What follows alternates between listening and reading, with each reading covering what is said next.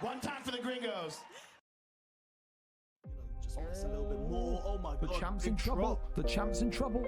Assassin Banana. This could be it here. DPT Pook has done it. Oh, it's DPT Pook. I mean, up into space. That's why you don't want to do it. The counter shot is brilliant. The hooks, the up. Oh my god. Jab overhand. Blue still coming off beautifully, and it's.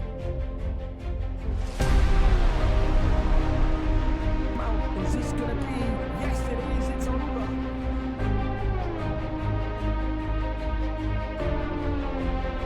Shots again.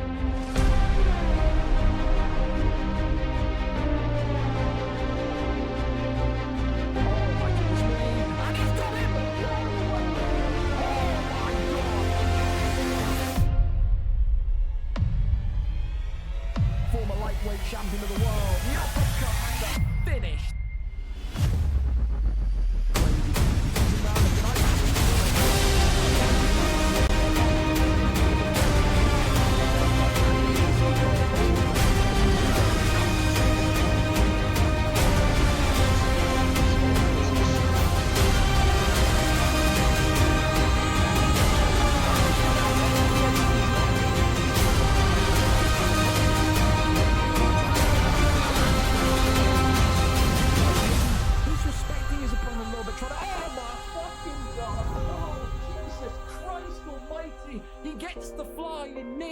Absolutely slapping. Oh my goodness me! He's slapping something, and it ain't cheap. There's now 1-2's over. Tries to get the takedown and gets another big slam onto him. But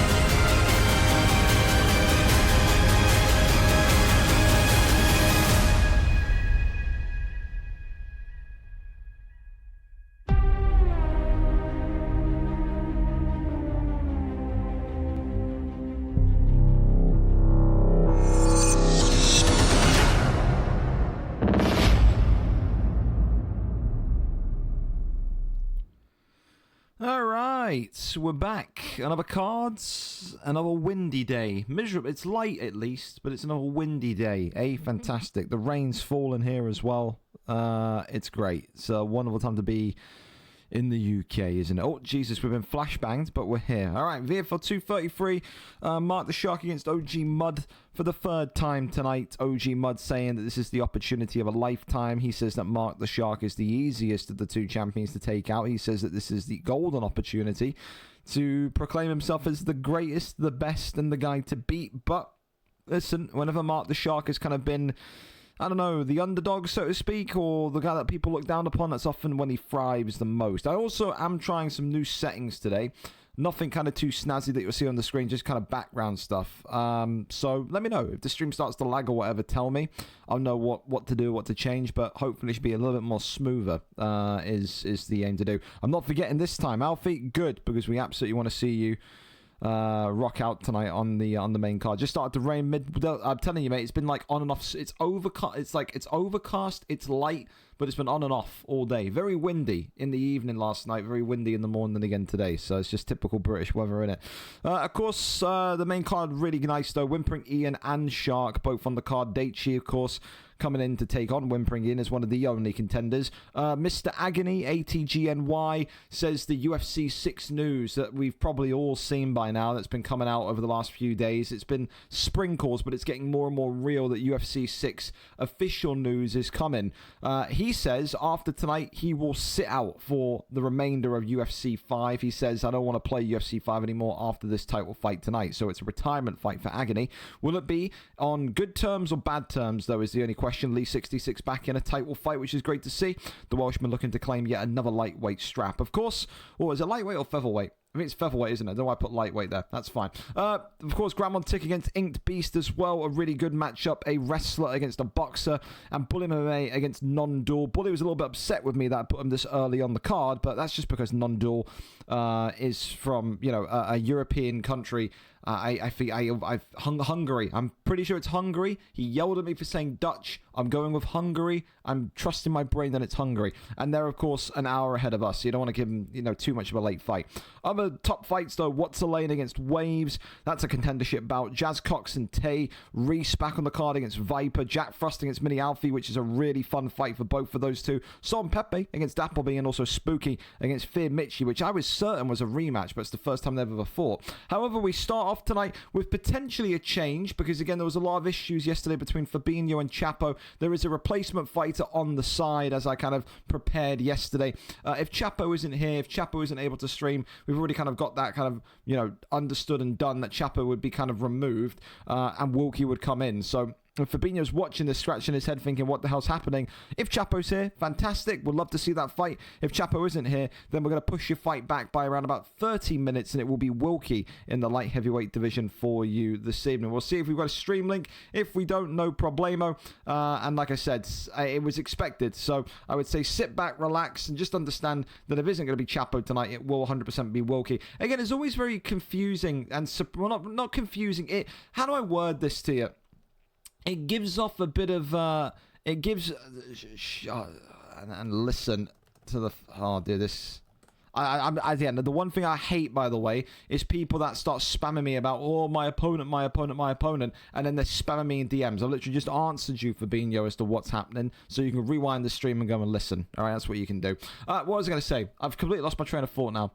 Oh yeah, I was going to say, it's never really a thing anymore where you can go, oh, well, it's weird he doesn't want to stream. If someone isn't wanting to stream, it always indicates something, and that something is usually mainly ulting concerns.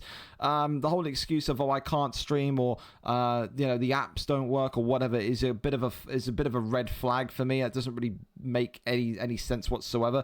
I knew or had the feeling that El Chapo wasn't going to fight yesterday. He's against every opponent that I think he's had in the last couple of months now. He's always made an excuse to not stream, which again puts some real kind of suspicion on his name, but it is what it is. Like I said, there's not going to be any kind of fury there, because, like I said, the replacement opponent is prepared. It will be Wilkie, but that will be, again, closer to about 7:30. So Fabinho, for the 18th time, I'm not going to repeat myself. Stop spamming me like you have done all afternoon with 15 messages expecting a reply like I'm your father. You will be fighting tonight. If it's either Chapo in the next 10 minutes, great. If it isn't Chapo, it will be Wilkie at 7:30. If C. Pierce and Renry want to go early, I'm open to it. If Jaden and Deanie want to go early, I'm open to it. If George and Charlie want to go early, I'm open to it. Basically, any fight that wants to kick us off, go crazy. The only reason we can't go with the Wilkie fight for Fabinho is because Wilkie is at university until around about 7:20 this evening, so he needs about 10-15 minutes to get home, doesn't he? So we're kind of in that realm of limbo. So we wait and we see, and hopefully, touch wood, we get no super delays tonight, but again, it is what it is. We'll make sure to speed through the fights as we get there, absolutely. So there you go. There you go. I'm waiting for C. Pierce. I'll go and collect him. He's just DM'd me. Fantastic. Be a few minutes late, says C. Pierce. He's caught traffic. No issue whatsoever. Absolutely fantastic. Deanie, you are also 35 plus years of age. Stop spamming me. I can read. I don't need a running commentary or an update that your opponent won't reply to you. Respectfully, fella, I don't care. It's not your fight until 7:20. It's not a concern of mine. Just, you're not new. Know the drill. All right. Okay. Fantastic. All right. Again, if anyone wants to go, then we're there. We know C. Pierce is going to be a little bit late because of traffic. We know, of course, Wilkie's not going to be ready to go until 7:30. Jaden United, you can't really force someone to go 15 minutes early. If you're on time, that's great, but I can't kind of, force someone to go 15 minutes early. George, Charlie, don't be scared. Mr. T, adversary Harris Campbell, anyone that wants to go early, then shout. Again, people stuck in traffic, people getting home from university. It is what it is. It's completely up to you. Jazz happening, man, as well. Hope you're good. Hope you're well. Flinty as well. Thank you for the follow as well during the load up there as well. So for now, we will sit back and we will relax. I feel sorry for those guys that are going to be later on in the card, because it seems like we're going to start off tonight with at least a 10-minute or so delay. What can you do? What can you do? But traffic at 7 o'clock, though. I've never heard of it. You got to be getting home on the motorway if that's going to be the case. Traffic here dies around about 5:30. Maybe it's because I live in a shithole. I don't know. Oh, Chapo definitely ulting refuses to stream every time, even with me. Again, it's a big red flag on his name. Again, he's made the excuse of, oh, the app doesn't work. Oh, this doesn't work. That doesn't work. And then whenever someone calls him out on it, he gets very abusive very quickly. Said he was talking all sorts of shit to this guy, to Fabinho yesterday. It was kind of said very clearly to him, if he doesn't show up tonight and if he doesn't stream tonight, he'll be booted. I think he's got a brother, doesn't he? So it wouldn't surprise me if his brother was the one doing his fights for him, but there's no real proof. But I mean, if it smells like shit, if it looks like shit, usually it's shit. You know what I mean? So it's one of those. It's one of those. Sorry, Chapelad, I can't play tonight. There you go. There you go. Depends. A lot of call centers close at 7 or 8. Well, there you go. There you go. Thank you, Viper. Appreciate you. Well, listen. Again, the door's open. Anyone at all wants to go early, then shout. Like I said, we're waiting on people getting home from university. We're waiting on people getting out of traffic. It's completely over to you guys. Whatever fight you want to start with, we start with. But the longer we sit here with no fight, just be aware it's going to be a little bit of a later finish. So, not on me. Can I go? Again, it's not a case of can you. If you want to go early, well, actually, you physically can't. You're on the main card. You can stop that. We're not doing main card fights. We're not doing all that. Make sure you play the prediction card as well. We had one winner a couple of weeks ago, didn't we? Whatever tea. I had, what happened? It's like sticky jasmine rice and like Chinese chicken. It was like on the grill. It was good stuff. A couple of onions, a couple of sesame seeds, mate. It's good stuff. We like a good homemade Chinese here. I need to learn how to make prawn toast. Shit's good. But I've never made it myself. All right, well, we are sitting and waiting, fellas. There's nothing more I can really tell you for that. I need Gringo to come out of retirement for UFC 6. I am 31. I've got no time to even bother. You know, the closest you'll get to seeing me play anything comp is Madden at this stage. Maybe NBA. I'm very tempted to get into the NBA stuff if there's another drop that happens. NBA is fun, dude. It's good to watch. It's great to watch. So, yeah, we're kind of just there, innit? But UFC, the thing that I read about UFC 6, striking is a lot more momentum based. That's what this Mike Straw guy said. But Mike Straw's had such a history of being a fraud. Again, Mike Straw was the guy that was sat there saying, oh yeah, UFC 6, it's coming last year. It never came, did it? So, you know, there's that. But there was a really concerning thing. He said that that crossplay was planned for UFC 6, but he wasn't sure if it, quote, made the cut. If UFC 6 does not have crossplay, by the way, just like I did with FIFA and pro clubs back years ago, I will literally start an online hate mob towards EA and make it so that they give an answer, because that's crazy. You can't have a 1v1 game in the big calendar year of 2026 and not have crossplay. There's just no way. There's no way. It will. It needs to. It needs to. But the way that fucking Mike Straw was chatting on Twitter, mate, I don't know. One of them. Surely George and Charlie can go early. No, those are two people that literally cry and moan that they have to, that they need to fight usually before like 8 or 9 o'clock. Surely those two can go early. Surely there's someone that wants to go early here, boys. Surely. Surely. I'm 30 next month, Thoughts. You're fucking old as shit, dude. You're old as shit. Get ready. You are fucking in the ground. Burned, man. Dead to rights. Well, George saying he's just sorting his stream and then we can go. Well, that's good. We're getting some movement here. Me and Matt could fight early. I'm ready. Again, it's not a case of telling me that you want to fight early, fellas. All I need is just a stream link. It's completely up to you. I can't force you to go early. I can't. If you want to go early, I don't need a can we or we can or what. Just toss me a link. I'm down to go and get started with whoever, man. I am. I'm 31. You're also old as shit. Congratulations. Welcome to the cemetery, my friend. Yes, sir. Yes, sir. Well, we wait and we see. Well, George is typing, so we could have a fight beginning. Hallelujah. There we go. Okay, finally. with traffic jams and all this and that, we have two absolute studs in the octagon tonight. You got George and Charlie here. Featherweight division, Sensei against Master. George and Charlie in the same camp, Boa MMA, long-time camp mates. 21 and 30 for George tonight. Jiu-Jitsu artist, of course, 9 negative, 3 wins and 5. Charlie, of course, riding the wave, though, 2 wins, 2 losses, 2-fight win streak. Looking to make it a 3-piece here this evening. 3-2 season, maybe sail. Just below J.O. Salmon into the top 10, though. That would be huge for him. So, a massive opportunity tonight, absolutely. And I keep saying this Jose Aldo, this WEC Jose Aldo continues to look like a real good counter for a Volkanovski. George is improving his striking every single day.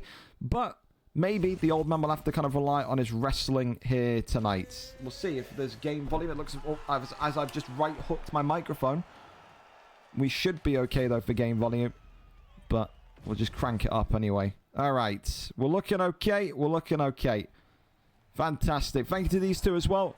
Again, two people that often love to fight early. It's usually the other way around. You have people literally moaning about needing to fight late. These two, the complete opposite. They're day walkers. They love to fight as soon as they can. And they start us off here tonight in a great featherweight matchup. Volkanovski, of course, in the green and white, whereas Jose Aldo in the black and white. So a really simple one here tonight. It's case in point. If you're Charlie, avoid that pocket presence of Volkanovski, because this isn't a spar, this isn't a Boa MMA training session. If George starts to kind of get that weaponizing damage inside active, it could be a very, very short night for Jose Aldo. I think he's got some good durability, does the Aldo pick, but I mean, this is, you know, a heavy hitting Volkanovski, but then again, look at that, a big shot and drop there from Aldo. And this is what I'm saying, the kind of sharpness of this Jose Aldo in the last couple of weeks in particular has really provided that kind of ammunition to say this Aldo is a great counter. Usually you'd sit back and see the Topuria counter, the Holloway counter, even the McGregor counter because of the size, but Jose Aldo now absolutely entering that conversation. Great little pull elbow there, though, from George, who continues to say that, listen, I may be in this division as a bit of an old-timer, but I still believe I can go for the title. Eats another knockdown, though, and Charlie 18, despite having the more significant cut damage, is still very much in the lead because of those 2 knocks. George has to make sure he can just work that damage, whereas if you're Charlie, you've got to just absolutely make sure you bring the boom hit sooner rather than later. 1-2 down the center. Look at that. It's a great 3-piece there from George. I keep saying this as well. George, one of those guys that has gone in the last year from being a real kind of all-out, I'm going to sit on you, I'm going to sniff your nuts, I'm going to rip your arms off your body, to now becoming such a fluid boxer.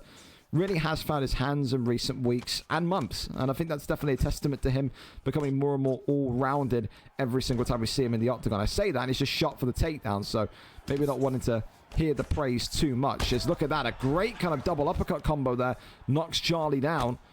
Big knees to the midsection again, takes the back hit, and then knees to the right arse cheek. And now George just trying to keep Aldo locked here. And again, this is where it starts to get a little bit, you know what I mean, a little bit kind of iffy, though. You know, I've seen in the last 4 years people fight each other from the same camp on the card, and then they've never really kind of been cool afterwards. You've seen guys kind of been embarrassed by their campmates. You've seen guys kind of been toyed with by their campmates. I don't think that's going to happen here tonight. But again, it's such a high-stakes fight for Charlie that, you know, maybe he would be expecting George to fight a certain way, and George just, you know, not wanting to engage with that. Shifts him up and away, though. 20 seconds after round number 1. George so far very much losing this first round, but longevity-wise, in the long run, he is probably in a great position due to that damage and also that slight stamina advantage that he's got on the Aldo pick. Round 1, though, Jose Aldo 10-9 due to those 2 knockdowns that he secured. So it's interesting because you would think, you know, Volkanovski, the danger man inside the pocket, but I mean, he has, to be fair, though, he has come, but I say all this, but he has come back very nicely in the last kind of minute and 30 seconds of that round. But that kind of opening 3 minutes, that was all Jose Aldo. So Charlie 18 here tonight, with his actions, with his fight style, immediately saying, I'm not afraid of the power that Volt brings inside the octagon. Reopens that wound as well, as that right hand comes across Jose Aldo. Just kind of tentatively evaluating, should I make a move forward? Should I not? Front kick there comes up, goes back down to the ribs. Volkanovski once more, uppercut attempted, nothing really seen there. There's a body shot there, comes from nothing. Tries to go over knee, As a right hand now comes across. And you can see now, definitely a lot more evasive, I think. But look at that. It's that same kind of sequence from George. It's the kind of double uppercuts in the middle of like a flurry of strikes that is just catching Charlie out here.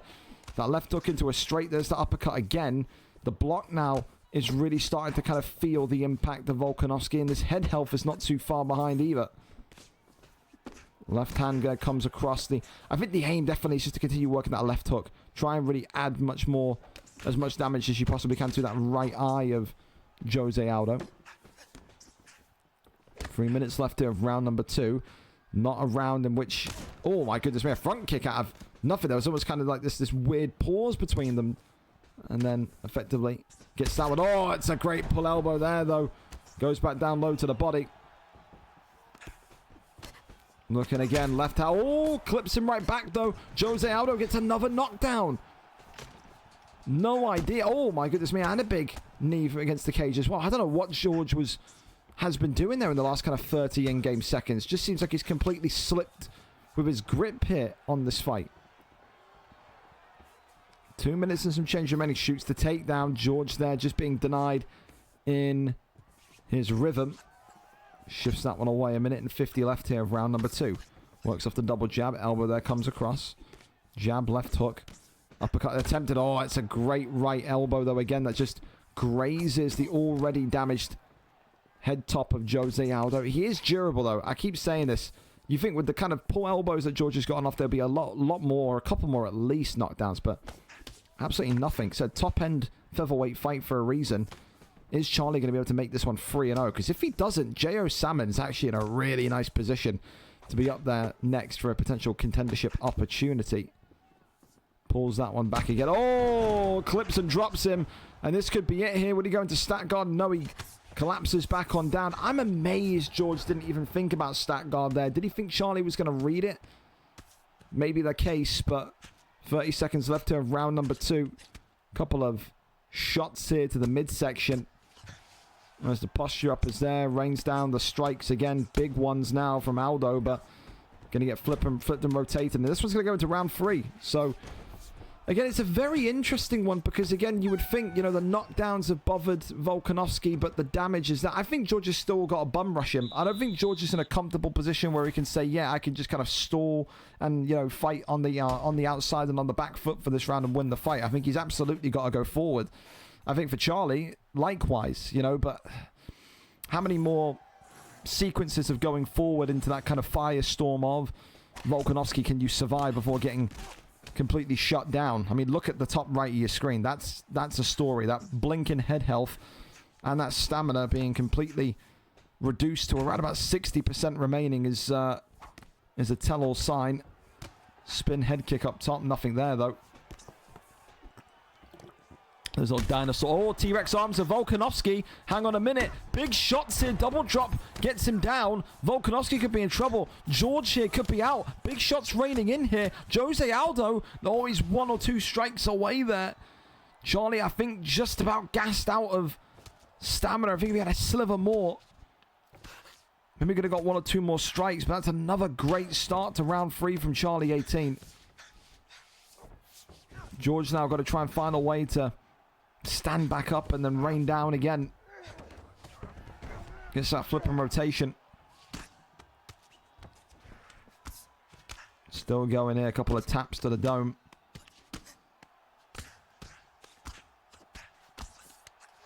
Trying to cross over. Nothing there.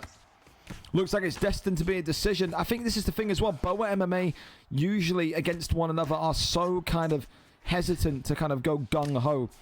I think there was definitely a fight tonight you could say. I could see it going to a decision. It would have been these two. However, that's a good denying top mount. Posture up. Maybe commentator's curse coming in. George is in really big trouble here. Or should I say George about to put Charlie in really big trouble here. Big shots coming in again. It's got to be over. Herb Dean has got to step in, and there you go. Cracks through the guard. It only takes a couple of shots from Volkanovski's top mount, and George tonight ends the win streak of his protege, Charlie 18, out of Boa MMA. Again, I think it was a bad mistake from Charlie to keep this one grounded, but I can see the logic. You were damaged upstairs. You would you know, you were getting clipped, but you were clipping him right back. It's one of those.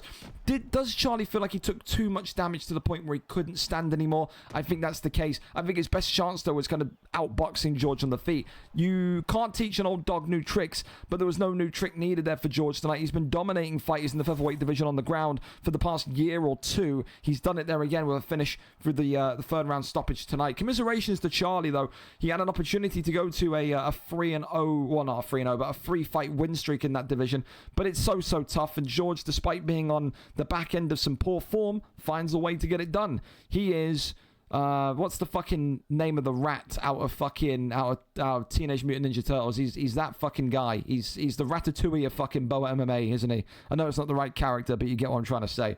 There you go. Up next, we can keep on going. Need to see what's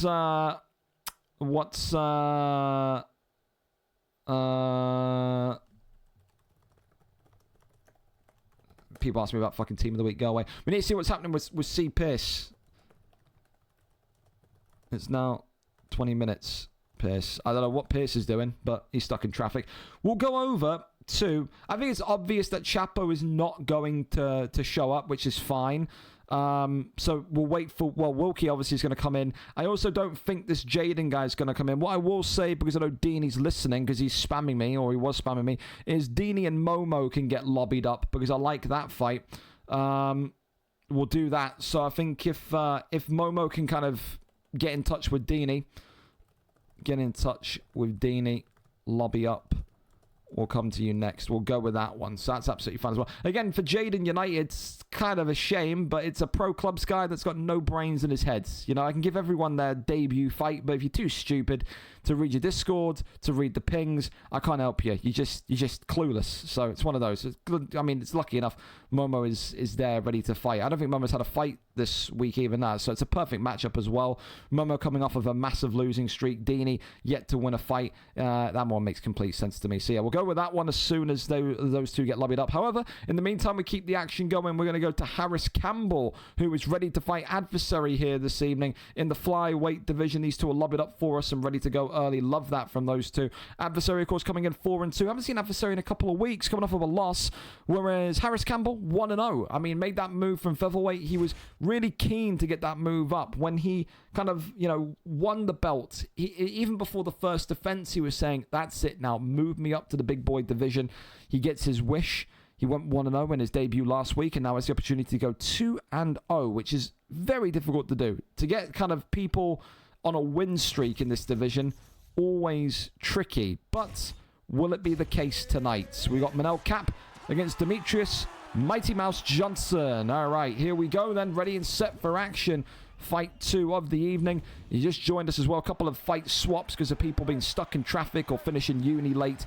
So sit tight. We're trying to get back on time as best as we can. All right, Manel Cap in the yellow tonight against Demetrius Johnson in the green. Adversary in the yellow. Harris Campbell in the green. Harris, of course, former featherweight champion of the world. Adversary, though, has been there, done it, worn the t-shirt. He's one of the very best in the PlayStation division. He's been one of the best in the Xbox division. Tonight, it's about getting back to winning ways for him and Manel Cap. Of course, for Harris Campbell, talented Scottish fighter, all about his pressure, all about his kickboxing, and all about that kind of violence in the octagon. That's what he was known for in the last couple of months. However, there's very few that are more violent than Adversary. He knows exactly how to win big fights, and I think tonight may not be the name, no offense to Harris Campbell, that is big, but it's the opportunity. You cannot afford to go into a 2-fight losing streak if you're this guy in the yellow trunks this evening. Of course, momentum, confidence, invincibility, those are all words that maybe Harris Campbell is equating with himself. After a strong start in the division last week, 1-0 record. However, you know, title fights, title shots, title contendership isn't earned from a 1-0 record. The fights get more and more difficult the more you win. That is exactly what he's finding out here this evening. Great little kind of stop there and a kind of miniature takedown by Demetrius Johnson. There's a couple of shots here to the midsection again. Still raining on down. There's the ribs there just being touched. Goes over now to the right hand side. Absolutely nothing. Taps to the dome again. And It's interesting for me. It's almost kind of, I'm almost kind of like, whoa, I'm surprised because Harris Campbell was not doing this back in the featherweight division. Harris Campbell was the kind of guy that was kind of sitting at people and calling them boring and names and stuff for when they used to wrestle him in the featherweight division. He was not a fan of it. So the fact that now he's kind of embracing that, I mean, you can see he's still raw to it because he's just been stood up by Herb Dean. But very, very, it always surprises me and almost kind of humors me a little bit how people kind of flip their mentality and flip their kind of, I don't want to say belief system, but what they view as ethical fighting and unethical fighting when they get moved up a division. Everyone changes, everyone's styles adapts, but so right now, Harris Campbell maybe feels like he's just been outboxed on the feet by adversaries, so has no choice but to maybe kind of keep this one on the floor. I don't know. I mean, he's not initiating the takedown, but it's the fact that when he got taken down in that last exchange, he didn't want to stand up. He was happy to just sit there and rabbit punch his way into a stand-up. So one of those. I will say that for adversary with Manel Cap in the yellow tonight, looks very, very, very well recharged. I always say this sometimes with these guys in this top division. You need to maybe have maybe 2, 3, 4 weeks away, come back, and you feel absolutely back at the peak of your powers. That head, not damage, but that head durability, the dark orange health pack, indicating that there is some bruising or cut damage there. You can see that from the blood on Demetrius Johnson's chest, but look at that, just missing out there in the striking exchange. Harris Campbell reminding us why he was a featherweight champion not too long ago. Round 1, it's a very even one. I think maybe the knockdown, did Manel Cap get a knockdown on Johnson? I can't quite recall. But I'm going to give it to Demetrius Johnson just because of that knockdown, because it's fresh in my mind, eh? There you go. Right hand comes across immediately here. I mean, same old for both of these two. I don't think you need to change too much. I don't think you need to change anything. I think both of these two will come into the start of the second round and feel very, very happy with what they just put up there. As an elbow slices across. Now you can see the damage on Manel Cap very much starting to present itself. Definitely, you can feel that there's a belief growing in Harris Campbell as he's now completely just pressing down on adversary. Head, oh, I tell you what, the head movement, that was phenomenal by adversary as well. Just kind of keeping himself in the fight, but neither of these two taking a backward step. Look at how these two are just kind of consistently walking each other down here. Little uppercut comes in as Demetrius Johnson, again, right-hander, looking for the left hand now. It is about whether or not adversary feels like he can completely turn that dark orange into a red. It's a double drop though. Neon belly. Harris Campbell looking for the finish, not able to get it done though. Good evasive maneuvers, good defensive maneuvers. And then right back down to the same kind of position that Harris Campbell found himself in last time. I wonder though now if he's going to opt to stand up. He's attempted to go into the into the post drop, should I say. But it's just been denied. More and more taps in. No damage is occurring from any of this. It's all about getting that advantage.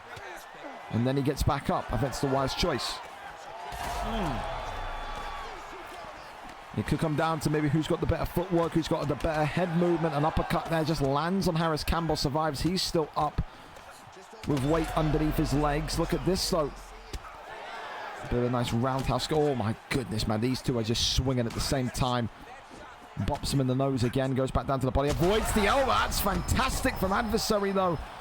It's these kind of razor sharp, quick movement moments that are bringing the magic to the octagon tonight for adversary. We saw one fight already go to the third round. We're about to see a second consistent and consecutive fight go to the third round. It's a very, very, very tight fight here. Right hand though from Manel Cap, almost like a boulder hitting him in the head there. And now that's a bright red health pack, and this is not looking good for Harris Campbell. He's got to make sure he gets out of that. How much more can he take? How much more before the doctor steps in? Avoids the uppercut. Right-hander again. Oh, adversary looks so sharp, man. So sharp. Hooks galore. Flying knee comes in. 20 seconds left. Is he going to get out of the round? Well, we're going to see. Oh, it's all over! Just like that. Adversary's out of there. Oi! What a fucking knockout. Wow! Completely out of nowhere.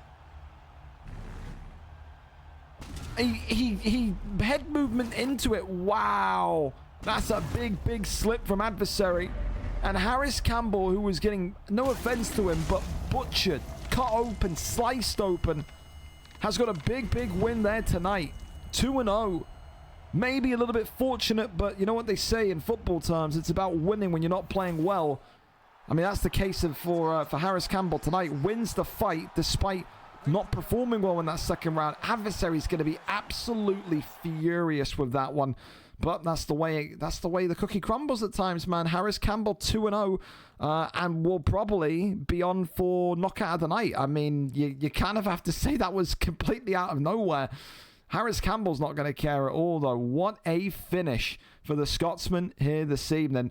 Unbelievable. Unbelievable knockout. All right, well, we keep on going. Let's go and see where we're at.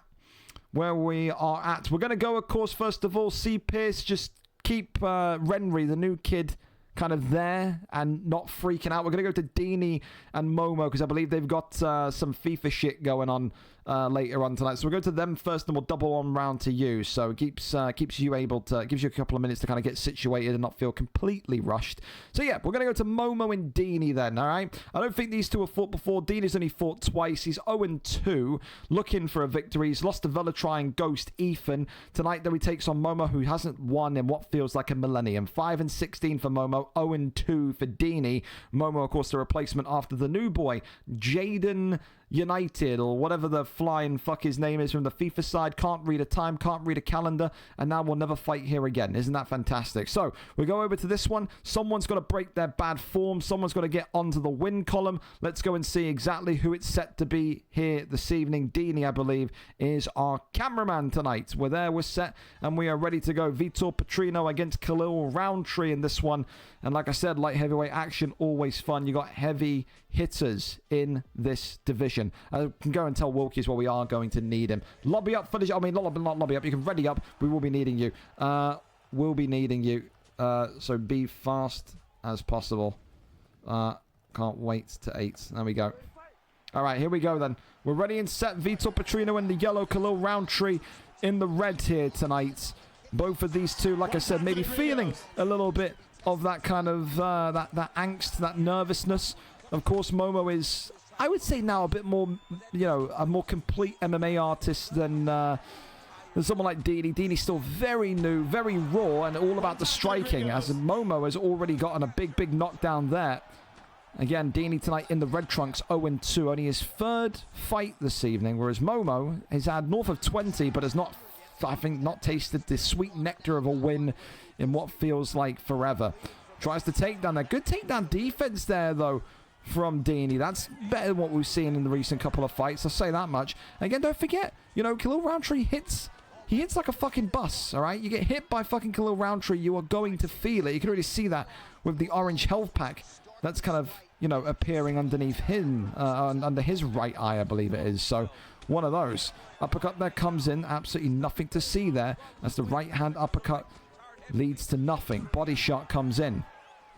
Leg kick now comes. That's the 1-2s down the center. You can just see him. Momo, maybe, this is the one thing I've always criticized Momo on. When he attempts one takedown and then the takedown doesn't work, he kind of completely gives up on it for a large period of the fight. I don't think he needs to give up on the wrestling yet. You know, you've shot one, you've been denied once. Why not go for another one? Try and catch Dini off guard. Dini, though, definitely looking a lot more, I would say, measured. And this is the thing. Maybe Dini does lose this fight tonight, but already you can see an improvement in what he's doing compared to the first two fights. First fight that Dini had no clue about striking, had no clue about momentum, no clue about anything. He's looking a lot better. Oh my God, as I say that, he gets dropped with a head kick. And this one now against the cage. Momo not looking to rain down on him just yet, but I'm commentators cursing everyone tonight. You make sure you're aware of that. That's pretty bad from me. My apologies, Dini.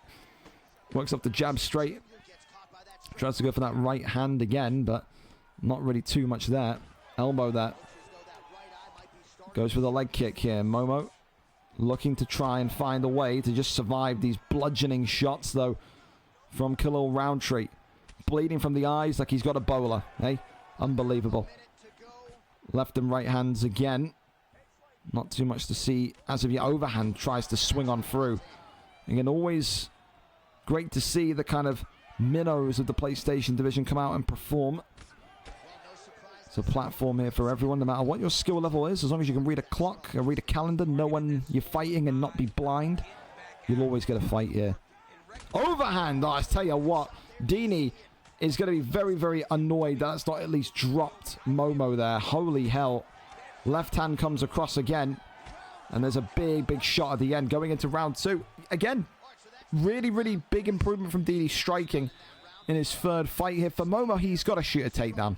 I think that's all I'm taking from this. Yes, of course, you can work on your striking, and yes, you can want to practice your striking against someone that is maybe regarded as someone that is, you know, an underdog, someone that maybe isn't going to beat you. But Dini is only going to need one shot from Khalil Roundtree to turn off the lights of Vitor Petrino. At some point, Momo in the yellow trunks with Petrino is going to need to wrestle and is going to need to try and take away all of that positivity from Dini's game plan here. Uppercuts though landing, and already Dini on the back foot. Front kick that comes up but blocks up nicely. Uppercut again from both sides now. You can just see someone's going to throw a shot here at the incorrect time, and they're going to get countered and slept here. Takedown, though. That's exactly what Momo wanted. And now this is where you can completely dominate the fight. We've all been there. Dini only his third ever comp fight ever. Never fought anywhere else. Only kind of installed UFC maybe about a week and a half, 2 weeks ago. And he's got to deny. Hey, fucking, all right, listen. I mean, all right. I mean, he may still get absolutely pummeled here, but there's signs here. Momo's denies, by the way. Could we just have a word to talk about those? Absolute chef's kiss here. Gordon Ramsay-esque, as now the bludgeoning shots to the side of the head coming in, and Dini could be in trouble here, and Dini is out of there. Round 2 victory tonight for Momo, back to winning ways. But hey, listen, Dini, he's looking better. He's 0-3, granted, not great, terrible even, but there is a clear, you know what I mean, improvement. You had like a bar chart of his progress. It's going up. He's in the ascent. It's a good enough performance from Dini tonight. The striking looked a little bit better. He had the odd deny here and there, denied a takedown. He made Momo sweat in that first round. So fair play to Dini, improving every single time he steps in there and fights. It's repetition. He knows that from Madden. And tonight, though, not his night, but his night's getting closer. I was impressed by that, Dini. But for Momo, a great way to kind of end his horrific run of form. We can have a quick kind of look back at that before we go to the C. Pierce and Renry fight. But the last time Momo recorded a victory inside the octagon, we're going to go. I'm surprised if it will be in 2026. It could well be in the winter months of 2025. Last time Momo won a fight, all the way back here, VFL 218 against Top Gun 2 Skywalker, the 18th of December. So look at that, nearly 4 months to the day for Momo. He gets his first win back in the cage tonight. Congratulations to him. He never, ever gave up. There you go. All right, we can keep on going then, and we go over to our next fight, and it's going to be C. Pierce, who is taking on the ever so interesting Renry. Renry, yeah, God bless him, you know. Pierce couldn't even give me a fucking Twitch link correctly. Awesome. Cheers, Pierce. Really appreciate that one, man. Renry was a really, really intriguing case in the sense Pierce isn't even online. Why are you linking me this shit? You're not even got your stream on, Pierce. You're mugging me off here. Turning it on would be a fucking fantastic start, wouldn't it? It would be. Yeah, I gotta tell him. Turning the stream on would help, to be fair. That's something. Whenever you're ready, Pierce. I have no idea what he's doing.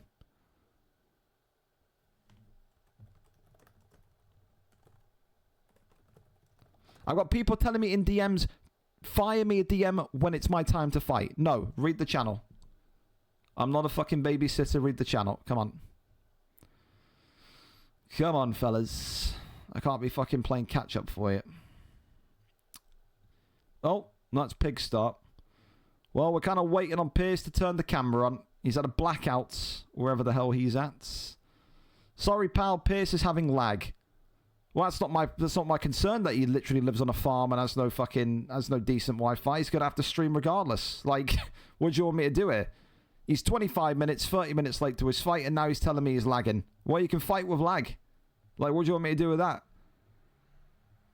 Come on, fellas, you're killing me here. There's already fighters that have been here since VFL 1. Absolutely. Mark the Shark. Absolutely. Spidey, never going to happen, sadly. You got PFF, though. They'll take you in. They take anyone in over there, no matter what their history is. Can you let me know when it's my time to fight? I hate you, Pepe, by the way, with a passion. Had to reset, loading it all now. Been a fuck-ating nightmare. I think Pierce has been drinking. None of that makes any sense. We'll go... Well, I don't want to go to Cross UFC yet. We'll get Fabinho and Wilkie in touch with one another. Again, the fact I've literally verbally said who's fighting who, and yet Fabinho and Wilkie won't talk to each other is fantastic. Discord. Give me a link. Oh, dude, it's like babysitting, man, I tell you. No one listens to anything. You got to literally connect people towards one another because they refuse to listen to the stream. Unbelievable, Jeffrey. Let's go, let's go. We need something here. We got someone with fucking clapped and chopped internet. And I don't really want to go too far ahead because, well, we're going to have to. Again, it's just not my fault and the other people's faults that you can't get your shit working. So we'll go to Don't Be Scared and Mr. T, because it's not their fault that they have to kind of sit and wait and watch this disaster from the opening 2 fights happen. Don't be scared then. 1 and 2 coming in tonight with a 2-fight losing streak. Cross UFC, formerly Mr. T tonight, 0-0 in this welterweight division. Excited to see Cross on a stream card because I've been trying to get him on the stream card forever. Tonight we finally managed to get everything lined up. The stars are there. They are present. And we get to see what he can do in this 170 division. He's had a tough time in the likes of featherweight, of lightweight, even had a couple of fights in his debut in bantamweight, flyweight. But tonight, maybe he finally finds home in 170. Here we go then. Don't be scared. Looking to avoid becoming a yo-yo player. What I mean by that, Don't Be Scared has a history of being too good for middleweight, not good enough for welterweight. You do not want to be in this consistent cycle of getting relegated, getting promoted, getting relegated, getting promoted, middleweight champion, welterweight fodder, middleweight champion, welterweight fodder. There has to be a break. There has to be a spark of consistency for the fighter in green tonight. Don't be scared coming in with McGregor. Mr. T, of course, in the blue trunks with Leon Rocky Edwards. We call this baby-faced Leon. This is when he was a young man. Hey, fantastic. Of course, it all comes down to maybe what the size difference is. You can see Leon got that slight increase of height on Conor, but we all know Conor McGregor, superb left hand, lightning fast, flashy as can be. If you can get Conor McGregor going and feel active with Conor, you feel confident with Conor, no one can touch you, especially in this division. So we're going to miss there, though, from Cross. Continues to try and work the left hand, the jab, here tonight. Again, it's been a very, very interesting one for Cross because Cross has come over with bags of experience, and with that experience, you thought, okay, maybe he could cut his teeth in bantamweight or flyweight or even featherweight, but he has struggled. You can see tonight maybe the striking isn't as clean as what it needs to be in this division either. Left hand swing and a miss there. Same point in time though, and the same kind of criticism, should we say. Don't be scared, lacking so much confidence. You can see this is not the Don't Be Scared that was competing for the PlayStation belt. It's not the Don't Be Scared that was running and dominating the 185 division. Very timid, very hesitant to kind of move forward and go inwards. You have to be a little bit more brave and boisterous if you want to win this fight tonight and avoid going into a 2-fight losing streak. Again, that timidness and that kind of, fear almost, which is ironic considering the game attackers Don't Be Scared 209, but that all comes from kind of being in charge of fights like Don't Be Scared has been, and then losing the fights. How many fights have we seen Don't Be Scared lose from winning positions regardless of what console they fight on? It's always one of those. Head kick there comes up as Leon Edwards then just avoids the left-hander doom again, but he has been busted open. Some damage there on the nose. Minute and 30 left to go here in round number 1 as these two rumble on. Goes back down low to the body. Cross continuing to try and find some sort of tagline here. And as I say, tagline, the tagline is a 3-piece combination from Conor McGregor lands again. Right hand swings across, but just about gets clear of the range. I say this before, man. It's just such a very, very scared McGregor performance. I think of McGregor, I think of Volkanovski. You walk forward, you got balls the size of fucking wheelbarrows. You're just going for it. This is a McGregor performance, but with a Nate Diaz type style behind it. Very, very interesting. And you have to wonder, and maybe you scratch your head and you're saying the same thing, if Don't Be Scared was a little bit more brave and a little bit more aggressive, could Don't Be Scared have won the fight by a knockout in the first round? I think so. I think for Cross UFC, for Mr. T, whatever you want to refer to him as, it is the accuracy that's the problem. It's going to take one poor uppercut, one poor elbow, and he can be in some serious trouble. He's got to get connecting on Conor McGregor. He can't continue to whiff and land what I think was only about a quarter, maybe only a fifth of the strikes that he's thrown. Not a great round from Leon, but he hasn't been knocked down. He hasn't been kind of beaten badly and dominated. Yes, he's got some damage on him, but he's still in this fight. Round 2 up and underway. All right, glove touch and we're on. McGregor again assaulting that space directly. Maybe that's been the comms back in the year from the camp from McGregor, is just to get going a bit more forward. And there you go, that forward kind of step has paid off. The first stun of the evening here for Don't Be Scared. That straight now comes forward, and look at that nose, the top right of your screen, completely bright red.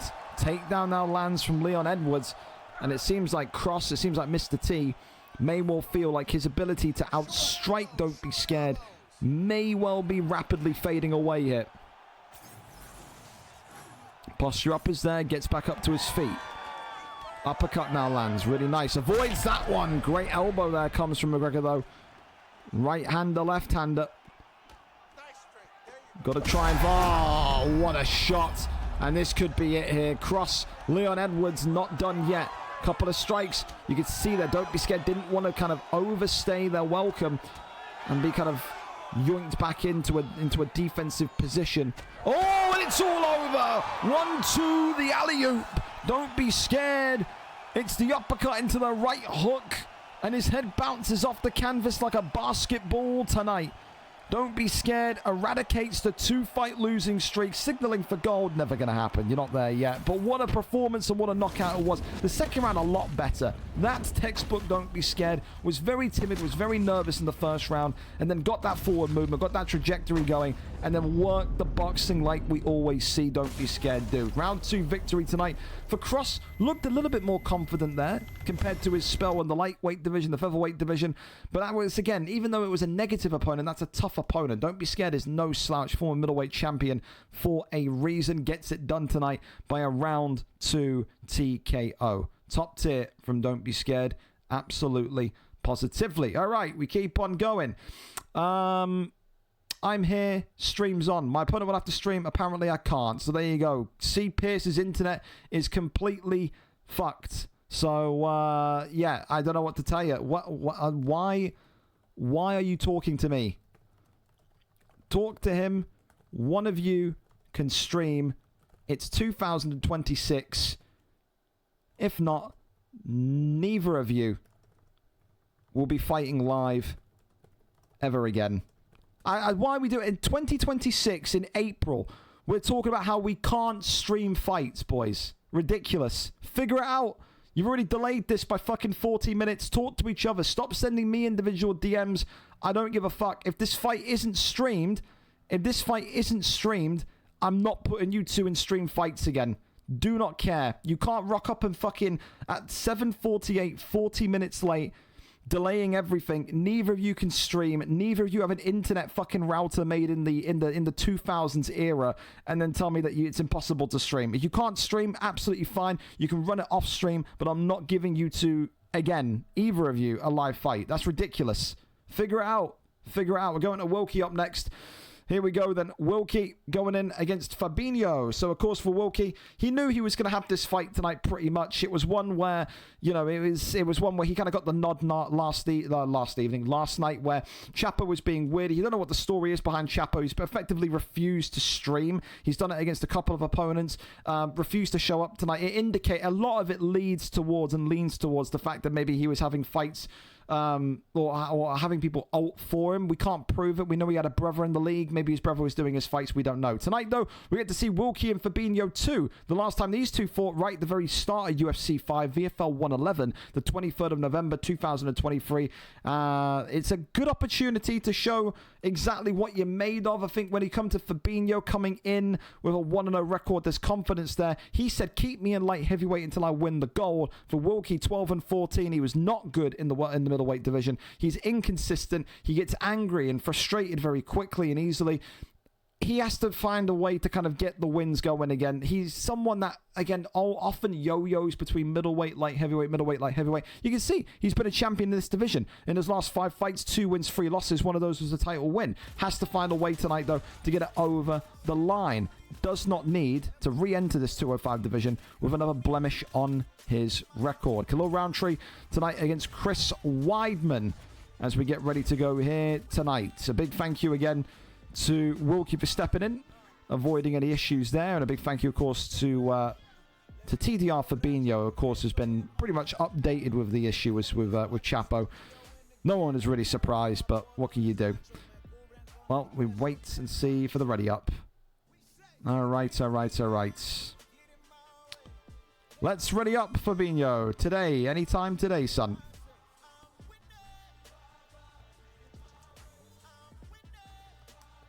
What are we waiting for? I'm dealing with all the slow people today, man. What are we doing, man? It's Wilkie. Oh my Christ, it's Wilkie that's not readying up. Please, for fuck's sake, ready up. Jesus Lord Almighty. I'm having to actually go into people's DMs and tell them to ready up. Do you know how frustrating this is? Fellas, I can't fucking handhold you all the way tonight. You got to have some sense up there. Please, Lord Almighty. All right, then. Yellow trunks for Khalil Roundtree. Red trunks for Chris Weidman. Here we go, then. Archie, I don't know where we get Archie from TDR Fabinho, but it's whatever. Wilkie now having a little bit of lag as well. Oh, Wilkie's router made out of fucking noodles and metal. Look at this. Wilkie, I beg you, for the love of Christ, fix your fucking slum net, buddy. What are we doing here? Oh, I can't watch it like this, Wilkie. Your connection's dog shit, man. Your connection's actually smelling of piss. Oh, my God. How does a guy have such fucking terrible net, bro? I don't understand. We've got a bit of stability here at least. 2:20 left of the first round. You couldn't write this, man, could you? Left hand there catches him. Oh my goodness me, and Wilkie already knocked down to the canvas. Double elbows coming out. Again, Wilkie known as a priority wrestler as well. This is not someone that is going to win fights on the feet. Has to get the takedown and try and catch Fabinho. Catch Archie tonight with some control wrestling here. If I hear tonight that Wilkie's on Wi-Fi, but if you're on Wi-Fi in 2026, you're going to have some serious words. All of you, wherever you are on the card. Fucking Wi-Fi, man. Made out of sticks and mud, eh? And now we've got a knee off here against the cage. Left hand, right hand coming again. Uppercut there, swings forward. Wilkie, no stand-up. It's the same Wilkie we saw back in the day. Halfway through the UFC 4 kind of tenure that he had, could never strike. This guy has got no hands or grappling, but again, it depends on kind of how consistent he's been on UFC to kind of remember the denies and the transitions. He's got a big one there, gonna go for a submission attempt. Fabinho there just avoiding that one, but he's in the Dragon's Den here with Wilkie, who's got a Darce choke in here, and Fabinho has been submitted. 80% of the submission bar gone. That's exactly what Wilkie needed. That's a huge, huge, huge way to end the round. Round 1 in the books. On the feet, it's quite clear this fight is going to go Fabinho's way. On the ground, this fight is only going to end one way, and that's what Wilkie's submission. You need absolute top-tier defense on the takedowns if you are TDR Fabinho, if you're Archie in the yellow with Roundtree. If you're Wilkie, Merab Divashili time. Turn into the ultimate shooting machine. Takedown after takedown after takedown. Do nothing but. Here we go then. Left and right handers. Shoots the takedown. That one lands. That's exactly what he needed. Wilkie doesn't need to rush, though. That's the thing. You can see he's getting the takedown and instantly trying to go into something like top mount. Posture up is there. Rains down a couple of shots to the midsection. Goes back down. He's got to try and just get into... I would say he doesn't even need top mount. I think he can go into side control. I wonder if Chris Weidman has anything from side control that Wilkie could be confident in. Right-hand side, that's a great deny from Wilkie. Posture up here, rains down the strikes. He's going to look to try and get that stun, and now he's going to go for the armbar. I think he was looking for it, couldn't get the transition or the submission locked in time. As now he gives up his back here, collapses back down. Khalil Roundtree scrambling. He looks like he's in despair here. Wilkie, though, not able to crack through that block. Good defense in the end from Fabinho. Still they're raining it on down. Oh, Roundtree's in big, big trouble. And this one could be it here. Nearly. That head as solid as cement. Denies the posture up. Wilkie not able to keep him locked in, though. It's a very, very good round from Wilkie.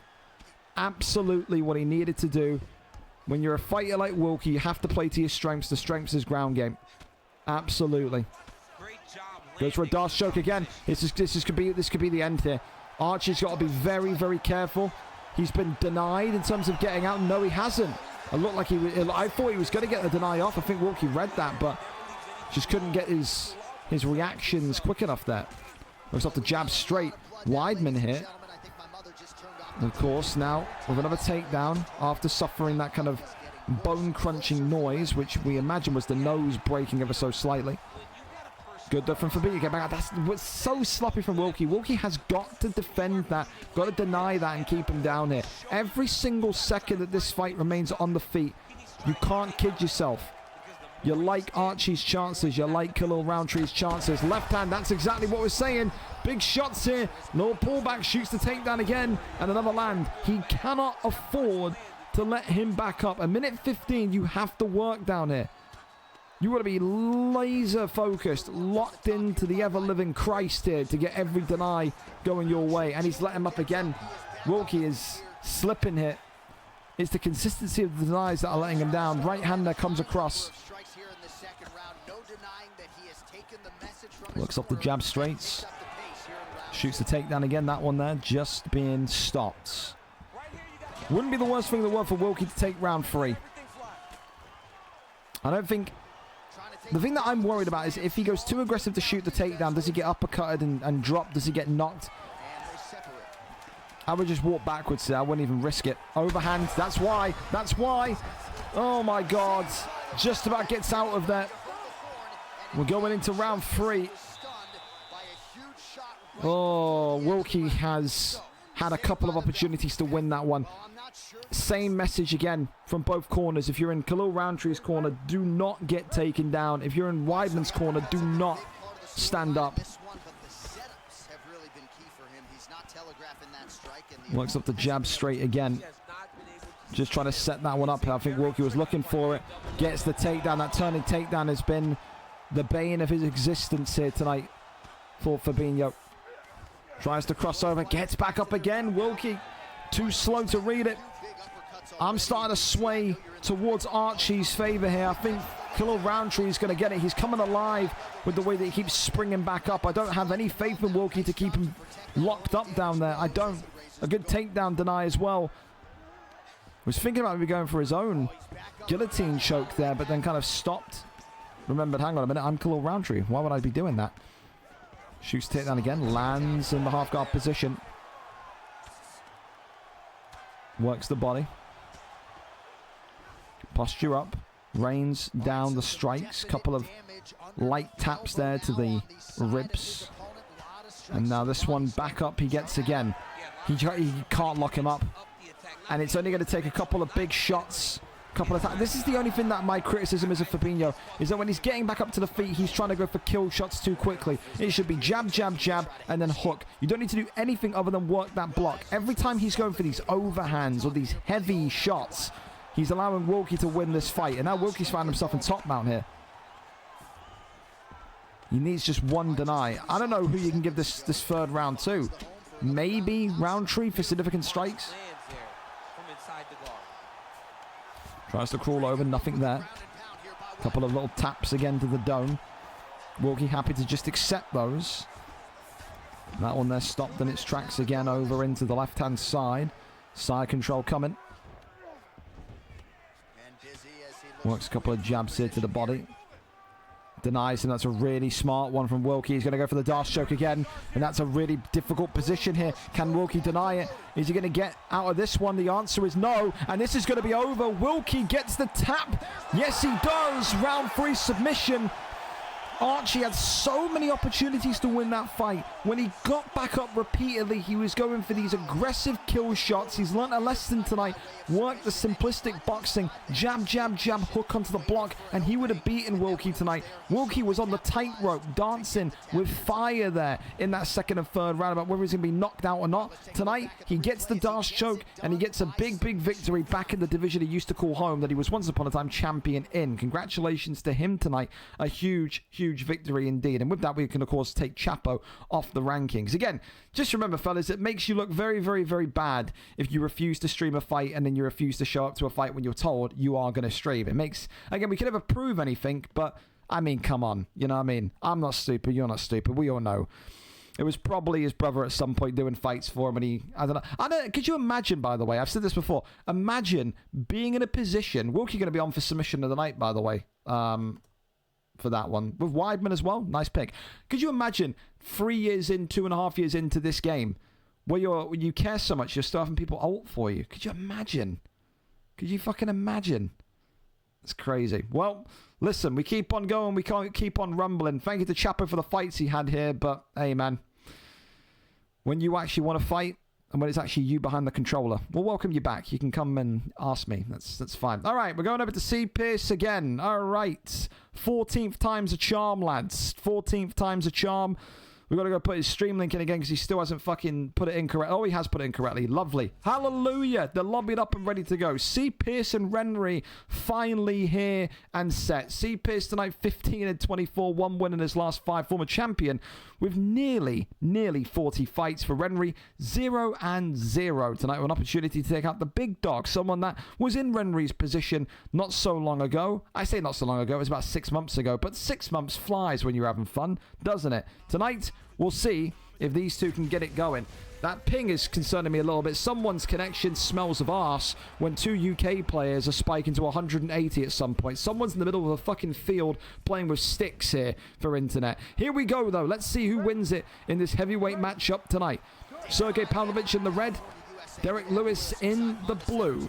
Renry has had to wait and be patient. But finally, his debut is up and underway. And already some big shots coming in instantly. And look at these. The slow speed of these big, ginormous men already. Pavlovich, of course, backing away. Just looking to kind of... I don't know what he's doing there. He was just seemingly running away from C. Pierce. C. Pierce, of course, the favourite tonight in the blue trunks with Lewis. Whereas Renry, or Chaz, 120 FPS, is the man that is looking to make history tonight and knock out a former champion on his debut performance. Overhand comes in. C. Pierce is so far struggling to really get any momentum going. Big right hand there comes across. There's the overhand again. C. Pierce getting absolutely... Oh, flying knee. Oh, sweet heavens. It's heavyweight action. These two don't know what the fuck's going on, but that's how we like it. CTE in its finest form. Unbelievable. Oh, my goodness me. He nearly threw another overhand. Big straight down the center. You can see the left and right handers continue. It's just about Pavlovich is wanting that overhand. C. Pierce is wanting that flying knee. It's which kind of like highlight reel move comes off out of the two. Bit of a ducking roundhouse coming in there. Very nice. Very jazzy. Goes back to the midsection here. Left hand, right hand. You can just see as well C. Pierce is trying to work that pull uppercut. Drops him there. Not jumping in, as C. Pierce has got the basic ground controls back on. Jesus, he may not have any confidence in his ground game anymore if he's going back to that. Chaz is still against the cage, looking for some sort of way to get out of it. That overhand I thought were connected. I thought he timed that brilliantly, but just only onto the block that time. Fly. Oh, the flying knee works. He let his block go just at the last second. And C. Pierce is stepping over into stat guard, raining down the strikes, not doing too much there though. Gets back up, teep kicks him backwards.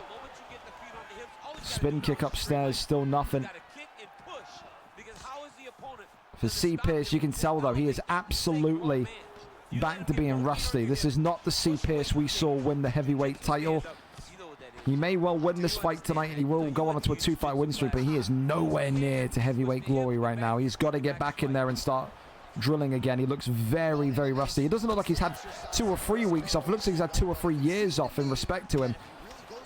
The way that Renry, Chaz, whatever he prefers to be called, has kind of kept himself in this fight and is doing the significant damage to C. Pierce is quite impressive. 16 seconds left of round number 1. You can just see Renry again not looking to do anything but frustrate C. Pierce. Oh, it's a flying knee at the end. Referee. Point deduction. What's that all about? Flying knee into nothing. Well, I don't know if I've been screaming so much that the mic's peaked into red. Go down a little bit. My apologies if you're getting your ears blown off. Sorry, not sorry. It's all part of the experience, eh? Give your ears a good old clean. All right.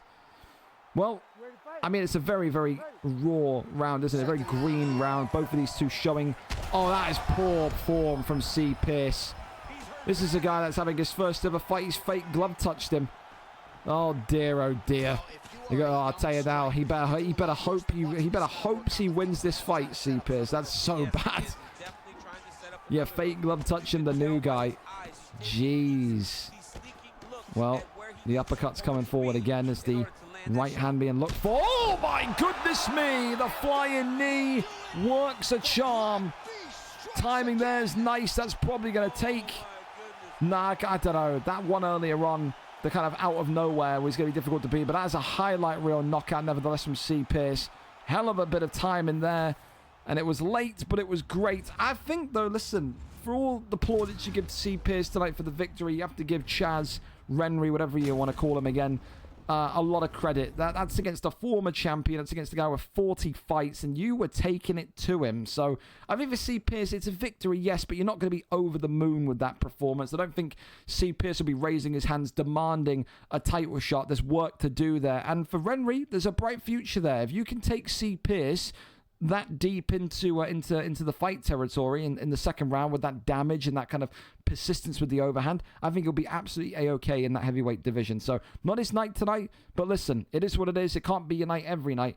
And, you know, he starts off with a loss. But how many times have we seen champions before come into this league, lose the first 2, 3, 4 fights, and then go on to win gold? So I think there's definite signs of positivity there. All right, okay. We've got the next fight coming up, and Matt D23 is calling for a Reese integrity check. So we will call him up and do that. That's what we're doing. We're doing integrity checks in April. There must be something that's giving him some sort of intrigue or interest. So we wait and we see if that's going to happen. Let's see. It's funny, Renry, so I don't know if he's just done that, but changed his Discord status to sleeping. So that's funny. Well, we will wait and we will see. Didn't even know Wilkie played UFC. He's been around since UFC 4, Kemure. Absolutely. Thank you as well, during the last couple of fights, for Cross for the follow, Twisted for the follow, and also Prince, Pappy Cole, 008 for the follow as well. I appreciate you.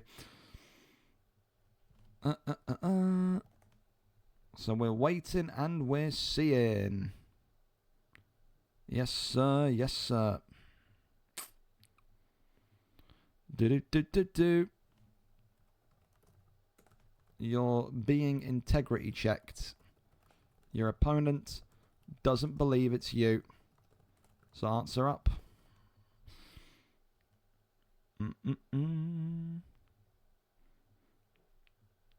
He seems confused as to what's going on. That's smashing. Hello.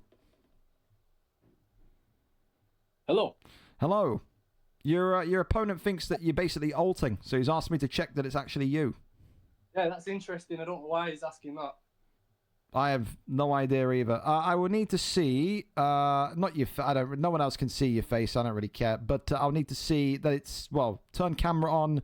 Show that it's you at your console, you on the game, you in the lobby. All of the above, whenever you can, Reese.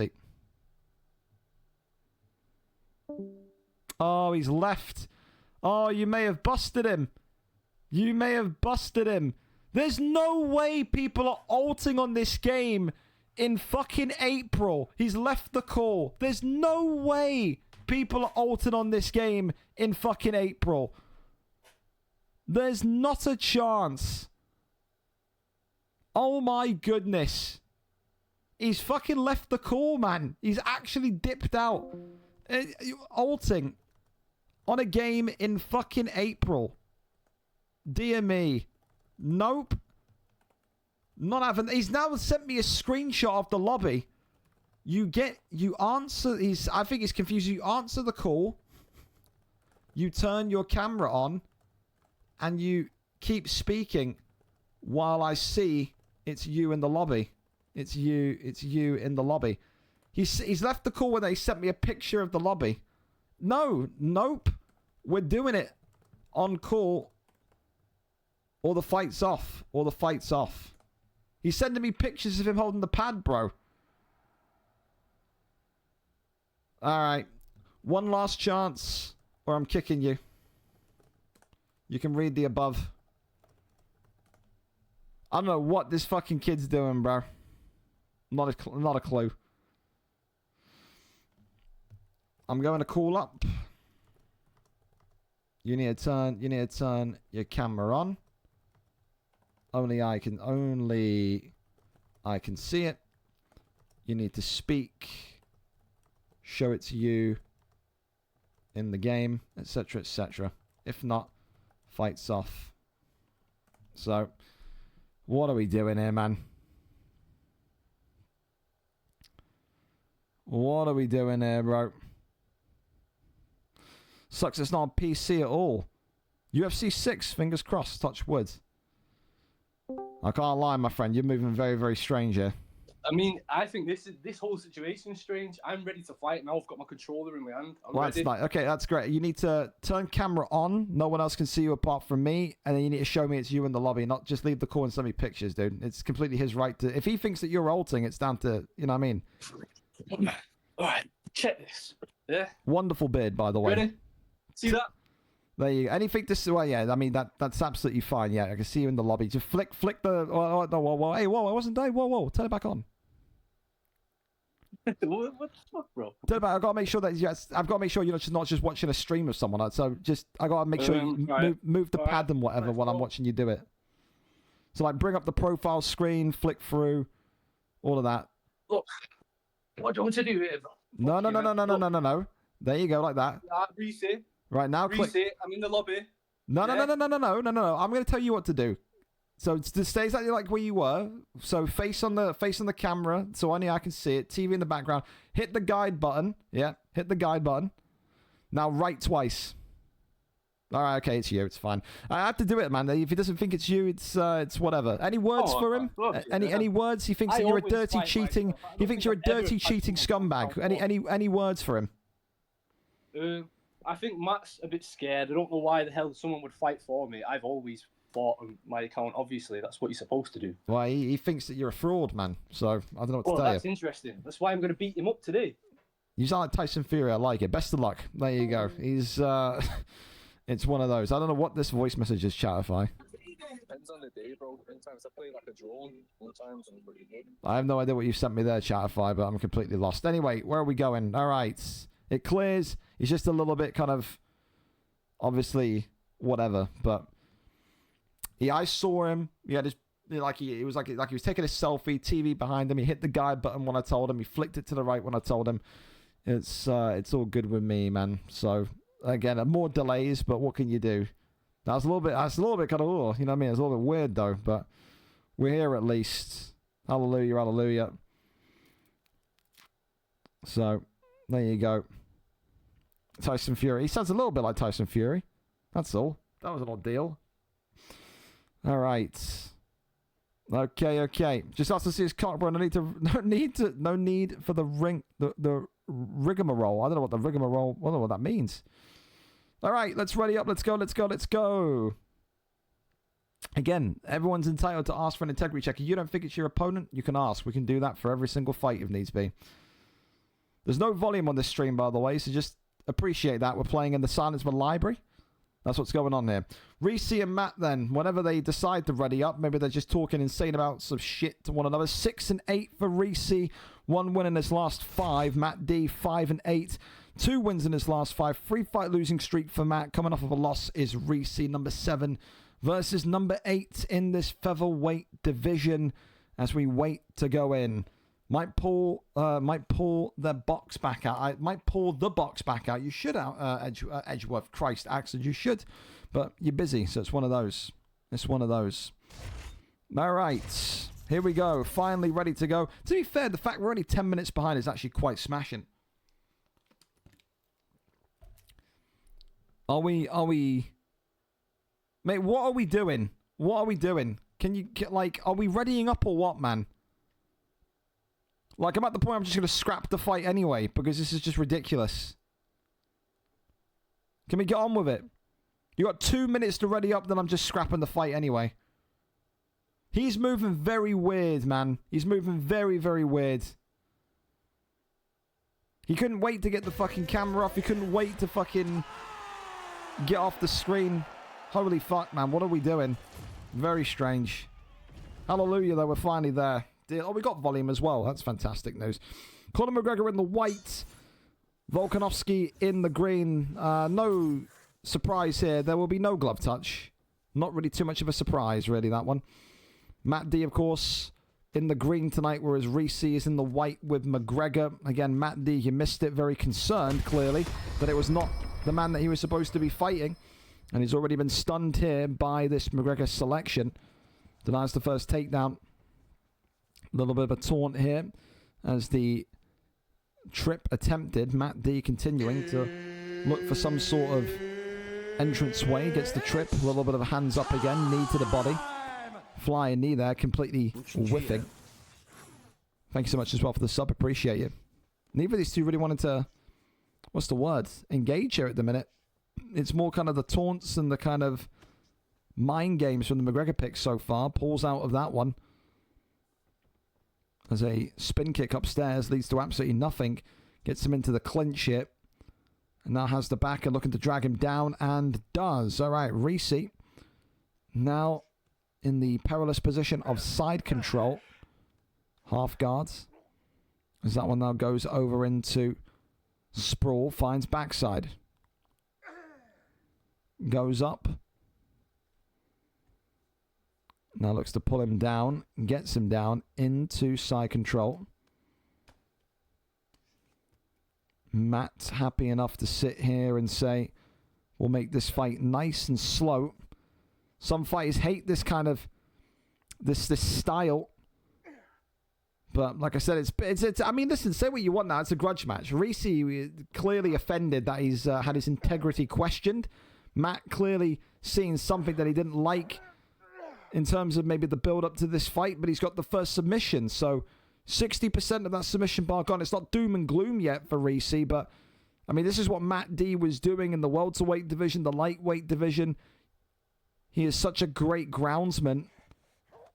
McGregor now has to really kind of be aware of that danger down here. Of course, Reese looks phenomenal on the feet. You saw that from the first stun in the first couple of minutes of round 1. But Volkanovski himself can also pack a punch inside the pocket, can't he? There seems to be more taunting here than kind of connected strikes from McGregor, but pulls that one out again. The uppercut just still prancing around here. Goes back down low. He's got to be very careful that he doesn't get uppercutted with one of those. That was such a slow strike to the midsection. Oh, there's a flying knee. Just getting caught that. Back into the middle of the octagon we go. Matt D happy to just take his time here. That flurry of strikes from McGregor coming forward. Only one more submission required for the Volkanovski pick, keep in mind. As the left hand comes across, and that's going to be the end of round number 1. No knockdowns, only that one stun, but we all know now. You know, we've played this game long enough. One submission outdoes a stun. Makes it 10-9 to Volkanovski. Again, the taunt's still coming. He's not happy with him in the slightest, is he? He really isn't. Uppercut there comes in as the body shot being worked. Not many, if any. Has there been a single round one knockout tonight? Maybe there has been, but it's been very kind of tense in a lot of the fights and very kind of back and forth in a lot of the fights already tonight. It's what you love to see on a Thursday evening. The rain pouring, the wind blowing. Wow.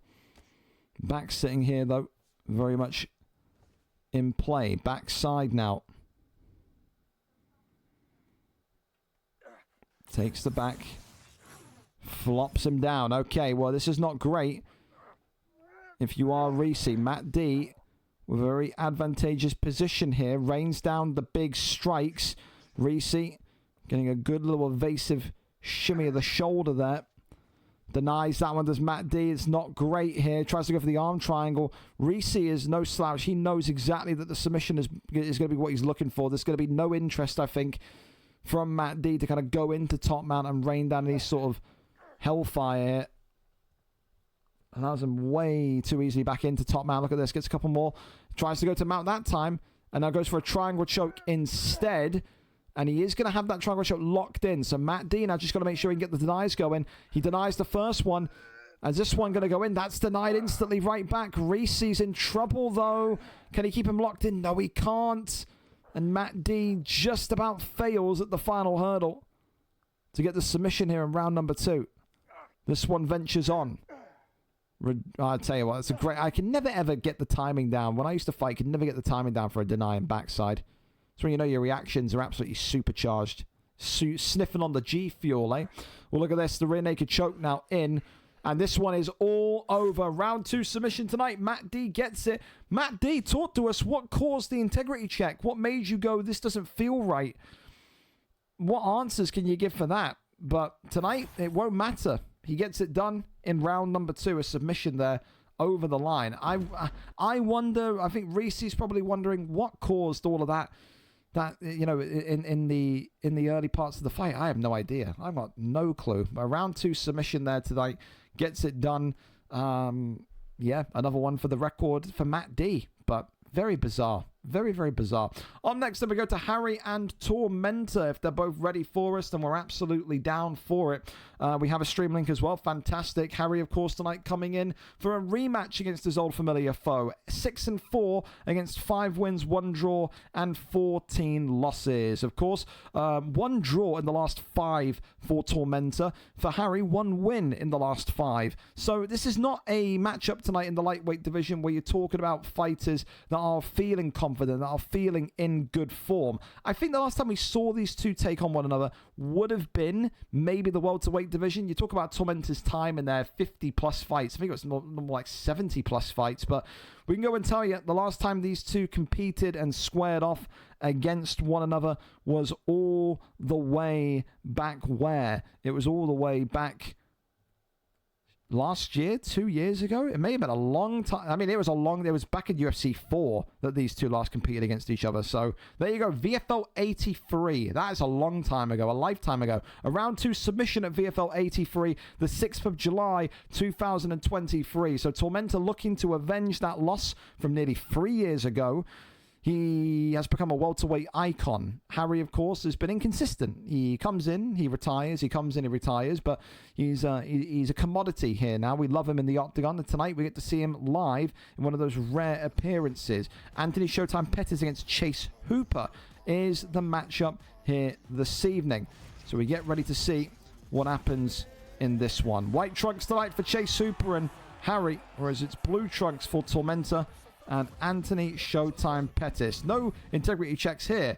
I've got to know, Matt, what caused that. Because you don't call integrity checks ever. So that is so bizarre to me. A little bit of respect there between these two former rivals. Here we go, though, up and underway in this lightweight matchup here this evening. An opportunity, of course, for either of these two to kind of bounce back from that poor recent form and find themselves once again in this elite lightweight division. It's not easy to ascend to the top. So many have tried, so many have failed, so many have had their hopes crushed. I mean, look at the now #1 contender to the flyweight title, Daichi. Was it Daichi or Sovis that had like 5 title shots in lightweight and only won like 1 of them? It's a very tricky division is the point I'm trying to make here. Of course, Tormenta, more so, is known for his striking. So on the feet, you would think tonight that Anthony Showtime Pettis in the blue has a chance to win this one. Harry is very weird because we've seen Harry go through these kind of evolutions in these phases. We saw him a long time ago be a kind of striker that had kind of like power in his hands, but then for the largest period of his career was always about the grappling, the jiu-jitsu, had incredible control. Was one of those kind of wrestlers like Mikeinho that would kind of hold you down for 3 minutes, but then rather than go for the ground and pound finish like Mike did, he would go for the submission and often rather than not get it. Good takedown there though, lands, and now we have this half guard position in this situation. Smack bang right in the middle of the octagon, by the way. You couldn't ask for a more perfect landing. Gets that deny brilliantly. And this is the kind of kryptonite of Tormenta. We said it before. You know, this guy could be one of the very best in the world if he ever kind of sat down and really committed to the ground game. Maybe UFC 6 is that opportunity to do so. He's got such elite level striking. This is where he often falls. As this one here could well be done almost instantly, but he is going to get out of this one. So a bit of a sloppy one there from Harry, who kind of maybe jumped his gun a little bit. Now it's a case of trying to find a way to get back up. Cannot stay down here for too much longer. Rolls him into an armbar, and this is what I mean, man. He's like a boa constrictor, is Harry. When it comes to this ground game, man, he can be out for 6 months, 8 months, 12 months. He is so damn good when it comes to this ground game. Gets the armbar executed, takes about 60% of the submission bar off. Minute and some change to go here. Round 1, Tormenta is not looking in a good way. He knows that not many people in this division can stand with him. But this grappling, this ground game... He's too good. What's he doing? And this is what I'm saying. Tormenta's saying he's too good. What's he doing? You have to think, this guy's got 1 draw in his last 5 fights. That is how insane this lightweight division is. Anyone can beat anyone. Styles make matchups. And tonight, Tormenta may well be in a little bit... Well, he's got 1 win in his last 5. Tormenta's got 1 draw in his last 5. My apologies. But again, so incredible. Because again, you look at Harry here. If you watch this for the first time and you understand how the weight system works, you're probably looking at Harry and saying, this guy is like a top-end featherweight. But it's about keeping him upright. If you can deny those takedowns from Chase Hooper, you can keep Harry standing. He's not that sharp with the boxing. That's the aim here. Do not allow a takedown to happen.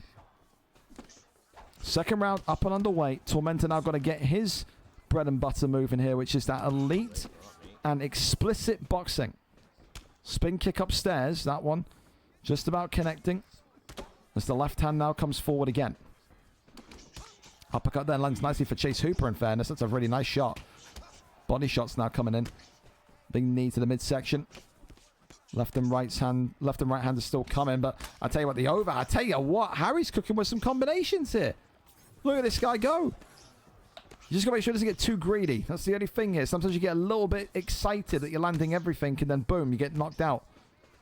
Got to just kind of back out a little bit and let the kind of momentum almost reset, because, again, those stinging uppercuts that Tormenta's landing could absolutely end the night on a dime piece. I think he uppercutted his nuts there. I swear to God, he uppercutted him right in the cup. That is Herb. Deduct a point. Jesus. Oh, look at that. Symmetrical uppercut there from both of them. Flying knee just whiffed. Continues to work the left hand.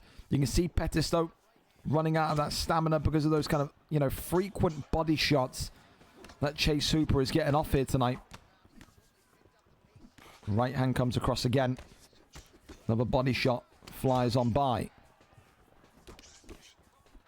Goes back down low. Shoots the takedown. Ah, yikes.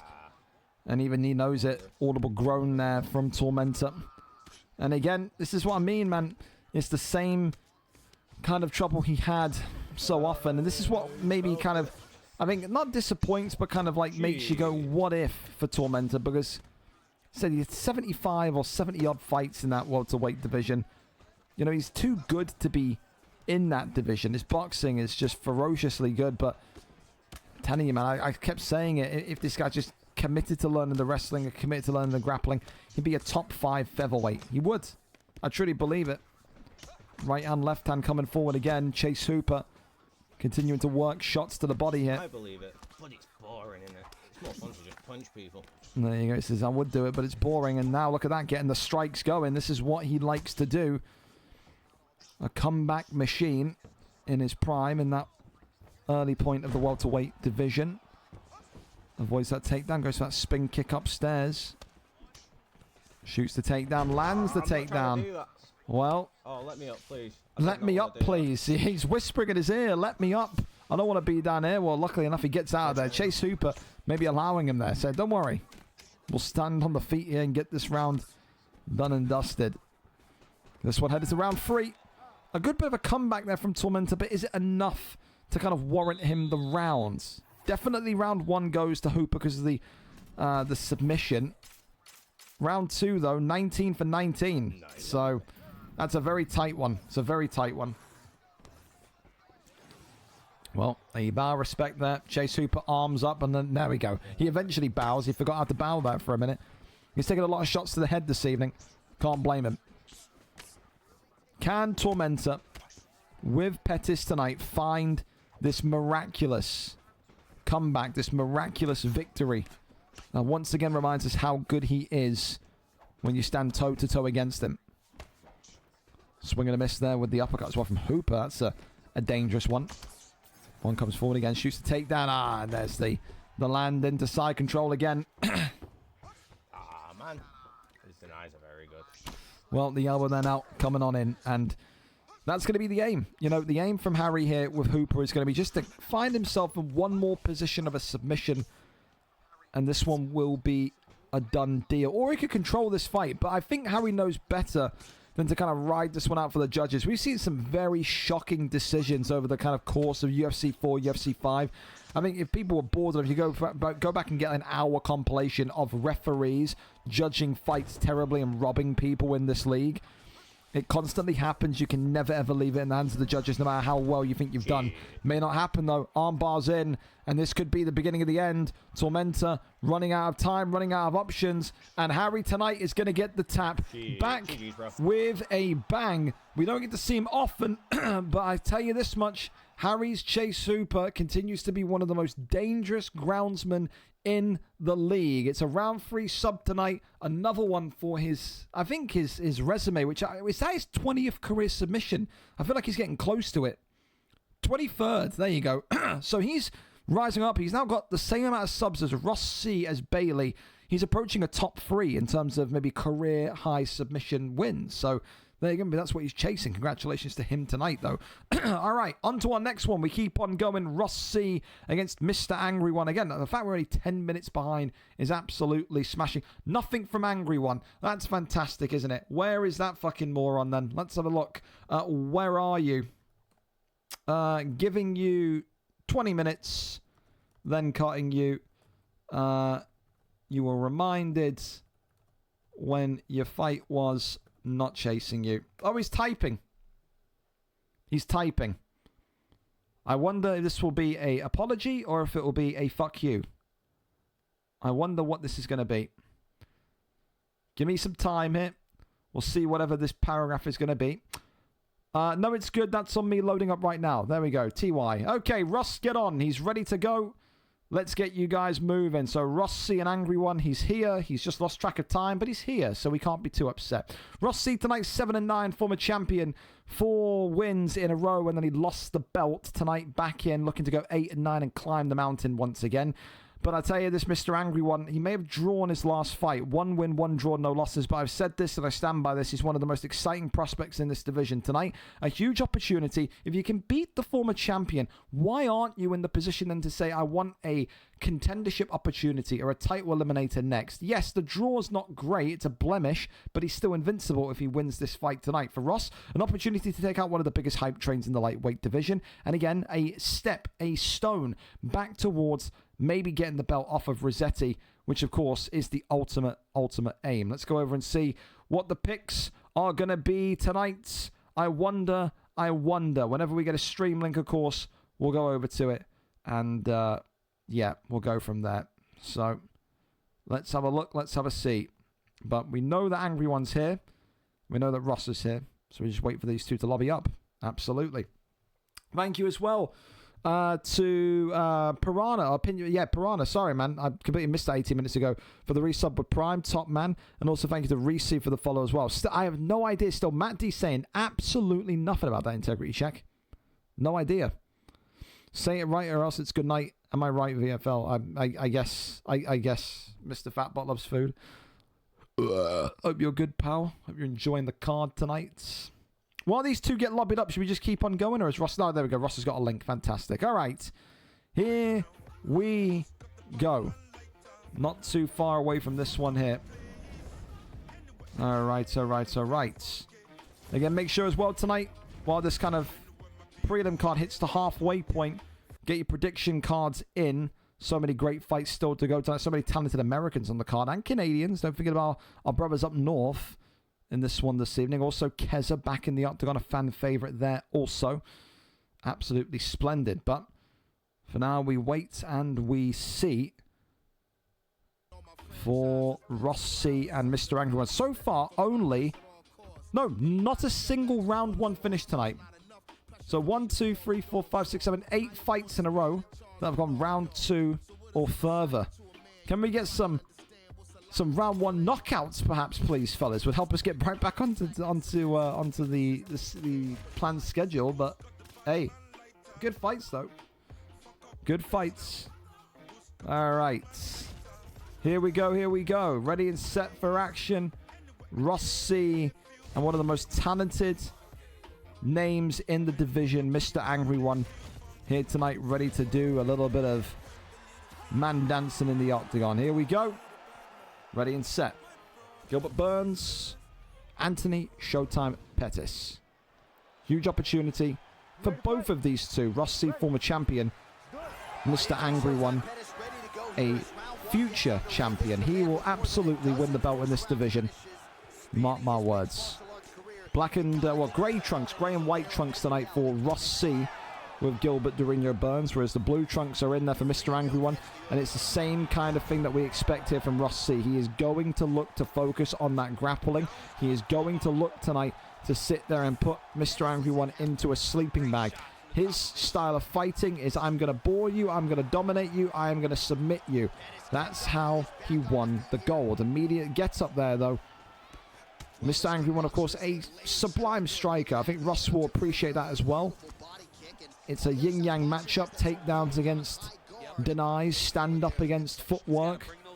Whose kryptonite is a bigger problem? Body shot that goes down. Of course, it's the thing.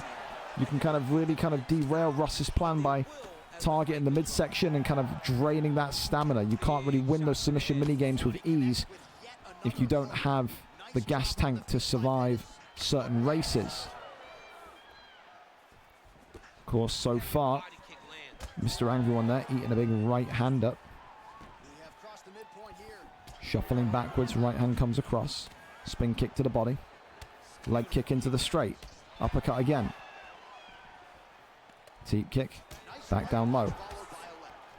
Very much, again, a very almost kind of respectful start from Mr. Angry One. I wonder if that kind of respect that he's showing to Ross here in terms of not being ultra aggressive like we saw in the last couple of his fights, not just in lightweight, but I think in the division before in featherweight. Yes, he may have lost in featherweight, but had a real kind of aggressive and vicious start to his fights, but very kind of slow tempo. I think, is he afraid? Is he scared of the takedown? Is that maybe why he's not kind of rushing in and going immediately for it? Maybe, but I don't know. It's very interesting to me. Crawls over into half guard. A couple of shots here to the dome as Gilbert Durino Burns here.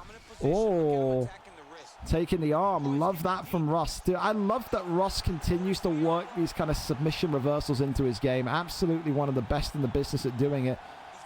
There's now an armbar is looking to be maybe the start of the demise for Mr. Angry One. This is why he's a former champion. Hell of a deny, hell of a reversal into a sub, and gets the first chunk of submission bar down. Going to drop the block, of course, of Showtime Pettis there. But listen, it's not like the beginning of the end. Well, I mean, it could be here if he gets this one off. I didn't think he was going to go straight in for an arm triangle. That one immediately being denied, though.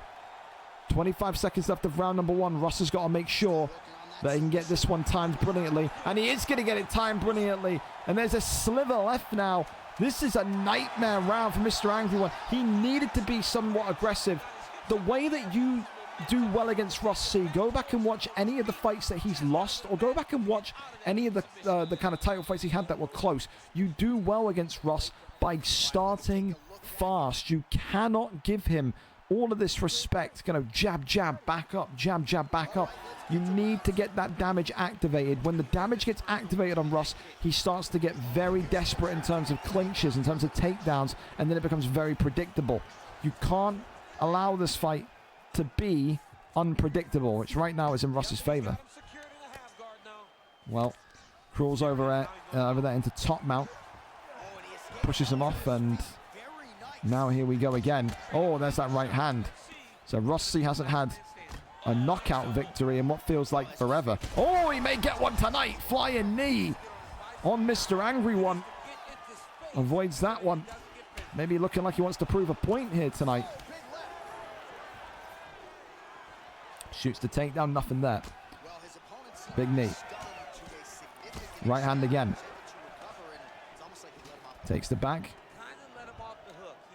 Slams him down. Goes now over in to full guard. All the controls inverted. Gets back up and away. Leg kick. Right hand body shot. Just avoided. Head kick comes up. Right hand midsection. Just being targeted again. Oh, I tell you what, how did that not maybe get a stun? I think he was moving away or into the direction of that. That would have been a little bit annoying. Thank you very much. Ostrich man. Big right hand again. Coming forward left and rights. The fact that Ross is keeping this standing, it seems like a message here. I say that and he gets the takedown. I just can't stop fucking speaking, bro. I mean, he's been impressive, though, with his stand-up. He has. I mean, this is not a guy that likes to stand a lot, but he's done very, very, very good work tonight. But it looks like he's chasing yet another career submission. He's got him locked up here. Gilbert Burns denying that one. Goes over in the backside. Trying to take the back mount here. Denies the movement of the arm. Flattens him out. Ross is in a great position. Rains down the strikes here. Ross C looking for the finish here. And Gilbert Burns 1 or 2 away. Gets a great amount of damage though onto the noggin of Mr. Angry One. Goes now over into side control. Avoids that one. Goes for the Kimura. Can he maybe transition this one into an armbar? Or will he go for a Kimura straight? Never mind. Escapes that one. Goes over now into half guard.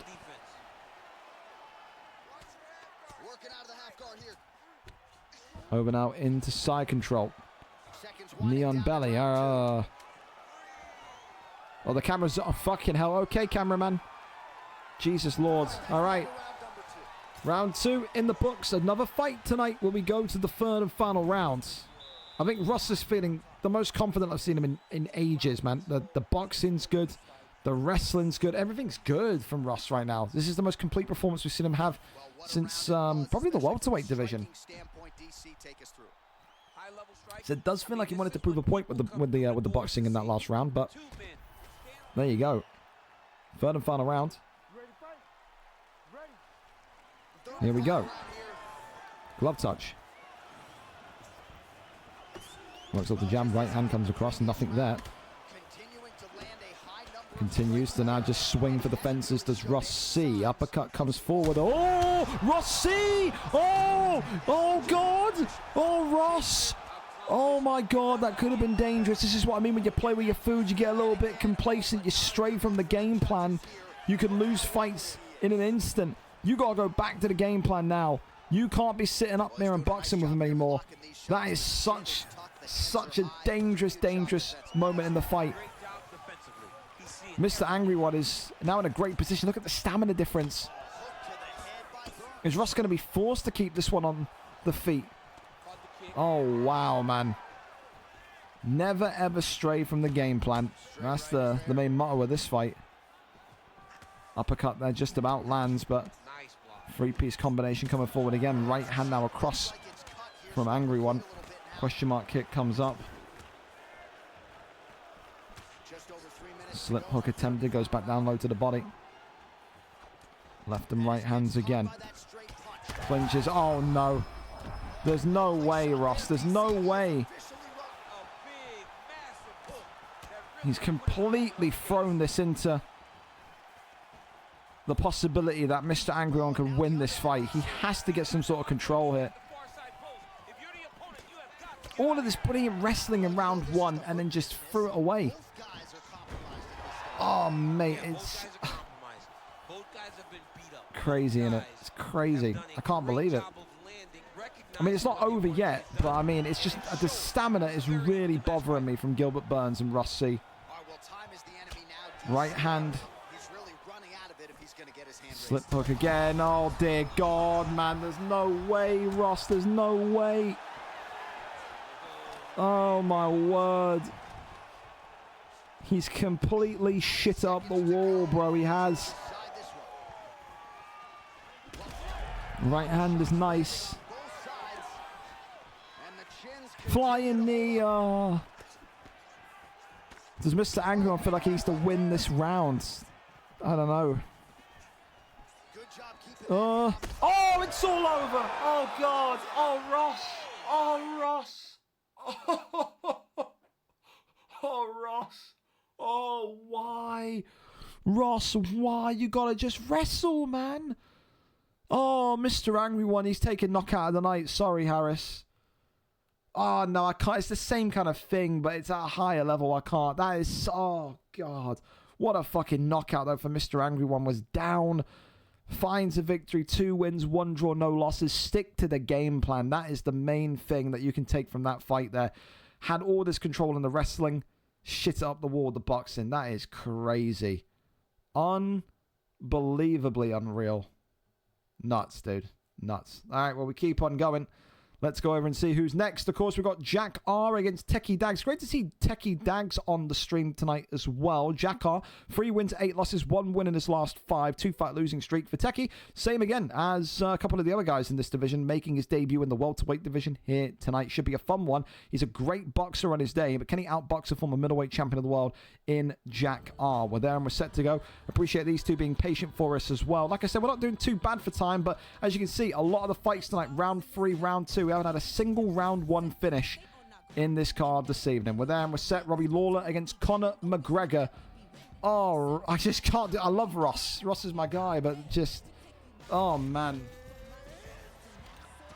Unbelievable. Here we go, then. Robbie Lawler in the blue for Techie. Jack R in the green for McGregor. If I'm not mistaken, I think only Techie's 2nd ever live fight.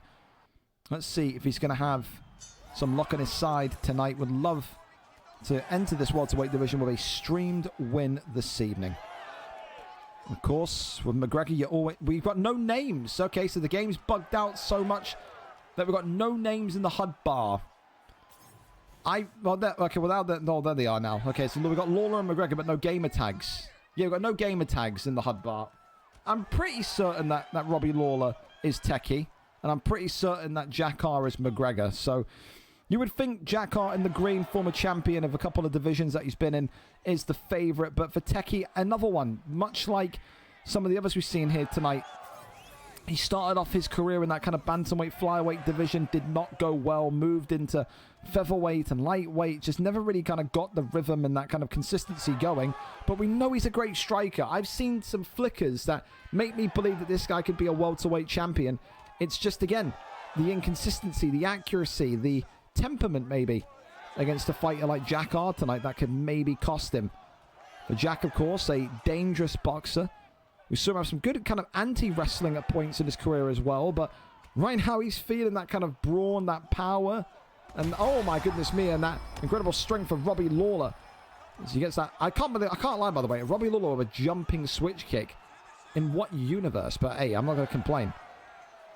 Tries to get that teep kick off, but nothing really there. McGregor not in the greatest of shape here at the minute after... Oh, my goodness me. Just nearly got Superman punched out of mid-air, but not in the greatest position because of that kind of orange health pack, to say the least, as I've kind of just jabbed my microphone.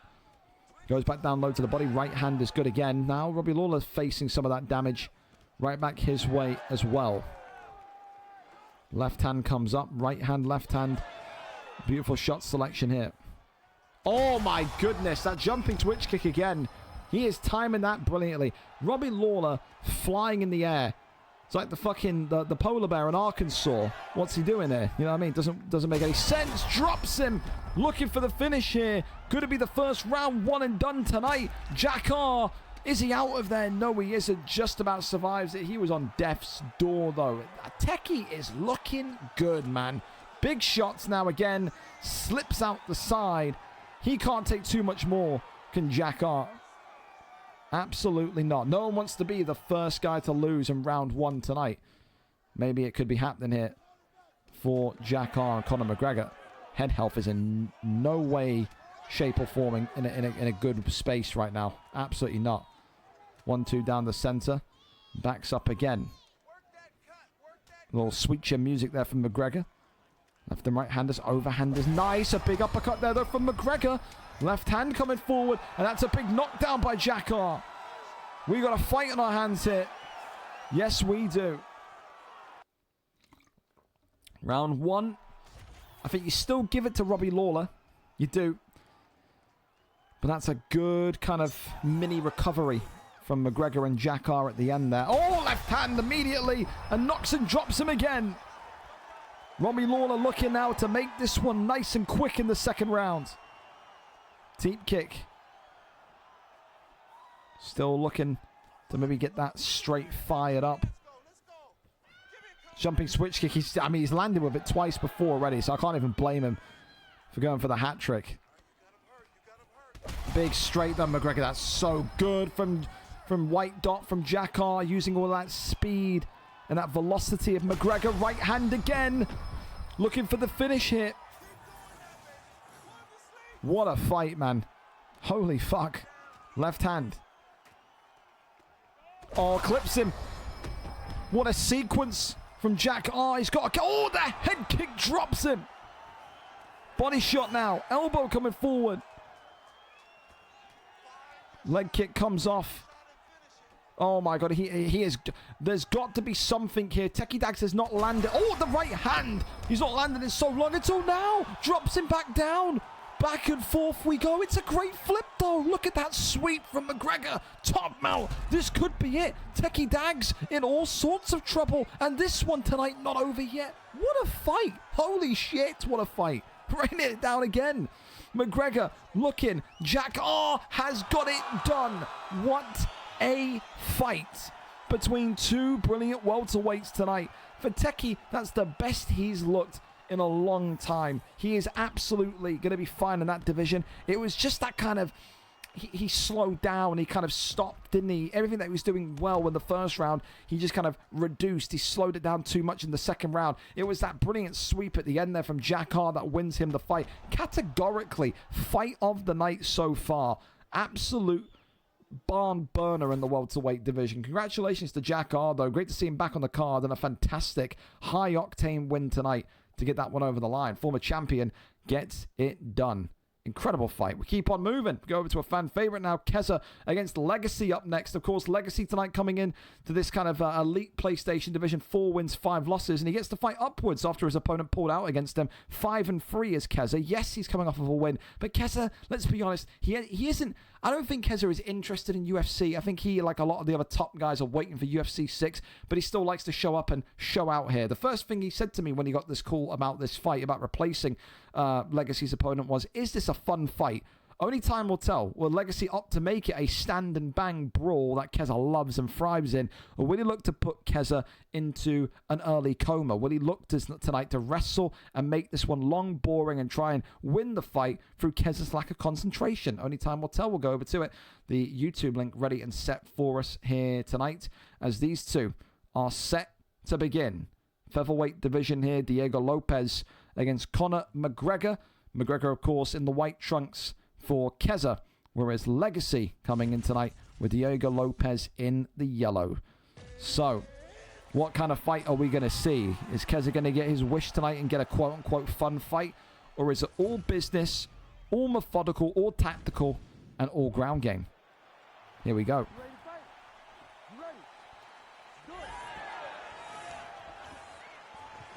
Keza, of course, hailing from Liverpool. He's Birkenhead's favourite son. Legacy on the other hand, excuse me, and there's two of them. Legacy on the other hand, hailing from the United States. That's why that ping difference exists, but again, a very, very clean and classy fighter on his day. He's had some great wars in his short career already. Can't wait to see him more in UFC 6. But look at this from Keza. This is the Keza experience, the Keza Express. All aboard, fucking choo-choo, all of the above, man. The way that Keza can kind of use this McGregor and manipulate his motion and just consistently and constantly stay in your face is ridiculous. It can get him in trouble, but it is one of the most entertaining fight styles in league history. Very close to that of Thomas Sully and Jack Nine back when they used to compete on a regular basis. Takedown there lands, and here's where Keza's eyes will begin to roll over, and he'll be saying to himself, seriously, are we really doing this in April of 2026?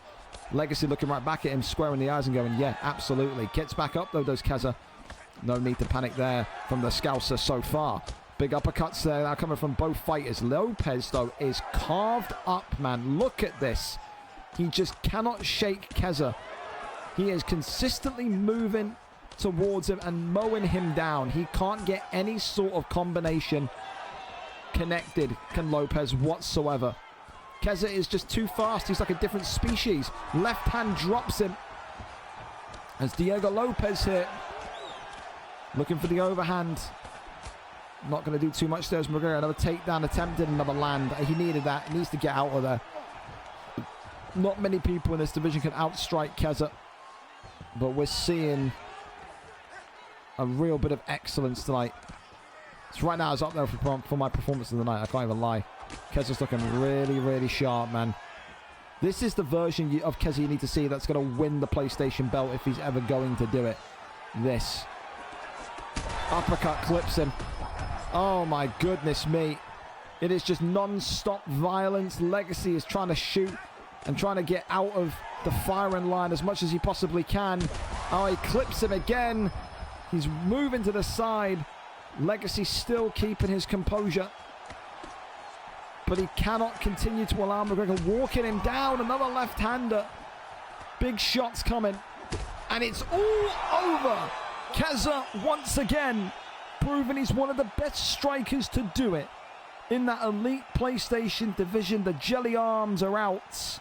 He said fun fight, question mark, for him. It absolutely was. That's performance of the night. Do you know a single man born from his mother that has a better McGregor than Keza when he is interested? I fear there isn't such a thing. Congratulations, Keza gets it done tonight. And that there locks up all of our performance bonuses so far. So it's down to you guys, the ones remaining, that have the opportunity to kind of go and chase that. Here we go then. We move on to our next fight straight away. Middleweight division, Riley and Kibza. A great one tonight. Riley, 15-17, former champion. 3 wins in his last 5, coming off of a win. Kibza, of course, on the cusp of being in the title conversation. 4 wins, 3 losses. A 4-fight win streak is what awaits him. Win here tonight, it's pretty standard. You will be next. Razor Riley has the opportunity to take this win streak away from him and put himself in the conversation. Win this, do you get a title shot? It's quite likely. I can't lie to you. We go run up to it. Riley and Kibza getting ready to go here. Ready and set. We are. All right, Riley is our cameraman here tonight. Joe Pfeiffer and Jorge Gamebred Masvidal. No, Bo Nickel. All right. I don't know. He's weighing it up, isn't he? What does Kibza want to go with? Bo Nickel or Joe Pfeiffer? It's going to be, well, okay, well, it's Masvidal and Joe Pfeiffer. There you go. We've got no volume in this one, so don't shoot me. We're playing in a library here. Time to see who makes a huge step towards that 185 crown. Joe Pfeiffer, of course, tonight for the American. Razor Riley, a long-time piece of the furniture here on the UFC side of things, whereas Kibza, again, it's a bit more green, but has had a lot of success in his early kind of stint in the VFL. He's been champion in those kind of, amateur divisions, and now look at him. A successful graduation from light heavyweight into middleweight, and one win away tonight from having not only the biggest win streak in the 185 division, but being right up there, able to challenge Lewis Bex next for that 185 strap. Of course, when you think of Razor Riley, he's more about that kind of boxing and movement and footwork, whereas Kibza is a mixed bag. You can see Kibza knock you out with straight boxing. You can see him control you. I think the big thing that we have to give props for, and we're going to continue to do that, is whenever we see these guys move up from light heavyweight or heavyweight, or you see guys move from welterweight to lightweight or whatever, to see their skill set improve. I think that's the biggest thing for me.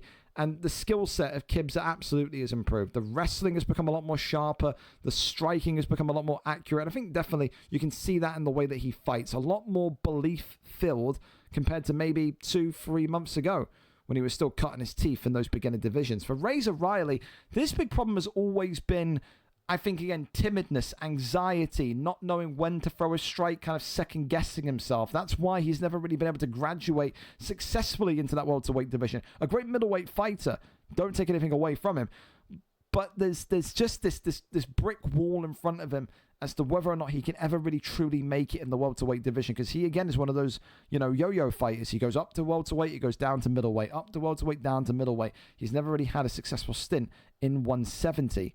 Trying to do his best here tonight to get back into that division, which he once upon a time called home. Good deny there, though, from Razor Riley, who, again, although is not a priority wrestler, absolutely has got his denials in check here. Well, a little elbow there comes in from side control. Nothing really to see. There's a little shot to the body. Gets back up, though. Joe Pyfer, of course, you can see there, already eating the damage from Masvidal. He's so fast, is this Masvidal. Maybe the damage is coming from the fact that he's wearing Air Jordans. Again, we keep on saying it every week. Herb, he's got socks and shoes on. What are we doing? But minute and 10 seconds to go, and another takedown attempt has landed.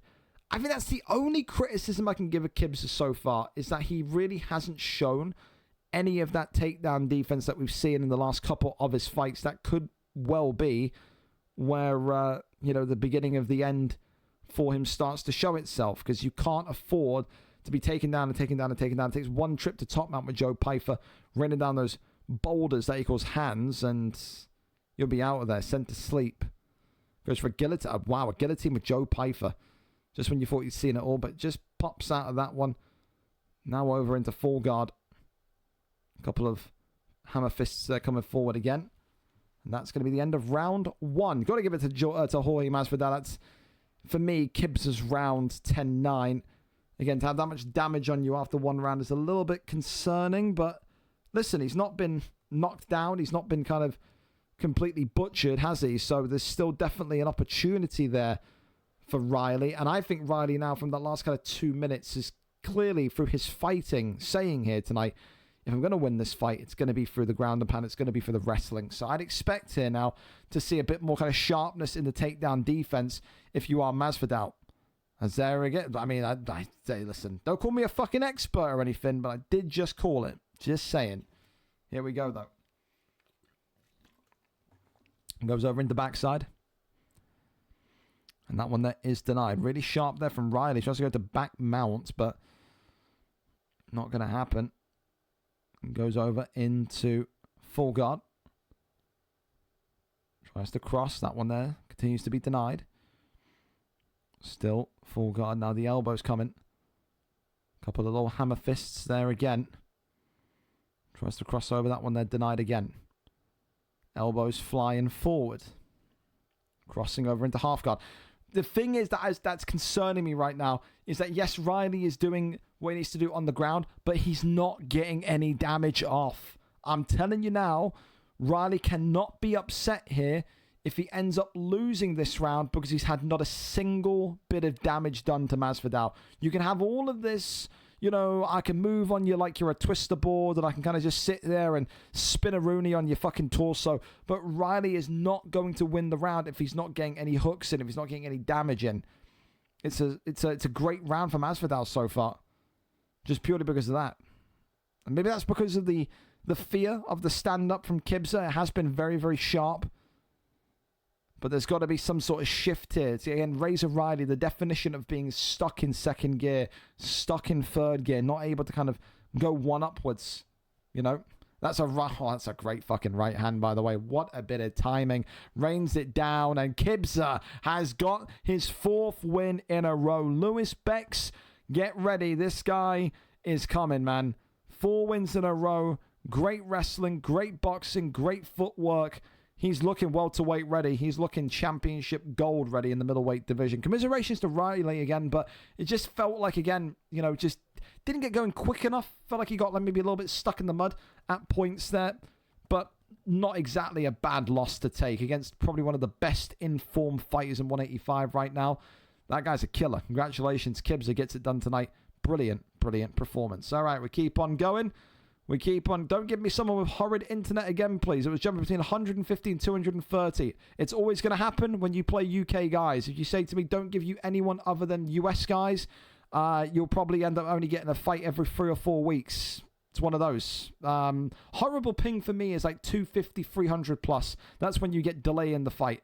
It's one of those. It's up to you. I can't force you to fight someone, but just know if you're only wanting to fight US guys, probably going to be tricky to kind of get you regular fights. That's the only real thing I can say to you. Up next, then we go over to Gotoria, Salty, whatever he wants to be called, against Iceman Brad, another guy that came in late here today, or not today, but yesterday, and accepted a fight. It's a great opportunity for both of these two. Iceman, of course, 2-4, 1 win in his last 5, whereas Gotoria 0-2, looking to make a splash in this division this evening. When I talked to Brad 2 days ago, when I talked to Brad, Brad messaged me. He said, the next time you see me, it will be like I've been in Dagestan for the entire time. I'm working. I'm looking to get better. I'm looking to get sharper. He didn't know that he was going to get a fight today, but he's got one. Has he spent enough time in the Dagestani mountains, though, to live to what he's saying, to match what he's saying?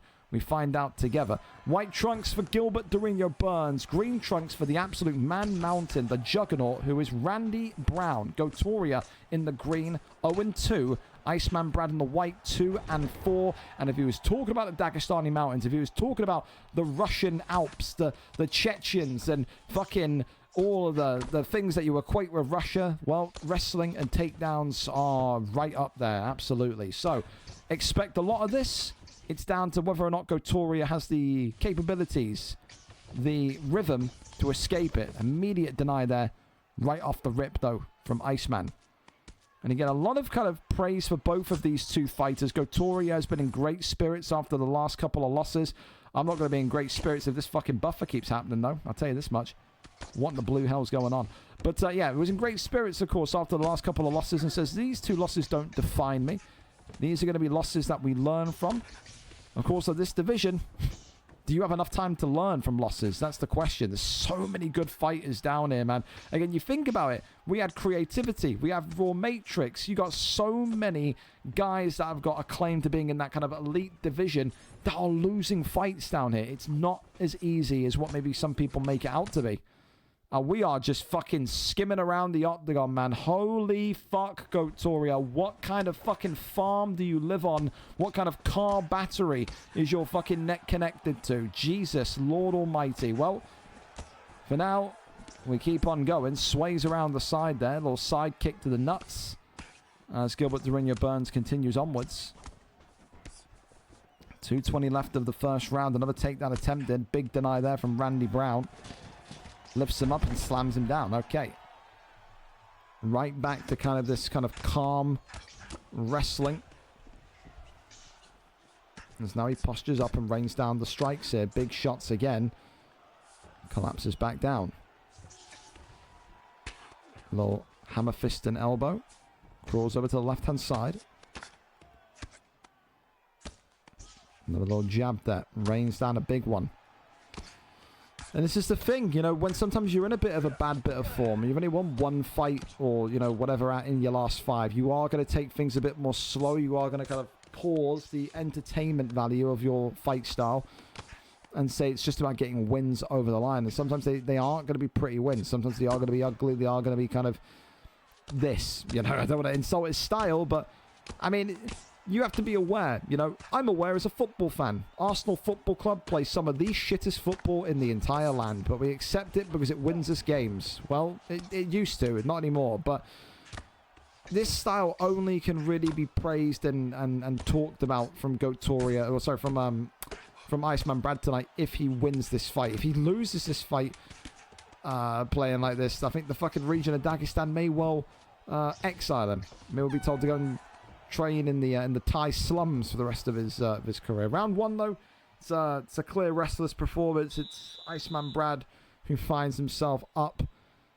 No doubt about it, though, Gotoria will not be happy. This guy said when he came into the division, I am ready for all of the fun fights, the stand-up fights, the violence, the knockouts.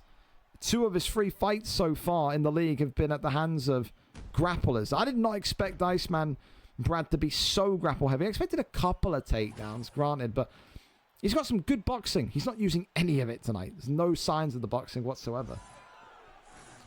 Round number 2. Up and underway. Got to try and find the way to get those juggernaut level hands of Randy Brown moving. Another clinch here, knees to the midsection. Sprawl position after the takedown is defended. Body shot, left hand, uppercut just comes forward. It's a nice one there from Randy Brown. Another takedown shot, that one denied. So again, this is what I'm saying. When you start to fight in this style, it becomes a little bit predictable. It becomes a little bit easy to read. It's a lot of takedowns, a lot of takedown attempts, a lot of clinching. Not everyone's cup of tea. There's another one comes in and lands that time. Oh dear. Oh. I'll tell you, man, he's not going to get too many plaudits or prizes for quote-unquote entertainment. But like I said before, it's not about entertainment. It's about winning. It's about getting up there. It's about fighting for the belt. Fucking hell, though. It's a tough watch, boys. Tough watch. Oh, God, I've spilt water everywhere. Rains down the strikes here from the posture up half guard. 240. In round 2 remaining. Breaks through into stat guard. Holy hell. He's raining in some big dangerous strikes here. That one, they're just going to be escaped. No real signs of significant damage. Gets back up to his feet. It's good from Gotoria. Clinches there, dude. The clincher. You are going to be getting some serious level of boos. I think this guy's thrown more clinches than his entire previous fights combined tonight. I mean, he has thrown in fucking about 450 bajillion clinches. Show us some of that boxing, Brad. As that takedown works again. Boy. Oh. You guys watch wrestling, you know who Dave Meltzer is. The guy that gives out like the star ratings for fights. This could be one of the stinky fights of the night. It's not Gotoria's fault.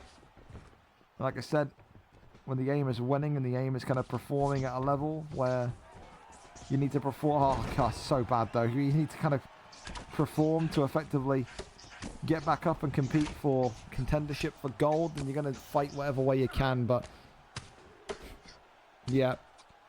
To call this Dagestani wrestling, this is not Khabib level wrestling. This is just kind of sitting in half guard, full guard, and just kind of controlling. You know what I mean? There's no real kind of assault happening here. He gets the odd posture up in half guard, which we know does no damage. He's not really been into top mount. He's not really been able to kind of completely butcher the opponent. As this one is going to go into the 3rd and final round. Whoa. Get me a fucking coffee or something, boys. This is a tough one. But it's a winning one. Iceman Brad there, by the way. With such incredible stats. Is this a disappointment if he doesn't finish him? I guess I always say this, and I guess it's, you know, it depends on what way you value fights. I feel you've got this much dominance in the first 2 rounds. It goes against you if you don't go for the finish.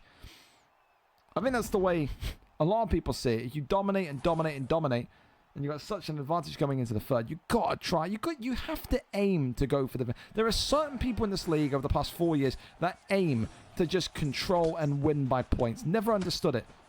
There's got to be some kind of burn inside Brad that's making him say, all right, we've dominated, we've shown we can wrestle.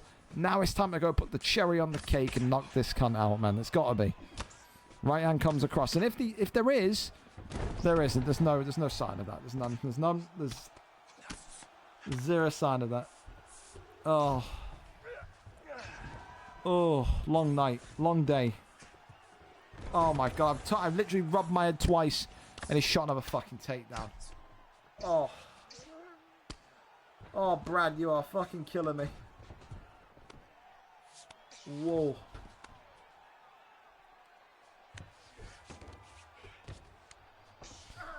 There's a way to give worst performance of the night. Sleeper fest of the night. It'll be this one. I think there's so much within me now hoping that... Oh, fucking hell. There's so much in me hoping, man, that somehow Gotoria wins this fight. Oh, God. Iceman Brad would never live it down. Oh, dear. He's not even attempted a submission, really. I mean, this is the most action we've seen now. He's got him in crucifix. Let him pop out, though. Top mount. Posture up. If there is a god up there, please. Half guards. Couple of shots again. Elbow swings on down. God, I'm already thinking about the types of fucking fight. We got him versus Robbie. Him versus Zeus is him. It'll be some of the most fucking captivating wrestling you've ever seen. By that I mean bring a fucking pillow and a comfortable duvet. You'll need it. Minute and 28. Brad's shooting for another takedown. Oh. He's pumping his arm. There's nothing to celebrate here. It's just a sad old man behind a microphone. Disappointed. I expected so much more. I mean, yeah, he's back to winning ways. He's going to win the fight, but... One of them, man. What can you say? First decision of the night? Looking the case. A lot of dominance, no finish. That takedown will probably seal the deal. The crowd's probably erupted seeing that takedown go in. I can't lie, there's no way that I could probably put this guy on a fucking card again for a couple of weeks at least. That was one of the worst fights of 2026. I feel so bad because Gotori's had that happen to him twice. Absolutely fucking terrible. Wow. For Gotori, he'll be asking, when did the fun fights come? Oh, that was really, really bad. That was really slow, really long. I beg we can just skip this, by the way, Gotoria. We don't want to see this anymore. We're fucking throwing cans of Monster Energy into the fucking ring here at this point in time. Jesus. Well, there you go, Tori's thing there. Yeah, good fight. No, it was not. That is a lie. That was not the definition of a good fight. Decision win. Whoa. I'll wake myself up, man. Got fucking, I don't know, get a fucking coffee or something. That was, whoa, you know what I mean? Oh, dear me. All right, let's get back into the action at least. Hickus against Velatri up next. Hickus, of course, 15-10 coming in. I think embarrassingly into this beginner division after some horrific form in the middle division. That division has gotten so good. Hickus needs to find his confidence again. Velatri tonight, 6 wins, 8 losses, 2 wins in his last 5. Looking to now to add to that misery. Tonight wants to make it a 2-fight win streak. If he does, could well be on the road to a PlayStation title opportunity. We're over and up to it. Let's go over and see exactly what we've got here this evening in terms of fight picks. We've got... I swear, don't you give me another wrestle fest. I will literally put my head into a brick wall if you do. Khalil Roundtree can only be selected by Hickus. So therefore, it is Velatri that will have to change. So there you go. There you go. It will be one. I'm absolutely fucking terrified. Respect, good fight. You're terrible, Lewis. You're an enabler. Shocking, really. Khalil Roundtree and Paul Croft. Fuck me, man. Oh, long night. Long night coming. Long night coming. Oh, dear. Oh, God. Are we trying to put me into a coma, lads? What are we doing? I respect it. I can't boo it. but I'm just notice I can't verbally boo it, but I'm mentally screaming boo at the top of my lungs, man. All right.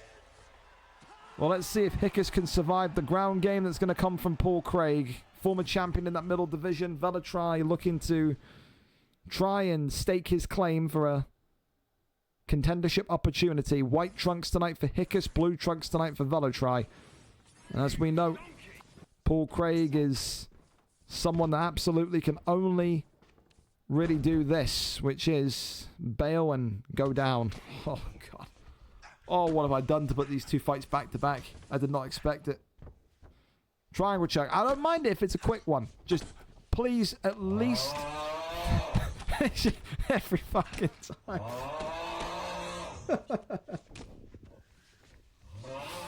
Oh, as long as we're aiming to go for a finish here, lads, and not put us into that fucking sleep fest again, that'd be great. Elbow's coming off. I've not had that for a long time. That's made me laugh. Thank you very much for that. Whoever just put their 50,000 channel points onto that. Holy fuck.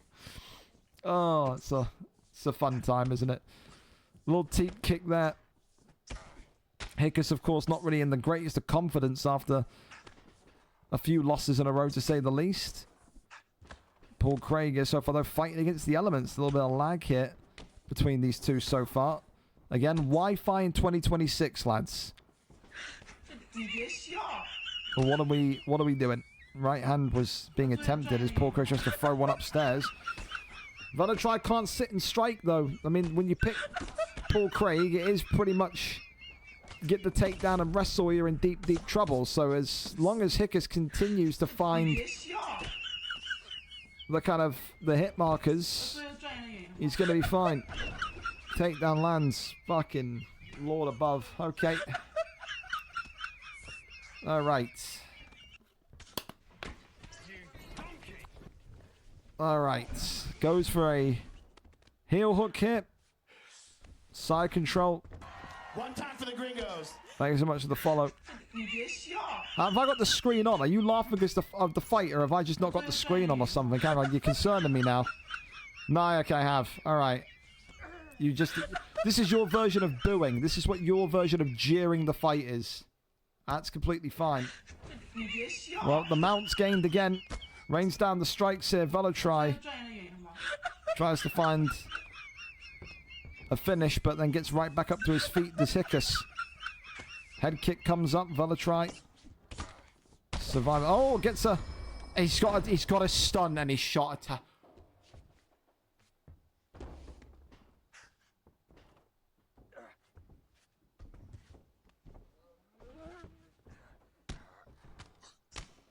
Oh my god. Oh god. Rains it down. Velatri looking to the finish. Oh god.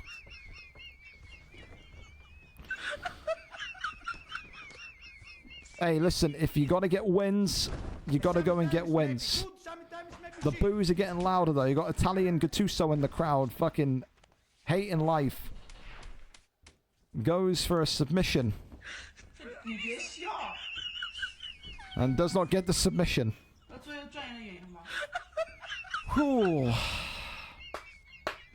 Alright, round one in the books. That's Paul Craig round. I'm trying my best here, fellas. I'm trying. I am. Alright. Round number 2 up and underway. Hickus is going to be utterly infuriated. Whereas Velatri will be thinking, yep, bit of me this. Takedown denied. Big wound opened. As he backs up against the cage, there's no interest there from Paul Craig to initiate the striking, is there? As the uppercut that was just being looked for. Body shot's nice.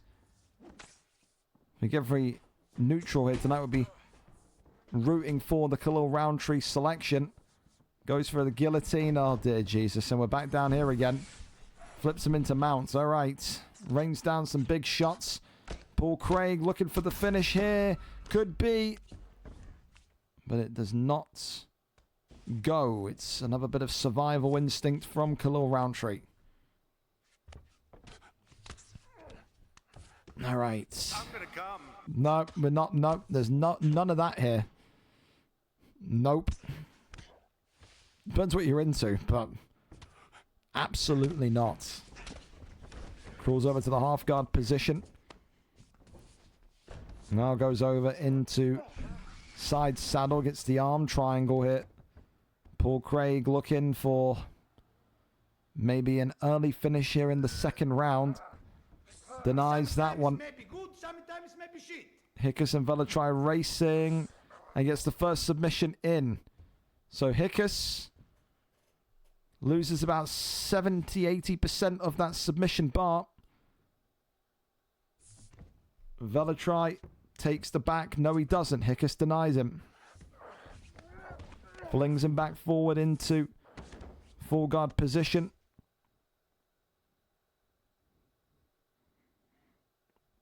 Now we're just staring into each other's eyes. Tries to go for a heel hook here. Tricky submission to get. And he does get it. Hallelujah. It's a submission. Paul Craig gets it done. Wow. A heel hook as well. So although it is absolutely fucking terrible again, it will probably go and get the submission of the night bonus purely because it's a heel hook. But, oh, lads, two in a row like that? We can't do a hat trick. There's no way we can do a hat trick of that. Let's not do that. Let's absolutely not do that. But there you go. Wilkie loses his submission of the night bonus with Chris Weidman. We keep on going. It is Theo James against Rally, whatever he wants to be called. Theo James tonight, of course, comes in with an 8-16 record, 1 win in his last 5, a 2-fight losing streak. Whereas an opponent is looking really, really interesting. Riley, whatever the fuck. Looked phenomenal in his debut last week. Fast, aggressive, full of kind of, I think, determination to show people that he is a future champion. He said after the fight last week, I am your future bantamweight champion. So maybe a bit of a handful for Theo James here to deal with tonight. We need sort of an injection to kind of to get us going from the last two. Maybe that's what we're going to get here. We are there and we are set with Rally here tonight. And it is Cody Garbrandt against Umar Nurmagomedov. So there you go. There you go. Bantamweight division set and ready for action. You would be quite horrified if Cody Garbrandt and Umar turned into two people wrestling each other, but hey, that last name, maybe that's the aim. Who knows? Garbrandt tonight in the black and blue. Nurmagomedov in the black and golds. Of course, tonight, Theo James comes in with a rich history on the Xbox side of things. He's in there with Cody Garbrandt, but this young and new and fresh quantity in Rally here this evening is one to watch. Really, really dangerous kickboxer who may well tonight look to add everything into a cauldron to show Theo James that he is the future of this division for a reason. Theo, of course, kind of came back in a, what I would like to describe a part-time role. About 2 or 3 months ago, he kind of does the odd fight here and there, but just always an entertaining commodity to have on the roster. But we need to be very, very switched on tonight if he wants to win this fight against a very dangerous prospect. There's no fucking way. There's no way, Theo. Okay, he's trolling. He's fucking trolling. He's trolling. It's alright. It's fine. Uppercuts there and body shots coming forward. Well, head kick there, comes up, overhand swings on by. Got to use that power and that persistence of Cody Garbrandt. Takedown there attempted by Rally. That one rejected. As the body shots now coming in. So I've never really seen a Cody Garbrandt be used and be this damaged this early. Which is really, really interesting. Uppercut there comes forward though. That's what Cody Garbrandt does. That's what Theo James does. Body shots coming back in. And it seems like that kind of attempted takedown and the attempted flurries of Umar has maybe annoyed Theo James. He's fighting like he's pissed off it. Uppercut then lands, but just backing Nurmagomedov off again. Teep kicks trying to create that distance, that separation. Theo James, though, look at him go. Head movement is wonderful there, though, from the Nurmagomedov pick. Oh, my goodness, made jumping Teep there attempted, but look at the pressure that he's putting on him with Cody No Love Garbrandt. Left hand comes across. Another, dude, the flurry. He is throwing too much is the Nurmagomedov pick. He's throwing too much in sequence. It's these kicks that is going to get him in trouble because he can just literally swing a hook in mid-combination and leave him maybe looking up at the bright lights wondering what the hell happened. Head kick comes off there as Theo James continues to pour on the pressure. And again for Rally, he said, I'm a future champion of this division. Give me the toughest fights. Well, he got what he asked for. Again, Theo James not the greatest form, but has been such a main staple in this division. But look at that. The body shots now have rocked Garbrandt. So in the end, he does come away with some sort of positivity here. With 20 seconds to go again. It's another... Oh, my God. Wow. Oh, sweet heavens above. Oh, now we're fighting. Oh, now we're putting on the big boy pants. That's a great end of round for Rally there. Do you give that to the Nurmagomedov pick because of that late charge? Or do you still give it to Garbrandt? I'm still going to lean towards Garbrandt there, but hey, we've got a contest now. We have got a contest now. Okay. Great opening round. And still, so far tonight, you just joined us. Get this. Only one fight on the live fight so far tonight has ended in round number 1. Only one. That is quite something. Right hand there comes across again. As these two continue onwards. And it's those kind of body shots that Rally has kind of been working with that has honestly given him such a good platform here. Thank you so much for the sub as well. I appreciate you. Let's go, Gringo. No, let's go, you. You're the GOAT. Thank you so much, man. Subs always appreciated and always help. Top man. Right hand uppercut there being worked again. Garbrandt sends up a head kick. Oh, sends up one right back, though. Look at Rally go. Dude, the way that... Oh, my God. Okay, we got a fucking fight, boys. Oh, okay, the other hand swinging in. Drops him again. He's got to get out of there. This is when you have to shoot a takedown. Oh, no, you don't. It's all over. And a bar of respect there at the very end for Theo James. What a finish. What a flurry. And I tell you this much, this guy may well not have the most positive record, but that is a reminder to all the new kids on the block there in that bantamweight, flyweight division to just respect the history of Theo James, one of the most dominant and dangerous strikers that this division has seen. Gets it done tonight against the Ultimate Prospect and takes his that's the big thing, takes the invincibility of the young man away. Theo James gets it done tonight, a round 2 decision, a round 2 TKO, excuse me. I'm still in the thought process of these last 2 fights. A round 2 knockout tonight for Theo James. Does it take knockout of the night for me? I don't think it does. It's going to be very difficult to take it away from Harris Campbell because of that comeback nature. But yeah, I think Theo will enjoy that one nevertheless this evening. And look at that, we're right back on time, 9:30 p.m. by my clock. Here we go then. Top Gun 2 Skywalker tonight against Raw Matrix. And Top Gun 2 Skywalker are going to be joining us on comms for the main card. I always like having new people on comms for the main card. So, hey, he'll join us on here in around 30 minutes or so. Tonight, though, he's got to get his fight done. Maybe he will pull out of the comms if he gets completely destroyed here. Tough fight, though. Top Gun 2 Skywalker, former champion of this beginning division, comes in 8 wins, 7 losses, 3 wins in his last 5 on a 2-fight losing streak.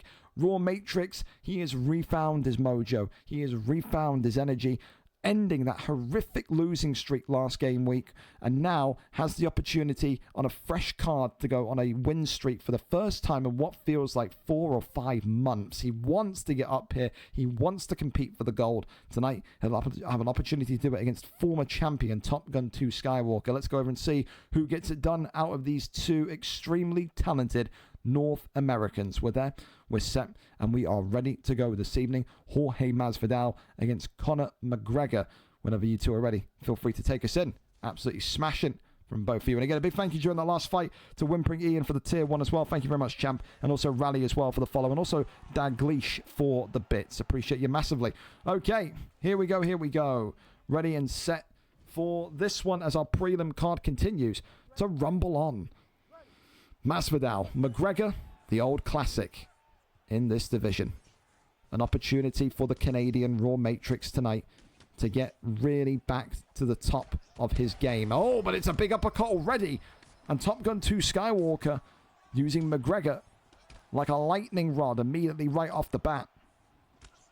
There'll be no complaints of ping. There'll be no complaints of latency tonight, both for these two from the Great White North. And I think realistically, when you think about Top Gun 2 Skywalker, a guy that has so much experience in his heyday, not in his prime anymore, he's an oldie, right? But back when you think about the UFC 4 days, this guy was very, very dangerous. Never fought here in UFC 4. We got him kind of in his retirement era, but this is a guy that believes that he can still do a job in any division that he's put in. Feels like maybe he can go and compete for a contendership opportunity once more. He will surprise a lot of people. Although Top Gun Skywalker is on a 2-fight losing streak, he is still expected to get dominated here tonight. And that's because Raw Matrix, people feel like after they saw that performance last week, they feel that despite the recent success from Top Gun, that kind of reminder of just how good Matrix can be, that reminder to himself on how dangerous he can be, that would be enough to get him over the line here this evening. So there's a lot of people backing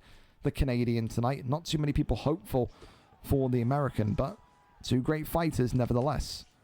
Left and right-handers continue to come forward. The body shot there was being worked. Again, and this is the point, you know, if you are Top Gun with McGregor, already a little bit of, you know, damage on the face, how do you approach this? You're not going to wrestle, we know that, but do you go for body shots? Do you go for head shots? Do you try and take the gas away of Masvidal, or do you try and, you know, get the head health into an equal position? You know, it's one of those. Minute 57 here, left of round number 1, both for these two so far. Happy to keep striking. No signs of a single takedown as of yet. Don't mind me as well. I need to drink a lot of water, man. I barely had anything to drink today.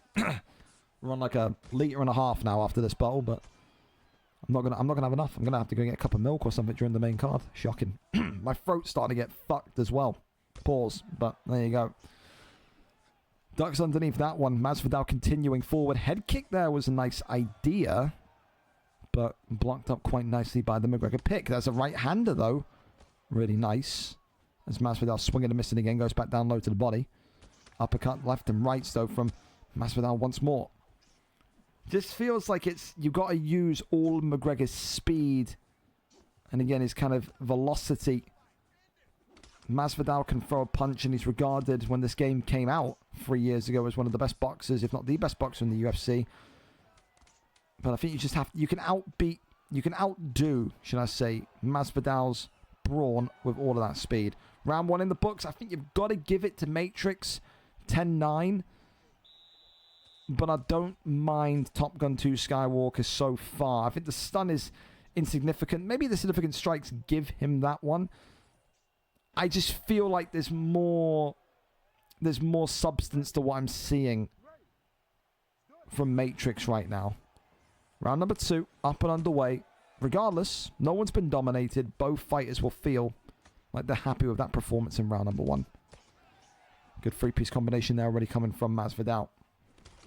Oh, drops him. So I'm saying, man, what I've seen, it just felt like there was a little bit more from Masvidal. Gets that first big knockdown of the fight and completely kind of turns that health pack on Skywalker now to a bit more of a murkier orange. Right hand comes across. Continues to look for a brilliant shot here. Right hand drops him. Neon belly. Raw Matrix, Canada's own. Going over now into half guard position. Gets now into sprawl. Gets back up. I think he was kind of weirded out by the camera there. I can't lie to you. Top Gun's got to get away from this fence immediately. Cannot afford to stay back here. The elbow now swiping across the temple. McGregor's whole left side of his face becoming a little bit more swollen, a little bit more bloody, and a little bit more troublesome to manage. You just see that block going, that head health going. McGregor working the jab. It only takes a couple of hooks, though. Literally 2 hooks, I think. Well, the slip hook there on an unguarded piece of bone on the temple could may well be the end. As Masvidal looking, Masvidal not ending the fight just yet. But now that health pack is looking like it's cherry red, it's going to start to get very, very difficult for the doctor to not come into the octagon. Another right-hander against the cage here. Raw Matrix, he's got top mount. Looking for 2 in a row. Raw Matrix can't find the dagger in the chest just yet. Great survivalist instinct there by Top Gun 2 Skywalker, but it's a case, well, I'm looking at this and going, it's only a matter of time. You are going to need a Hail Mary, comeback of the year, upset of the year type strike. Oh, might he well find it. Big shots here. Top Gun 2 Skywalker is out of there. What a knockout. Raw Matrix back with a bang. 2-fight win streak, ducks the head kick and executes. Just like former Canadian champions have done before. That there was textbook. That there was prime Raw Matrix 420. Gets it done tonight by a round 2 knockout on one of his first win streaks, like we said, in a long, long time. The climb up the divisional rankings continues. The shouts for a maybe contendership opportunity continue to get louder from that Raw Matrix camp. Congratulations to him tonight. Wonderful, wonderful job done there. We keep on going then, and we now go over to Fart Jar and Dylan Lawler as we get ready for this one. Let's go and see what we've got. Getting pretty close to my live fights. Again, until it's time, it's not really too much of a concern. I understand that you're angsty and jittery, but here we are. All right, then, we're ready and set to go. Chatterfy is our cameraman for this one. A big thank you to these two again for being lobbied up nice and quickly. Fart Jar, of course, coming in tonight 2-0. Dylan Lawler, Chatterfy 1-0. These two do not like each other. The first question that I had from YouTube Mr. Man Boss, or Fart Jar as we know him, was what can he do? What can't he do? Because he's exploited me a couple of times in ranked. So, I mean, again, keep your eyes peeled. Referees, the Dirty Days of the world, the people that like to talk about the rule book and rules and exploits, keep your eyes firmly peeled in this one, because both of these two think that the other is going to exploit them. Green Trunks tonight for YouTube Mr. Man Boss. Oh my goodness me, he's already knocked and dropped Chatterfy here. Chatterfy, don't forget, was the guy that was saying this trip to lightweight a waste of time. I want in the featherweight division. I'm beating Webber. I'm beating these bantamweight flyweight guys. I believe I'm up there with one of the best in the world, but maybe sometimes a fight like this can bring you back down to reality, or maybe it can only go to solidify what you believe in your own head. So have to be very, very kind of careful tonight. You can't be looking too far into the future when you've got a dangerous opponent in front of you like Fart Jar here with McGregor. Oh dear, Jesus Christ, and there's Chatterfy launching on in, looking for the finish here at the end of this sequence, but gets flipped. That's not ideal for Chatterfy. Top mount here for McGregor. It's a back and forth, it's a pendulum swinging, big ones here, and nearly Dustin the Diamond Poirier gets put out. I mean, both of them were very close to being finished there in quick succession. Couple of taps here coming forward again. Not going to happen just yet. It's half guard there. Continues to be held up. Side control into sprawl. McGregor now working a couple of shots to the ribs. That one just about denied. Goes back across again. Has the get up. Sees us in back clinch against the cage now. Looking to drag him down. And he does. That one, though, just avoided. Again, clinches. And this is the other thing as well. There was a clear question from Fart Jar, the McGregor player today, about how many clinches are legal. Oh, my goodness me. Oh, it's all over. Just like that. Chatterfy. You shit cunt. There you go. Genuinely, man. He's not happy with him. Told him to suck his balls. Well, there you go. That rivalry will continue to grow on. There was concerns about exploits here, exploits there. Those two put on an absolute classic tonight. One and done. What a knockout from Chatterfy, who again will continue to call again and again and again for a move to that 145 division at minimum. For Fart Jar, listen, his first loss of his career, but still a talented fighter, but it just seems like Chatterfy, Dylan Lawler, seems to be in the form of his life right now with the way that he's competing. So congratulations to him. Only the second round one knockout of the card this evening. That is quite something for a stat, isn't it, my friends? So with that, we pretty much now wait for our next one, and we'll see if Stan the Demigod is ready to go at any point. Stan, we're early. How far away are you? So we'll see, because again, I know some people from the States usually, need a little bit of time to come back from college or work or whatever. So Again, as soon as we know, then that'll be absolutely fine. Meantime, I can go quickly check my DMs. So, yeah. Yeah.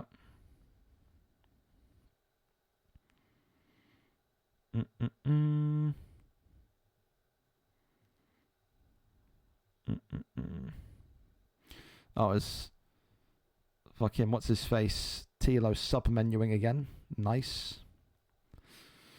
Reality is we can't really do anything about it because Hughes does it every game as well. We got Eagles and Giants. That one's done. Fantastic. Steelers, Chargers. That one's not done. That one's not done. Or maybe that one's done. I don't know. 9:37. Is Johnny dead? Johnny may well be dead. And then Fupp and Thingy in there as well. It's only been one game that we're waiting on then. Cool. Let me know when to jump in. Again, Top Gun, I appreciate it. We're just waiting on Stan the Demigod. I don't know if anyone's in Stan the Demigod's camp, are they? And knows how kind of far away or how close he is.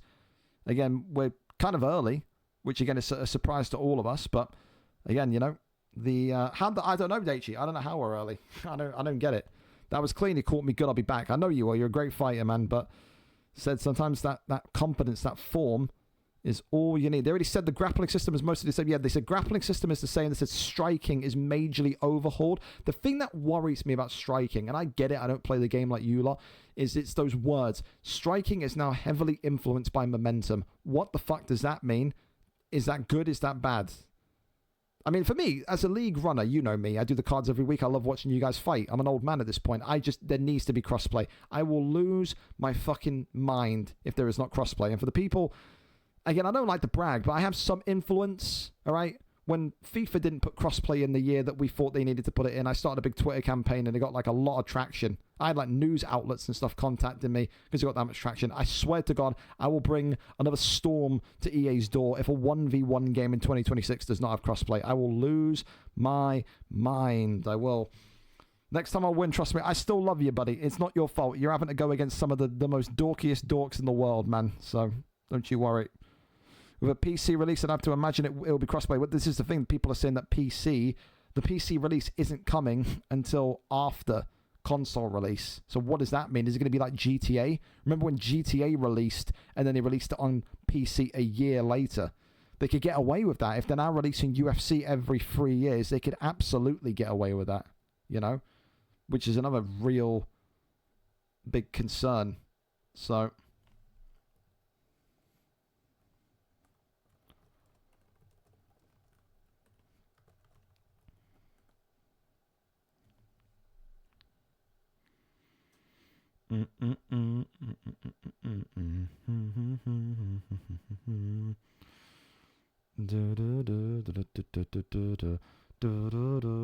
Well, for now, we're kind of just waiting for Stan the Demigod to get in here. However, if Ads wants to come in, I wouldn't mind putting him in. You're cool. Got a spot open now, if you want it. It is a PlayStation fight. It's completely his decision. If we can get ahead, I'll owe Stan a fight next week, but yeah. They could if it's a crossplay. If it's crossplay, cross progression, especially would sell PC a year. I have no idea what you mean by that. But the thing is with PC is that it's always, you ask anyone with FIFA, is it's the concern about mods and hacks, dude. Like, would I want people on PC to fight in VFL? It would depend. It would depend on a lot. Well, we can put ads in. Ads is there, and it means we can literally get the main card started on time. It's a little bit shit on Standard Demigod, but what more can you really ask for? So let's go and give this Discord over here to Goody. Discord ID of Europe. And we'll get that going. So, yeah. Again, it's still an opponent, but... And I said, I don't really want to sit here and, you know, wait. Discord ID of Europe. Load. Fuck. That's yours. Whoops. I've sent the wrong Discord ID to people. Whoopsie, there you go. I've absolutely done a whoops there. My mistake, my mistake. That guy. All right. So they're going to load up and we're going to get going. Again, if anyone is in Standard Demigods camp, it's just basically whoever gets on first. I just don't want to kind of sit and wait, you know me. So, yeah.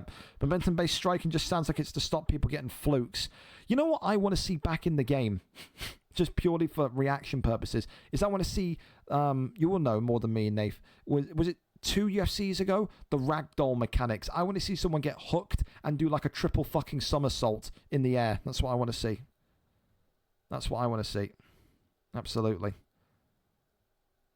What a goodie. Why have you just sent me a big long list of numbers back, my friend?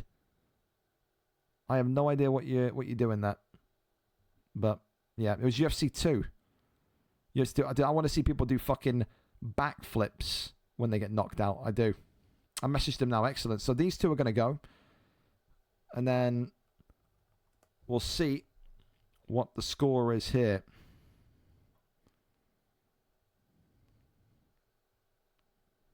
Absolutely, absolutely.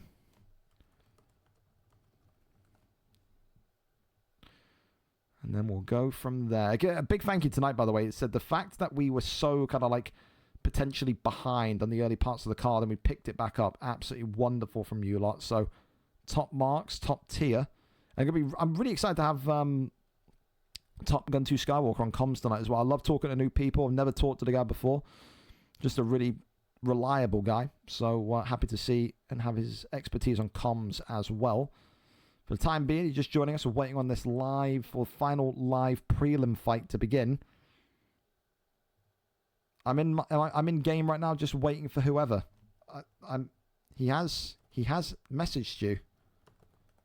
We need to get this going ASAP. Again, he's messaged you, so let's go, dude. Let's go. Still kind of crazy. There's 70 people here at the end of the game cycle. It's just people love to watch the fights. I think people just like to have... correct me if I'm wrong, people watching. Number one, you either like to see people get knocked the fuck out. Number two, you just like to have... I'm not retarded. Okay, I'm not. Some people just whack this on. I have friends that don't even like the UFC league. They just have it on because they're kind of like autistic and they just like to have background noise. They like to have just something on in the background that's just constantly going. I'm the same. When I used to do fucking homework in school, when I'm doing VFL work at night, I just like to have something on in the background so there's just noise constantly in my ears, you know? So,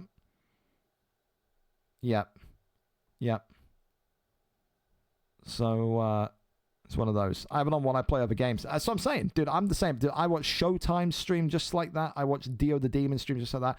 Like, if there's anyone, like... Put it this way, if you're constantly talking on stream, there's a lot, and you stream shit that's like interesting that I kind of like want to go, oh, let me just turn my head away from my work for a minute and look. I'll always have you on in the background.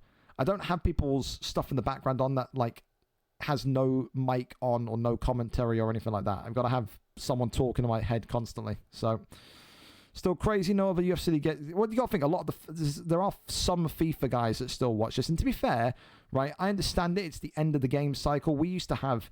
I mean, you go back here, right? Look at these highest PPV games. This is a bit of an outlier because this is when we had a Twitch front page thing. So you can kind of ignore that, but not ignore it. We were on the front page for that one. But you go back to these, man. The Nightfall Jakey fights where you reached a peak stream. You know, about 3 years ago, 194. You had these kind of great cards. That was when it was really fresh, really new. I think get to UFC 6, we'll be back to like the hundreds, especially at the beginning. But again, even if these cards had 30 people watching, bro, I enjoy it every week. That's the reality of it. I could stream this to 20 people, bro. Like, I enjoy it. I'm not going to do something if I don't enjoy it. Anyway, look, we're ready and set to go. We're in. They didn't even tell me. Okay. Well, here we go then. We're set to go. Here we are. So, we missed the first minute and a half. They didn't even tell me what was going on. But that's okay. We're here now. Coleman against Aspinall. We got into our seats late here. 2-3 years Dagestan. Of course, he's a big personality, of course, in the Discord, to say the least. But now tonight he's got to try and take on a newcomer in TTV Adam, and already, you know, this is looking like a bit of an easy one for him. Again, we had no idea about how good or bad Adam is. All we knew, or I knew, is that he wanted to come in next week for his debut at VFL 234. Well, he's got his debut tonight, and it may be one that he lives to regret. It's not an easy opponent here in 2-3 years Dagestan. We know that. So it's one of those where you just kind of ignore the result tonight and just kind of get to feel what the league is like. Aspinall as well, by the way. Aspinall, it's literally 4-star fighters, but I don't think 2-3 years Dagestan gives a single fuck. He's just like, you know what, man, I want to fight, use whoever the fuck you like. I can't really blame Adam too much because he's brand new, but he's lost anyway. So no, Jesus Christ. Tom Aspinall, by the way, is his face made out of titanium steel? What's going on? But it's a butchering right now. You can definitely see why 2-3 years Dagestan wanted to fight tonight. This guy is looking absolutely ridiculous. Complete. I mean, he's got shoes on as well. Herb, I keep fucking telling you, stop letting guys into the fucking octagon with their fucking Air Force Ones on. I'm getting real sick of it, Herb. I will get fucking Mark Goddard here permanently if you keep on allowing this shit to happen. Kicks him off and away, though. As the Coleman calf. I think it's a calf. No, it's not. It's Mark Coleman. Never mind, I thought it was a calf for a minute. It's actually Mark Coleman before he did a shitload of roids and turned into a human thumb. Isn't that fantastic? Oh, the Neon Belly coming in here rains down the strikes, and that's going to be the end of round number 1. So that one there, done, dusted in the books. I mean, realistically, should he have finished him in round 1? He probably could have, but maybe, I don't know, wanted to prove a point. Would be very, very mean for a new guy, but hey, not against the rules. Well, round 2 coming, and what can you say? He's got an advantage. He's using someone he shouldn't be using. But this is a domination right now. Round number 2 up another. And the thing is, if he loses to Tom Aspinall, he can't even complain. He could have chosen to back out of this fight. He said no. So, forfeit any right to complain here. Crosses over to that right-hand side. Denies. Goes for an arm triangle. And you would think, again, this has got to be the first submission of the evening for 2-3 years Dagestan. Gets that one in. And there you go. 70% of the bar gone. Well, back into top mount we go. That one there stopped in its tracks. Top mount again. Arm triangle. He's got him here. Never mind. Doesn't come off. Wow, I'm amazed. This one's going to come off, though. And it's done. Welcome to the league, young man. You got some killers to compete against. Tonight, not your night. TTV Adam taps out here. I mean, listen. Very new. Very raw. Clearly a different class. In that weight class, I understand it. You know, you got differences here in terms of like, in terms of him being 3-4, 0-0. Maybe he should have went up against the Dini or whatever, but that'll be corrected. It's about just getting in there and fighting, which I can respect.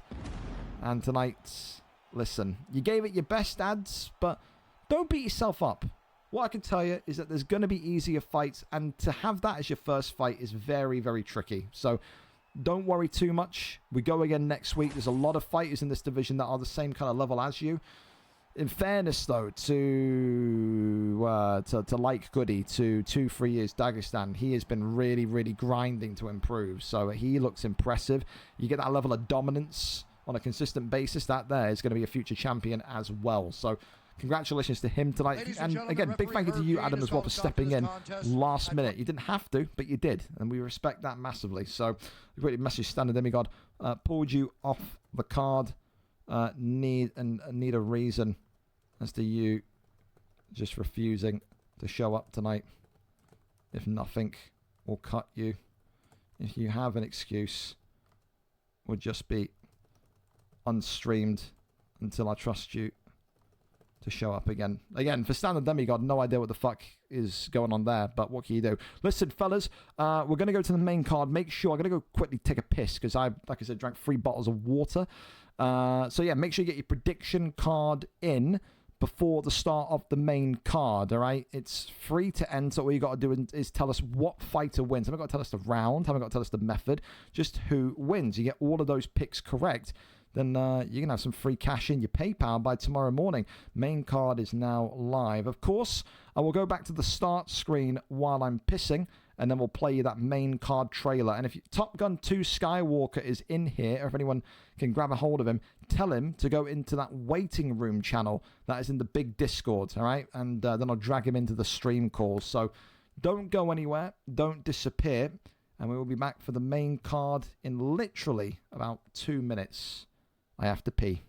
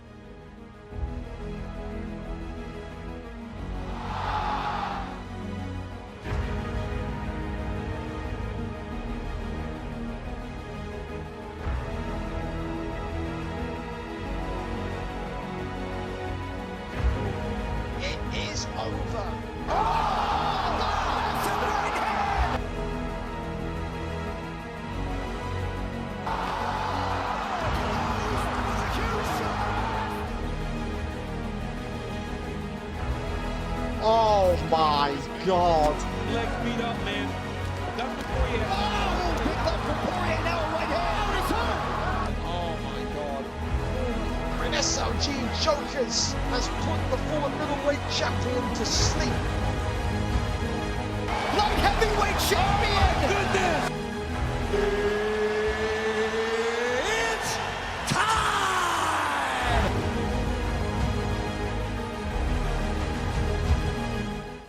All right, and we're back for the main card. Fellas, you just joined us. Welcome in. So some great fights tonight. Funnily enough, only 2 round 1 finishes. Keza and Dylan Lawler. Everything else, round 2, round 3 decisions and whatnot. Tonight, of course, main event. It is 2 of the biggest entertaining characters, personas in the league's history, Mark the Shark and OG Mud 3. That one closer to a 12 a.m. UK start, 7 p.m. US Eastern. You got some of the greatest of all time on the card as well. Whimpering Ian back out there. You got a retirement fight for Agony tonight against Lee 66. Bully of MMA against the Hungarian Nightmare and BK non-duel. You've got some fantastic non-title fights. What's the Lane and Waves? That there is a contendership opportunity for the ages. Jazz Cox and Tay, Reese and Viper.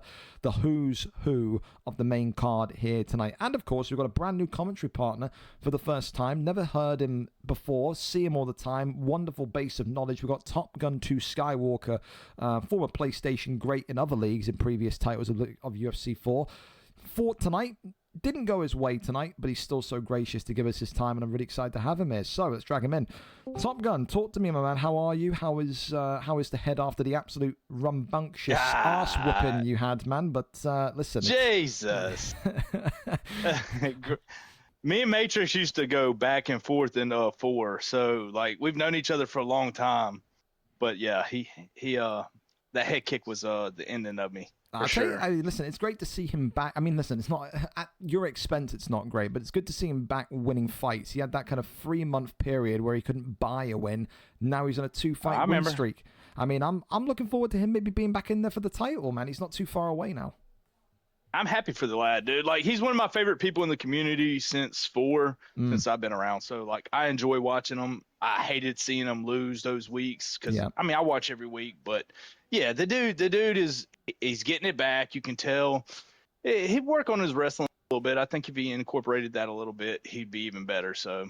Awesome. Well, listen, we're all rooting for him. Such a nice guy. Canadians, one of the Canadian fighters, one of the top 3 Canadians that the league's probably ever seen. But here we go, though. Listen, talking of North Americans tonight, a great fight to start off with. You got Spooky Ghost against Fear Mitchie in the flyweight division. Spooky Ghost coming in 16-11, 2 wins in his last 5, coming off of a win. Fear Mitchie right underneath him, number 1 versus number 2. Mitchie 10 wins, 1 draw, 13 losses, 3 wins in his last 5. Both of these two coming off of wins. Both of these two hunting for a win streak tonight. Spooky, known as one of the great wrestlers from his original debuts on PlayStation, has incorporated more striking to his game. But Fear Mitchie always kind of disrespected a little bit Top Gun. People look at this guy and think he's not ever championship material, but he finds a way to get it done in some of those big fights. Has he been consistent? No. But does he have the quality to go and win a fight like tonight and put himself in that contendership bracket again? I think absolutely so. Fear Mitchie is our cameraman. All the links you'll need tonight, by the way, Top Gun in that stream channel section, so just go there. All right, here we go then. So we've got Henry Cejudo and Moreno. Go on. No, I was going to say, because both these guys love the ground game, man. Like, Mitchie is one of those ground game fanatics, and same with Spooky. Spooky's one of the best. So I think as well, it should be fun. Such a really good one for these two. When you are from North America and you are grappling, where there's a heavy European base here, no complaints and no excuses about the latency, the ping tonight, Top Gun. It's all about who's got the sharper reflexes and reactions on the ground. That's it. And I love to hear it. I love to see it. Let's see. Absolutely. Top Gun, of course. We'll give our people, maybe coming from the FIFA side, a little reminder tonight. Spooky in the green with Henry Cejudo. Mitchie, of course, in those red and green trunks with Moreno. I think probably the betting favourite from what I remember seeing in our prediction card tonight is that Spooky is the favourite. So, again, there's a lot. It was mixed. I like this fight potentially go all the way to a decision. I think it's a very, very tough one. And I think that's what you need. In a contendership fight or a title eliminator fight, whatever way you want to bracket this, you need to test the opposite man against you. Very surprised that I've never match made these two together, but there's no time like the present. I think in terms of what you know about these two then, Top Gun, striking tonight, is there a superior striker? Do you like Spooky and Mitchie? It's kind of an equal level as a head kick drop Spooky. That's a huge start. Head kick. That's one that commentators curse. He didn't expect that.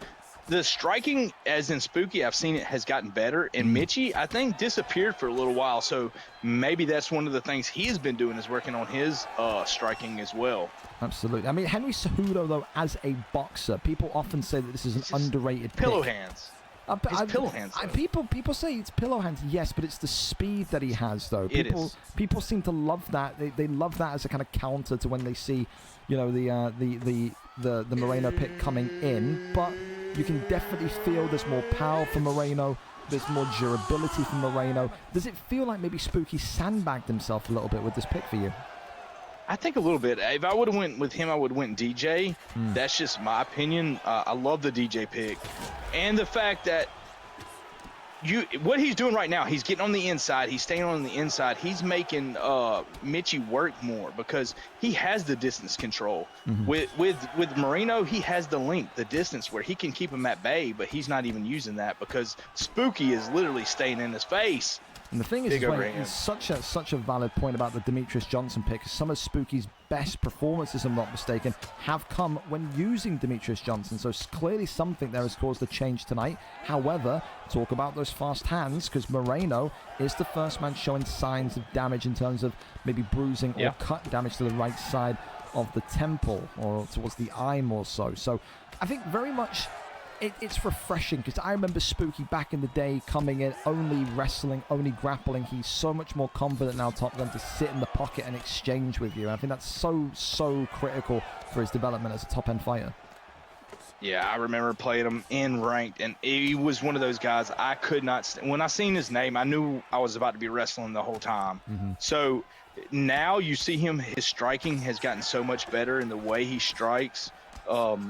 You know, it's just a defense mechanism too. Like, you can use your striking for the takedowns. And first round doesn't always have to be wrestling.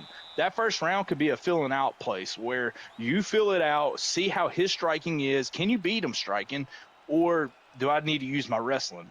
Absolutely. Well, listen, I mean, first round, I think both of those two will be happy with it, but that knockdown ultimately from Moreno will give him the 10-9. So for now, I don't think Spooky's going to be too upset, too disappointed, but he will be aware that he is 1 round down so far. But that's not anything new to Spooky. He has come back from...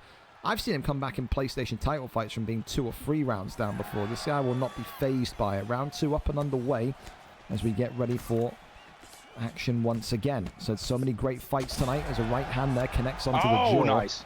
of Moreno. That's a really sharp start from Spooky. The one thing I'm looking at here, though, Top Gun, is the head health or the block of Cejudo. Which one is going to go first? Because those are both starting to take a little bit of a battering.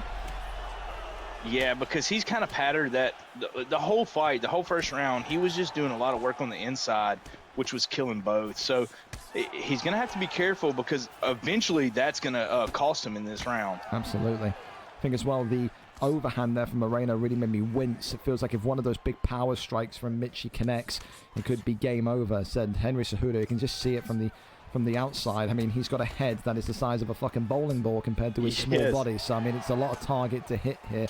Left hand there coming in again. Really methodical striking from Mitchie, I will say as well. Not rushing, not putting, 6 or 7 piece combinations together, but then he gets stuck and there. A big rock. That's a huge rock. And Cejudo and Moreno now both just letting their arms go here, just letting it bang.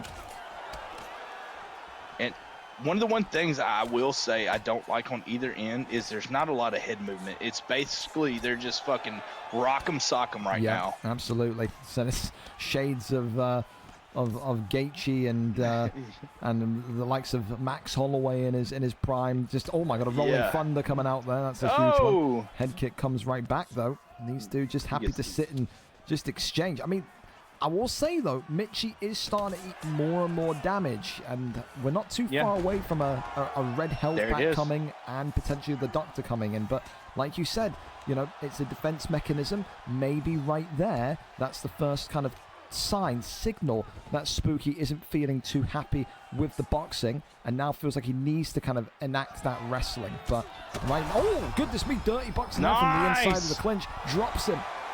And beautiful work right there.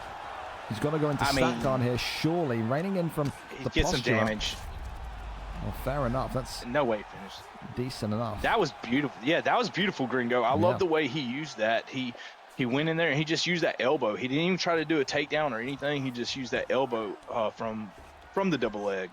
Well, for now, you've got 60 seconds to kind of get as much damage in as possible. And I love this position now. I said once upon a time, back in the PlayStation days of Spooky, before he made that move to Xbox, that his side control was one of the best in the division. But it is. For now, he doesn't manage to kind of hang on to it. Lets him back up. Or front kick there could have been dangerous. Mitchie, there was some good defense. I think Mitchie's got to kind of get out of here, Top Gun. 20 seconds left. You just need to kind of take the round and not get knocked out here with a buzzer beater because it's coming. It's... God damn! Oh, my God, Gringo! Holy... You just cursed him again! I did. I Danhausen'd the fuck out of him. Jesus. Danhausen. I love it. Hey, no way. Spooky. Wow. Literally. Put him in the shadow realm right there. Dude, that there. I tell you, man. I said this before.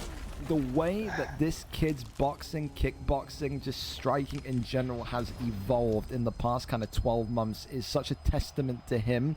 The game may be in that kind of final cycle, but he's still constantly learning. Take nothing away from Mitchie to that. So I thought both of those two were absolutely excellent. But that was a beautiful fight. Spooky with wrestling and kickboxing. This guy is seriously in danger to the top of that division. For sure makes him dangerous. And he got a little payback. Hey, he got a payback for that kick in the first round when it knocked him down. So that's kind of a little payback. But that one ended the fight. So there you go. Well, there you go. Spooky Ghost gets it done. A round 2 knockout here tonight. I mean, listen, I don't know if you saw the earlier knockout with Harris Campbell earlier on, a comeback victory against Adversary. We always give it to the guest commentator to be the decider. Do you think that knockout from Spooky Ghost tonight takes the knockout of the night performance bonus, or do we keep it with Harris Campbell so far? I didn't see the full Harris Campbell because I was practicing, but that knockout's hard to beat because it was such a good matchup. It wasn't like it was back and forth and he'd already been knocked down. I don't know. I'd have to go back. If I can go back and watch the other one, I could tell you. But right now I would say, of course, I'd give it to Spooky. All right, there you go. Spooky. There you go. We abide by our guest, and right now he holds the knockout of the night performance bonus. So congratulations to him, and a hell of a fight. Again, a really, really clean and technically brilliant fight there from both of those two. Next, though, we keep on going to the welterweight division. We go Sultan Pepe, a part of the VFL furniture, if you will, against Dappleby here this evening. Sultan Pepe was a UFC 4 machine. This guy was the Grim Reaper of the featherweight division, but he gets older. Time gets a little bit more constrained, and with that, he is dropped now in the UFC 5 world to a welterweight. He's 3-2 tonight, coming in with a win in his last performance. He takes on Dappleby, who, of course, though, 2-2 on a 2-fight win streak. It's a big opportunity tonight, though. G09G, the champion, he said, I don't want to move up to lightweight just yet. Keep me in welterweight. Keep me in 170 for the duration of April. There is a big feeling tonight that whoever wins this fight between Sultan Pepe and Dappleby will be the next man up for welterweight gold. Will it be the striking sensation that is Sultan Pepe, number 5 ranked, or will it be number 8 ranked Dappleby, who is chasing down a 3-fight win streak, which would make him the most informed fighter of the 170-pound division? We go over and up to it. Nathan97 is our cameraman tonight. Let's go and see what 5-star picks await us here. Islam Makhachev and Carlos Prates is so far what these guys are hovering on, but GSP immediately being changed into. So there you go. Oh, yeah, I like the GSP pick. I mean, because GSP has a little bit of everything at that point. You can't go wrong with GSP. People that can use the Carlos Prates, they use them to the T. But I mean, you can't go wrong with GSP. So here we go. I'm really, really almost kind of surprised because Sultan Pepe has been so anti-wrestling. He calls the wrestlers of this division boring. It's not entertaining. It's almost kind of like a disrespect that he always generates towards these people because he is an entertainer. That's what he says. He says, I'm not a fighter, I'm a knockout artist, I'm an entertainer. So to go with GSP, does that surprise you a little bit? Because there are such great knockout machines at 170. GSP is not one that you think of. Well, he was hovering over Islam at first. I don't know if that was just because it was a thing, but you got the axe kick. I mean, he has he's just got the push kick. He's got a lot of tools that you can use for a knockout. He's got a lot of power in this one too. I will say, though, it's that size of Prates. You can just see it just a couple of inches taller, which just allows you to sit outside the pocket, Top Gun, and just kind of work your magic. And so far, listen, only 1:30 into this first round. Both of these two showing the signs of war already.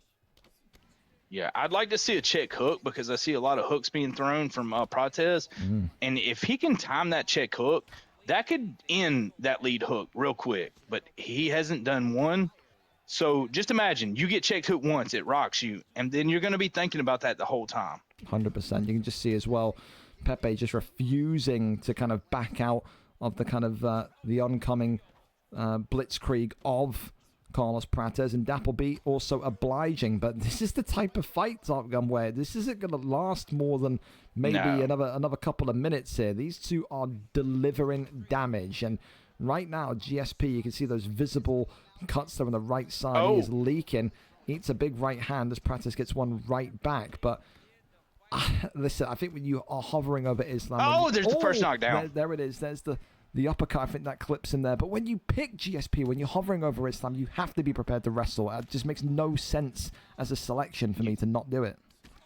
No, when you say that, like, striking wise, he can strike and he has good power, but you want to use his wrestling as well. You want to throw that in there.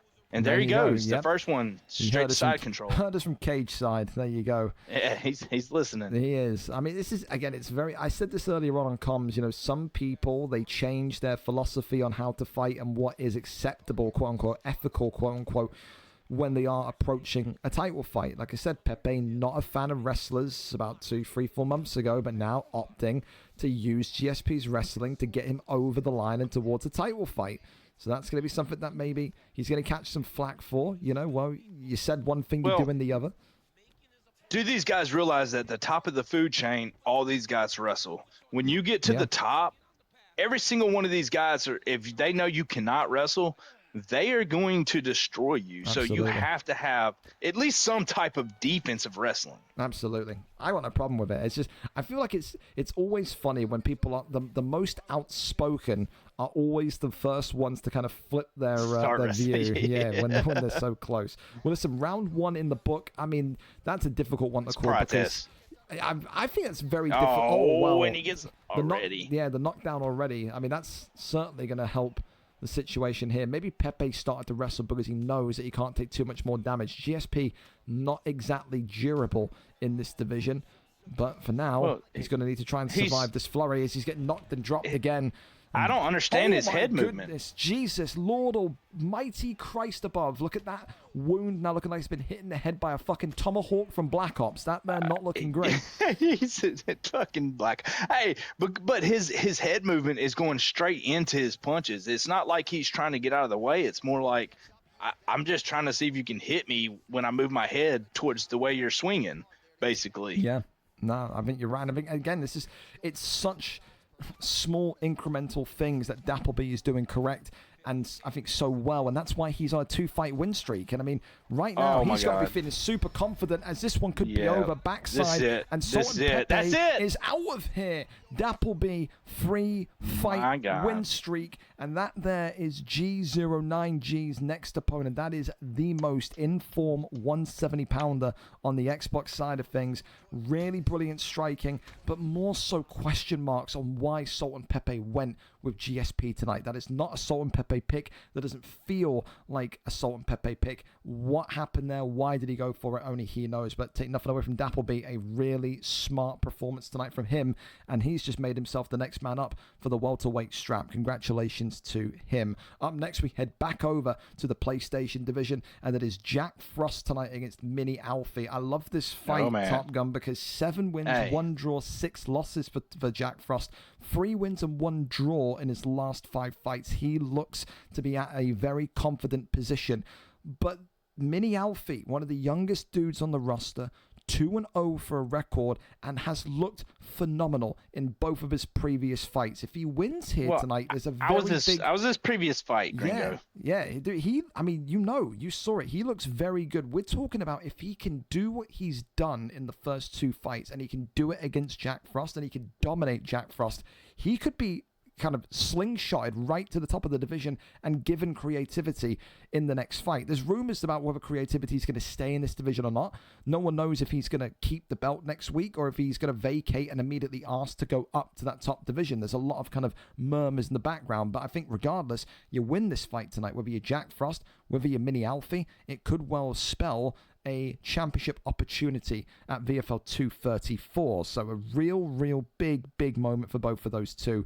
Again, Jack Frost is our link here on YouTube. Here tonight, we are over and set to see Jacare Souza against Dricker. Is he going with Souza? I mean, that would be some real ballsy stuff if he is. But Jack Frost is one of a kind. Like, I've known Jack Frost like Matrix since 4, and I kind of trained with him back in the day, and the dude's ground game is really good. So his striking's gotten better. Now, Mini Alfie, I don't know anything about. So, he's using the DDP. It's going to be DDP versus Sousa. I mean, it's interesting. You know of him well. So, is there anything that is kind of revealing itself to you as to why he's gone with Jacare Souza? Because in this division, you have so many great wrestlers. You have the Chimaev pick. You have so many options to pick from that are 5-star. Why Jacare? Confidence. You feel confidence in him because he's got really good ground game, and he has certain tools that you can still use as a 4-star. And maybe he just doesn't think Mini Alfie's that good. That's fair. That's fair. Well, listen, for now, Mini Alfie with Jacare Souza, stuck to his back like a parasite here. Yeah. As he rolls him already through. got him in mount. Yep, into mount we go, and this is the difference. When you go and you kind of have your first couple of fights and you're feeling somewhat confident, there is a jump from the middle of the pack, the middle of the division, to the top end of the division. Top Gun, you know more than anyone what it takes to be a champion, and right now we are seeing a champion's performance. He's gonna lock it in. We are seeing a champion's performance from Jack Frost right here. This is no nonsense. This is just, sit down, put your shit on the table, and get to work. This is exactly what this is. He's about to lock this in, and it's going to be a little bit of the arm bar. His block's going to be gone. So now you're even that much at disadvantage. So it's basically, it's not even. Now you're behind, and there's not much you can do. It's 10. I'd give it a 10-8 right now as we speak. Well, I mean, he's got 2 minutes and 20 seconds here to change your mind as the Drickus pick, as the first deny of the night comes from Mini Alfie, who puts this one back into a full guard position. I mean, when you're in this position, when you're in the DDP position, and Mini Alfie's position, you've just suffered a very, very early submission. Is it the case you just need to kind of gain confidence, survive the round, and just kind of go again? How would you treat this if you were in his position? Yeah, keep the damage away. You already lost this round. Unless you get back up and you can keep yourself from getting taken back down, stay in this position. It's already going to be bad for you anyway. So take as less damage as possible to your face, to your body, to anything else, and don't kill your stam. Less movement. Try to keep him in one position. Well, right now, I mean, this is as close to what you can call domination as possible, and the only real thing that you can look at in a positive light if you're Alfie is that the round is nearly over and you've only suffered a little bit of that submission bar going. And I already see the mistake because he's throwing with the lead hand, which is giving a free posture up every time. So that's a mistake in itself. And maybe Jack doesn't care. He doesn't want to posture up. He just wants to kind of do his own thing. But if he sees that and wants to do something with it, he can every time. Well, right now, Jack Frost showing the experience, showing that he's been to this big song and dance before. It wouldn't be his first title shot, and he's completely won that round. You say 10-8. I still think 10-9, but it's going to be a bit of a mountain to climb back here for Mini Alfie. And as we said, one of the youngest guys on the roster. He's going to be nervous. He's going to be feeling a little bit anxious, but you got to kind of bury that now, and you got to kind of get to work. Show us what you showed us in the first 2 fights and make your opponent respect you. That's the main aim here. So far, round 2 up and underway, but it's a 10-9 to the man in red. Jack Frost leading the way. I think the only thing that Jack Frost could do here that could cost him is if he starts to get a little bit too cocky, a little bit too overconfident here, Top Gun. He needs to stick to the game plan, right?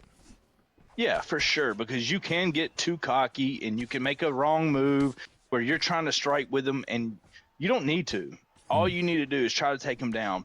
Maybe make him overthrow and go for a double leg bell, but he just got a trip right there, but he doesn't capitalize on it. So, nice right there by Alfie.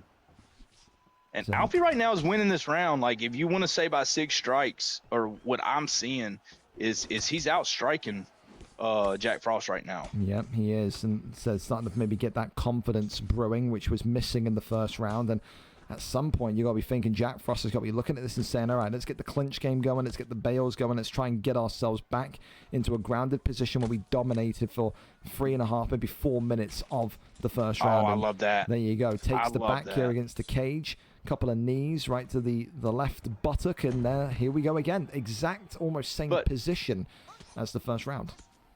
I'm going to say something. Alfie could have gotten out of that, but he allowed him to take him to the cage that far because all he had to do was press R1 and hold him, and it would have stopped him from pushing him. See, that's the thing, is like it's knowledge as well. It's not just how good are you. It's the fact that he let that happen. Well, for now, maybe that is a little bit of, I don't know, frustration that causes a clouding of judgment, but you got to kind of shake that one off because you've got Jacare Souza kind of perched on top of you like Batman at this minute in time. You've got to try and make sure it doesn't get that back flattened out. Goes back over into half guard posture up, though. A couple of strikes there landing. Yeah. Continues down just to work. And again, same mistake from the first round you highlighted there. The lead hand coming off the back of the head consistently. Jack Frost will be noticing that. Doesn't take advantage of it just yet, though. I don't like that he didn't deny that. That was an easy denial for Jack Frost, going from side control, because DDP has that. But he's about to go and stack guard. Can he get any damage off right here? This is going to be a real telling 56 seconds again. So far, Drickus, I mean, fair enough. Drickus du Plessis and Mini Alfie back up to the feet here. So 40 seconds to work and an immediate takedown. Top Gun. I think tonight, this young man, Mini Alfie, I think he is seeing red. I think he's angry. I think he's frustrated. I think this fight has maybe evaded him, because right now he's going to be 2 rounds down for me, and he's going to need a finish in the third. And it doesn't. I don't know where that finish is going to come from. I think if you're Jack Frost, you got to play the game plan. You got to be a little bit of the anti-hero. Don't do anything too stupid that costs you this fight. You're 1 round away from a title opportunity, and just, again, taking the invincibility of a fighter. When you have someone that you're up against that has no losses, to be that guy that says, I gave you your first loss, is such a nice feeling. It's almost like a title in itself. Third and final round, though, Jacare Souza, Jack Frost in the red trunks, 2 rounds up to 0. It is nut up or shut up time for Mini Alfie. He must finish the fight here if he wants to win tonight. For sure. And I like him coming out strong. Good denial right there. But it's like you said, he needs a knockout. There's no way about it. You better pressure, take every chance that you have. I don't care if you get knocked out, because you're already losing. Even if not all the judges in the first round, one judge gave him a 10-8. I'm almost positive of it. Well, so now they just almost kind of pivot around each other and try and find the strike that kind of can crack the guard, the block. And Jacare Souza, Jack Frost again. There's double bell. Yep. Gets him. And he gets the slam. Really nice. And now we've got 3 minutes and 30 seconds of just kind of feet up, hands behind the head, and it's almost like a Sunday drive. It's just nice, easy, and simple. Jack Frost tonight completely showing his class and completely showing the young man that there is a way to go before he's maybe ready for a title opportunity. So one of the more dominant decisions we've seen tonight, absolutely. But puts him into rubber guards here. So again, Mini Alfie not giving up just yet. It would be quite something if he gets the tap on Jacare. And I think it's even more impressive, again, Top Gun, that he's done all of this tonight and said to, through his action, forget 5-star picks. I don't need it. Jacare Souza 4-star. I know I'm that good. Yeah, that should show another sign that how much better he is than Alfie, because if they say picks don't matter, picks do matter to an extent, because you have higher chin, higher cut susceptibility, all that stuff that matters. Cardio, and I'm sure he's probably, a 91 cardio, I would think. I imagine. Jacare, so yeah, it's not crazy power. But, I mean, Jack Frost's just showing levels right now. He's showing Alfie, you're still the low dog. I'm the big dog. You're going to have to come and learn how to wrestle. Because, you may be able to offensive wrestle, but if you can't defensively wrestle, it does not matter. And I wonder more so if this tonight is maybe making creativity assess that decision. There's still this kind of, like I said, this lingering thought in the air. Is he, isn't he going to move up? Is he, isn't he going to defend the belt at least once? Has he seen a worthy opponent tonight in Jack Frost to make him say, all right, give me one title defense in this division. I'll take Jack Frost out and bring him back down to earth. Or will Jack Frost need a dance partner next week for a vacant title? As he tries to take the rear naked choke here. And he's going to lock it in. Is he going to lock it in? Try and lock it in, but hand fighting here is hand decent. Fighting, yep. And Jack Frost not going to get the finish, but is going to get brutal and dominant decision victory. Commiserations to Alfie. Doesn't get knocked out, obviously, but first loss in his career. But like you said there brilliantly, Top Gun, that is the difference between being the middle of the pack, being the low dog, and being the big dog. Tonight, we saw exactly who is who, and for Jack Frost, that's a worthy performance for a title opportunity, no doubt. Yeah, and Jack, I'd like to see, if you're hearing me or listening to me, to see the scorecards, to see what they did give you in that first round, because I'm pretty sure it was 10-8, at least on one scorecard. Just the fact that, I mean, he had 4 minutes of control time, basically. Yeah, it was brutal, man. He wasn't able to get up. Like, it was bad. Well, there you go. Confirmation. Jacare Souza celebrating with his team. Jack Frost gets that one over the line, and we'll see if those scorecards indeed go that way. So there you go. 10-8 for the second judge. You were absolutely correct. So complete dominance there from Jack Frost, and a title opportunity looming for him. A really solid performance and showcasing that he may be one of the most dominant wrestlers in that kind of middle division right now. Congrats again. And for Mini Alfie, head up. Again, young kids, you got a lot of success coming your way in the league. Just keep going. 2-1, not a bad record in the slightest. All right, we keep on going, and we stay in this division. Reese 786, former champion, former Hall of Fame fight participant tonight, goes up against Viper in what is a really, really fun one. Again, oh, here we go. 17-13 for Reese, his 31st fight this evening, a 2-fight win streak, of course, looking to make it 3. And this is the interesting part for me, Top Gun, is that you're in the same division as what you just saw Jack Frost do. You're also now having to kind of come out and say, okay, I have to win my fight tonight, but I've got to do it in a more dominant or grandiose way than what Jack Frost just did. So Jack Frost has set the bar now. It's down to Reese 786 or Viper to exceed that bar. Viper, of course, you know him very well. 7 wins, 1 loss. Former champion in that kind of beginner division. Only his second fight, though, tonight in this intermediate division. I wonder if that Reese hand-picking opponent thing, I wonder if this is just going to be one too high for him, one level too high for him too quickly. However, he has shown before that no level is too high, and if he wins tonight, he may well say to himself again, it's a title shot next. We're over and up to it. Of course, Reese 786 is our cameraman this evening. He sent a Twitch mobile link in, so I'll just kind of take the M out of this, and then we'll be good to go. All right.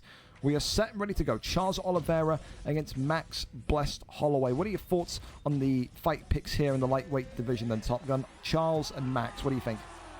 Well, I love Viper's pick with Oliveira, and I love the Max pick. Of course, you got the old buff and everything from the last months ago, but this is going to be, I think it's going to be more of a ground game than we think. Like, I think the stand-up is good on both sides, but do not sleep on Viper's stand-up. It's getting better and better each week. He's practicing with the Restore guys. Of course, Jazz Cox, we all know him and love him. So it's should be fun to watch. I mean, I was going to say that to you as well. You know, you've got a lot of history with Viper. You know him well. Compared to when he first kind of was in that division with you, when you were both kind of there having you come up for the belt, what is the biggest kind of change in his style? Has it been this improvement in the boxing, or have you seen something else that's kind of making you go, whoa, this guy's a real threat now? He's kind of changed up his styles a little bit since that. Like, when we first fought, he had no defensive ground at all. Like, it was just, I took him down easily and beat his head in. Okay, next fight, he submitted me. I didn't expect it. Whatever, you know, shit happens. We spar a lot. Our spars are very similar, but his striking, I can tell, has gotten so much better. And his ground game has gotten better. He's still working on the denials and stuff like that, but the dude plays so much and really wants to be good that I think he's going to end up being one of the better guys in the community. There you go. Who knows? Maybe the trilogy not too far around the corner. You can play your cards right too. Gets over into the top mount position here though. Reese, of course, on the other side of things. Listen, I know more about him than probably you do, but he was in that kind of elite division. Oh, hang on a minute, because an arm triangle's coming in quickly. But just have a look and see if he can maybe survive this one. Reese, he just faked it. Yep. He faked that one. Gotta just he bit on it. Okay, well, listen, and he's going to go knee on belly. Goes to knee on belly. So it wasn't too comfortable with the position there, was Viper. Smart. But again, really smart IQ there. But again, for Reese, was in this kind of elite PlayStation division when guys like Kruger were running the show. This guy was known for his excitement, for his knockout ability. He was a highlight reel machine in terms of how he was lifting people and turning people inside out. And that there is why he goes with Max Holloway. And look at this huge rock now, leaning in to that history that he's got in this PlayStation division. Huge knockdown for the Max Holloway pick here to start. Yeah, that's the thing. Is guys that have been doing this for a while, they know like when to go, when not to go, and they can handle being on the ground for a few minutes. Like whatever. If you're not putting any damage on me, it doesn't matter. So if you want to hold me on the ground for a second, give me let my stamina get back up, whatever. So I really would like to see better striking out of Viper right now. He's just kind of not moving his head and doing anything. I think definitely with Max Holloway, there's always a puncher's chance. You would just think maybe he's got to be a little bit more aggressive with this here, Top Gun. Get those takedowns rolling in the second round, because right now, you know, you've got Charles Oliveira. You haven't really seen that same level of dominance on the ground that you'd maybe expect with a Charles pick, or from what we saw in the last fight from Jack Frost. Well, you're already behind in a sense. Like, you got a knockdown, most likely going to give that round to Reese because of the knockdown. But you never know. Like, I would never, if I'm Reese, I'm never counting on these judges that, oh yeah, I got the knockdown, that's my round. So I'm going straight for takedowns if I'm Viper. I think you're right. I feel like he's uncomfortable on the ground. I feel like he's got easy takedowns.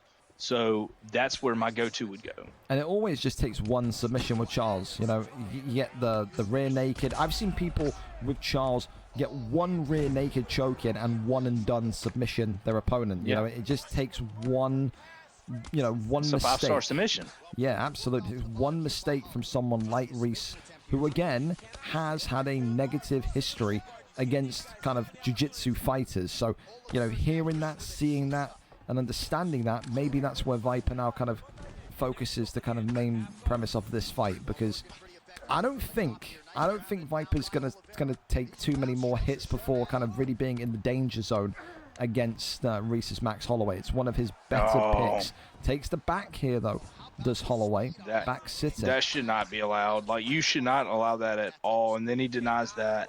Not in a good position. He's gonna go for it. Get the arm bar in. And that's the first slip this time, though. It's a slip from Viper. And now Viper is going to have his arm taken. And there you go. Look at that. Wow. I mean, that's Stam. Why did you let him get that? That's really sloppy. That's really sloppy, Top Gun.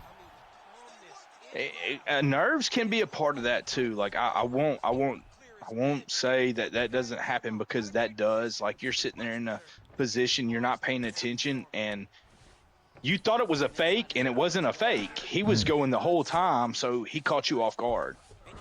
Well, so right now, ironically, it is the Holloway pick, the Holloway selection tonight that has the submission advantage over the Charles pick. And, I mean, this is right now where you want to do exactly this. Just get back up and just test that block. That block's going to be weak now. Yep. But if I'm Viper, do not give up. I want to see Viper. I know Viper has plenty of nice. I love that right there. That was really nice. He can come back, man. You never count anybody out, and if Reese gets too comfortable with it, he's going to pay the price. I think that's one thing right there, though. That sequence we just saw is that kind of spin kick. Oh, hang on a minute. Big shot there. And Viper now. The double. Oh, right back, though. But you got too greedy. You got too greedy, Top Gun. That's a knockdown. Oh. And now he was doing so well in that sense. Reese here looking. Oh, flying knee. Jesus God almighty. He missed it. Oh, God. That could have been bad. That really could have ended the fight. On either side, because if he would have thrown a hook at that point. You're absolutely right. Well, listen, 40 seconds after round 2. It's gotten very tense very quickly.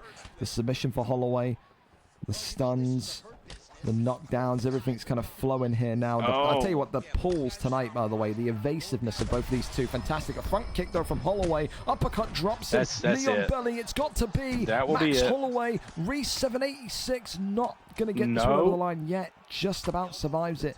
Does Viper. Survives. And he's going to take this one into round 3.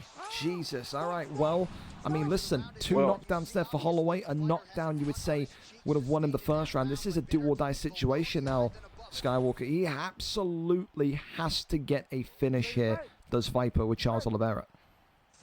Yeah, because even if one judge gives you a round in that first round, that's not going to be enough. Absolutely. So you need... And God. Oh, God. Oh, but he gets hit with... Oh, God. And he gets hit with the over... Holy shit. Jesus. He says, whatever you do, I can do better. Gets back up now. He wants it clean on the feet.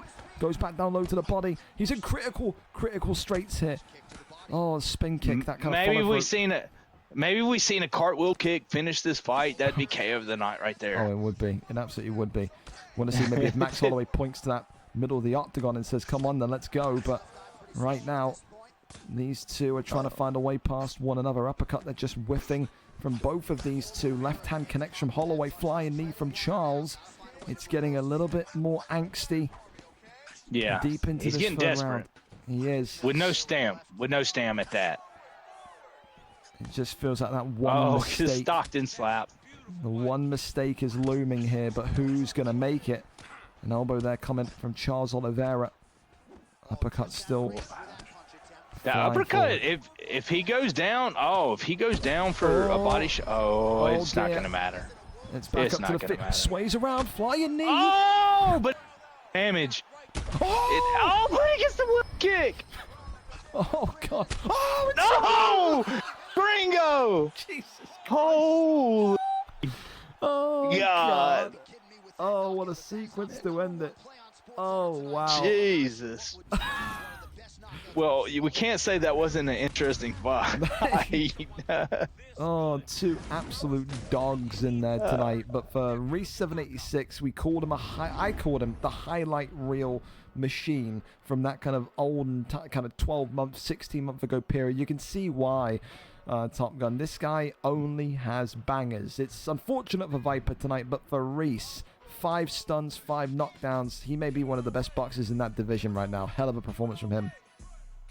Yeah, for sure. Just hey, that slip uppercut was absolutely gorgeous. But you know what? We know Viper is going to be back and better than ever. And Reese now, I mean, what do you think? TR, Jack Frost, or?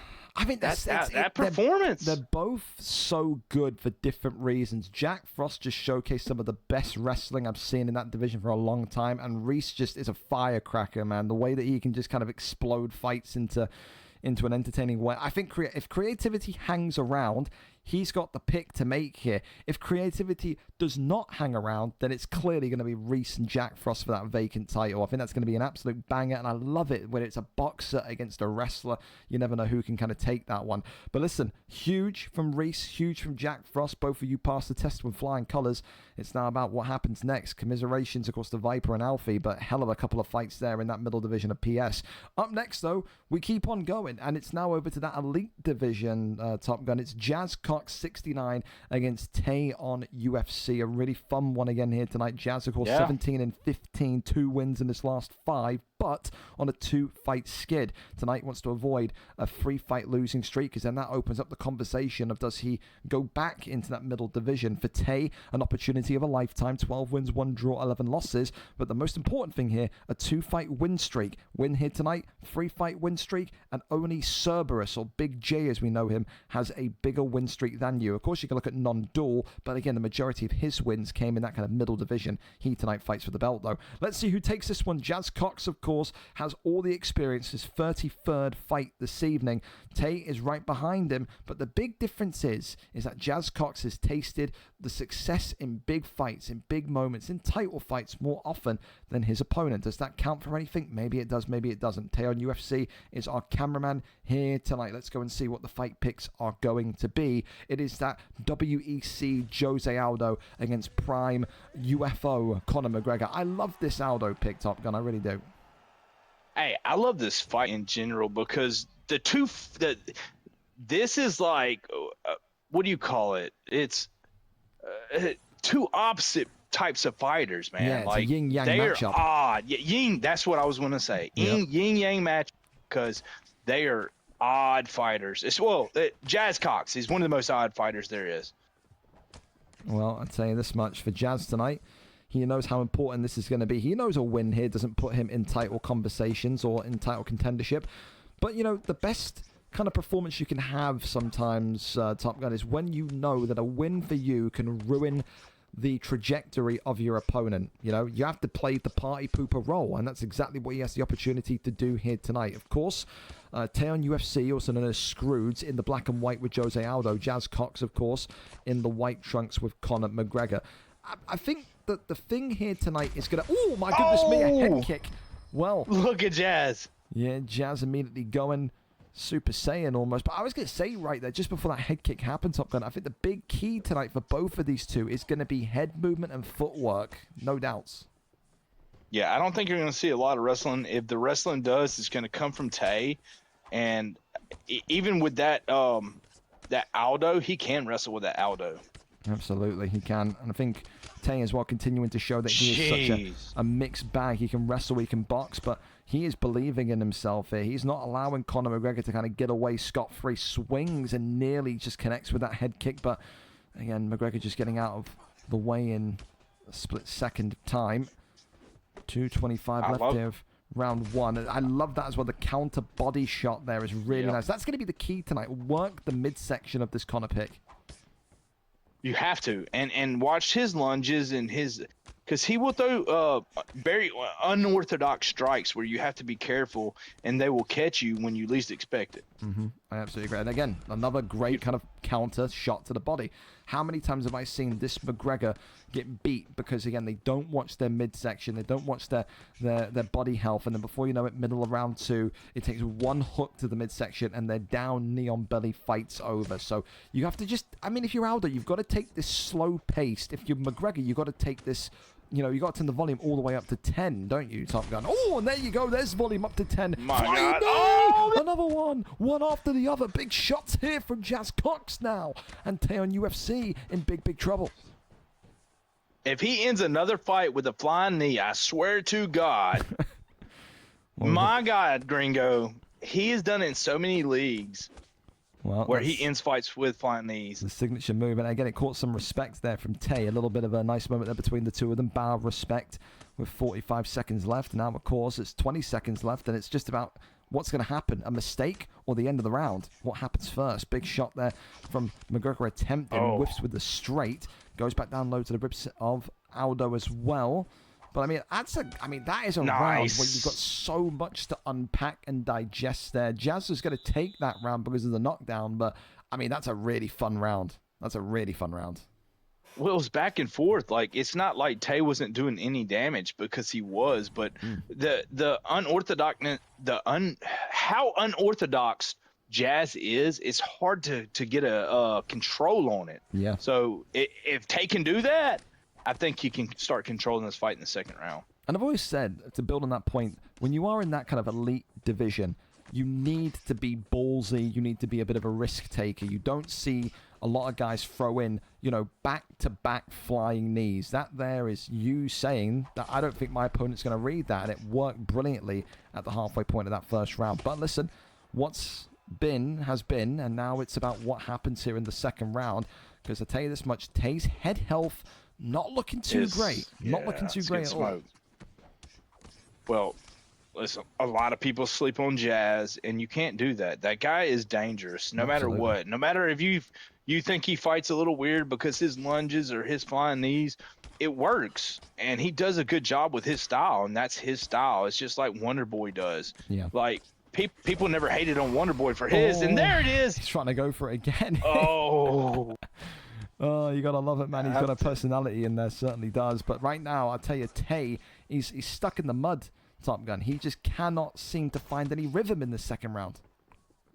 I think it's quicksand. I don't think it's just mud right now. I think his feet are moving really slow. He's just, when he went for the, but he got clean kick. Tay glitch kicked him. And that is going to make him, he wins the fight. Oh my God. Gringo. Oh my God. But again, we go back to what I said to you last fight, man.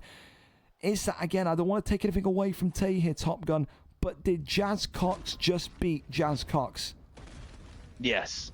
Oh, that is so bad from Jazz, but for Tay, he won't give a rat's ass, man. That is right up there, win streak, and he'll be signaling for the belt now. But Jazz Cox looked phenomenal in there, but he's just beaten himself. And how many times have I felt like I've said that about good old Jazz Cox? You can call it unorthodox, you can call it quirky, but tonight, we have to be honest, I love him, but it was fucking stupid. He could have won that fight, and he's made a huge mistake, which has cost him there right at the death when he was on the assault and looking like he was going to take the victory. Fair play to Tay, though, saw the opportunity and stung with venom there. Yeah, can I get I wish sometimes Jazz would step back once I think he just puts his foot on the gas too much. You know, you got a grandma that's driving. Just be the grandma sometimes. Like, just take your fucking foot off the gas. Just chill. Just put it on the what is the automatic? Whatever is it? 55 miles an hour. That's where you know the speed limit is. Leave it on that for just a little while, and then cruise. Yeah. But nah, you're right, dude. That's all right. You're right. You're so right. Again, I think that's the thing. Is that sometimes you just get so caught up in how well the fights go and you just forget basics. I think you do. Listen, before we go into our final non-title fight of the evening, a quick thank you to Jem for the follow, Whimpering Ian, of course, for the bits. Appreciate you, champ, again. Big Bubba for the follow, OV Sniper for the resub with Prime as well, and also Ian for the sub earlier on. But again, dude, a really great sequence of fights that we've just seen. But now this is a big one on the Xbox side. What's a lane against O Waves? Now, this is huge. These two wanted to avoid each other. They know each other well. But, of course, Waves had to pull out last week. He couldn't make the fight. That kind of put these two on a trajectory course against one another.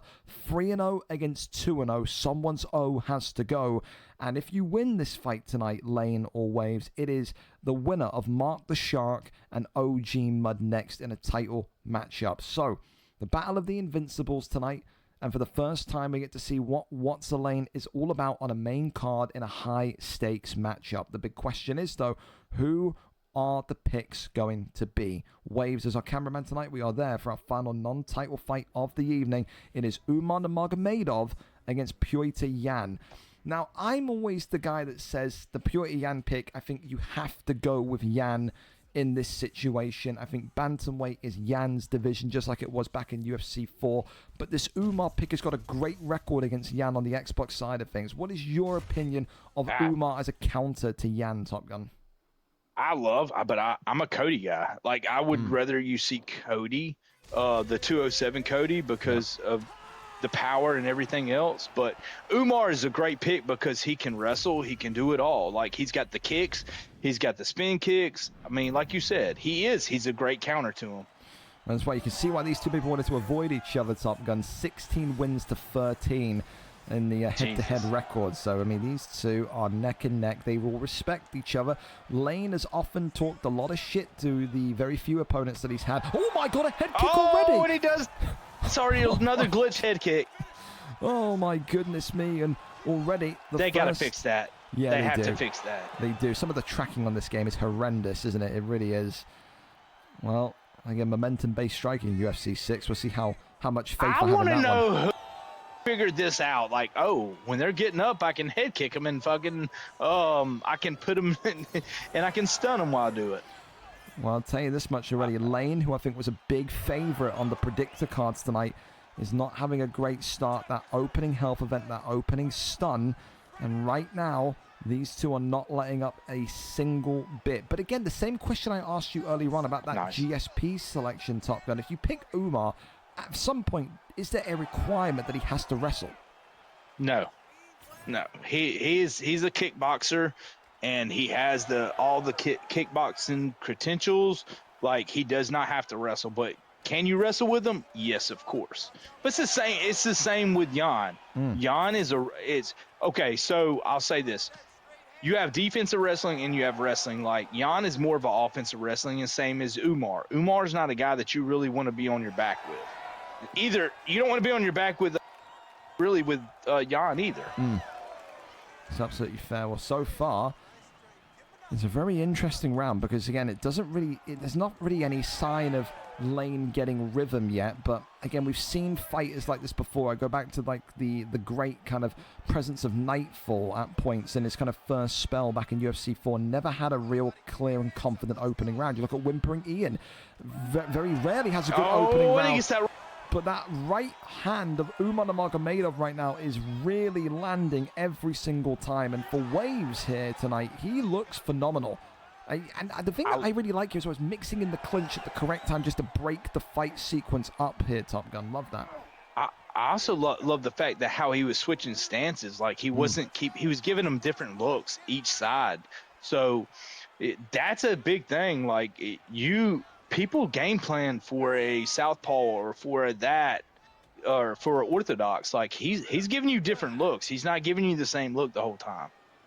Well, You can see the elbows now coming in. Umar Nurmagomedov here. Waves wanted to get a little bit more damage on top of the pile. Of course, it's not really concerning yet. It's still kind of that kind of pale piss yellow color, but we're not approaching we're approaching the kind of the orange mark at some point. And when the health pack starts to go orange, that's when you as a fighter, no matter what level you're at, beginner or expert like these two, that's when you know you're in a little bit of trouble. Yeah. Opening round though, I mean, that's a categorical 10-9 to Waves. That is a slam dunk. That's the worst round that What's-A Lane has had inside the VFL octagon since he came in. And you have those though, so Yeah. like now this is your chance to. It's a new round. It's you're down 1, but take this round and make it 1-1.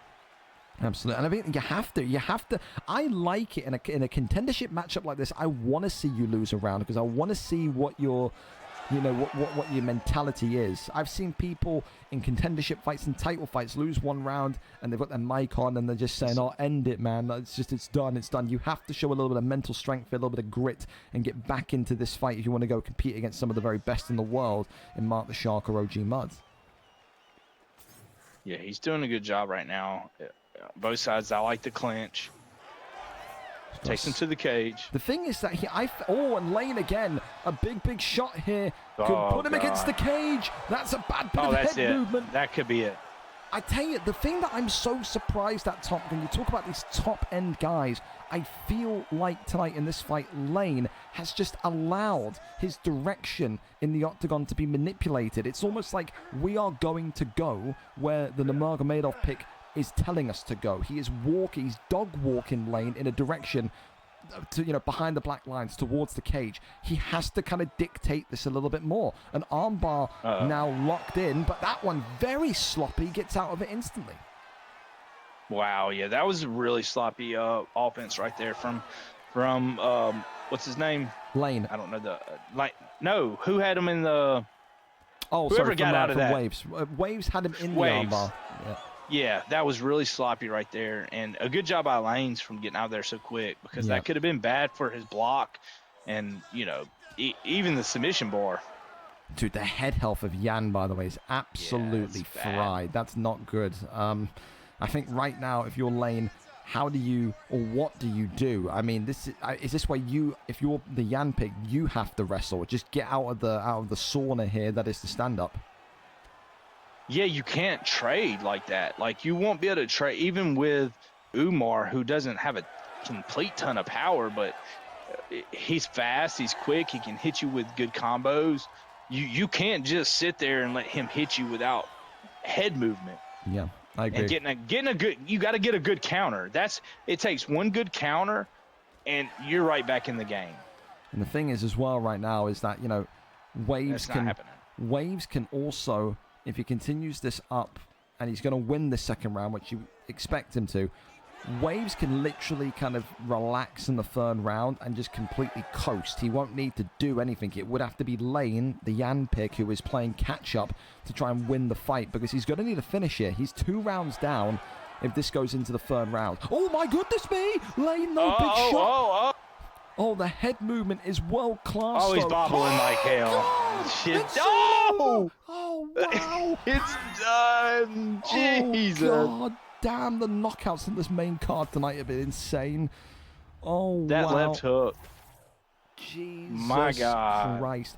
And it's so intriguing because I had, if I was doing the predictor card, I would have had Lane on my predictor card tonight. I completely did not know your level, Mr. Waves. What a performance tonight. And maybe that's why Lane didn't want the fight. But that there is the first shot drawn in the sky there. Waves has sent the message to either OG Mud or MarkJeff. And that message is, be careful, I'm on my way. Huge knockout with 9 seconds to go there in round number 2. A hellacious performance from Waves tonight.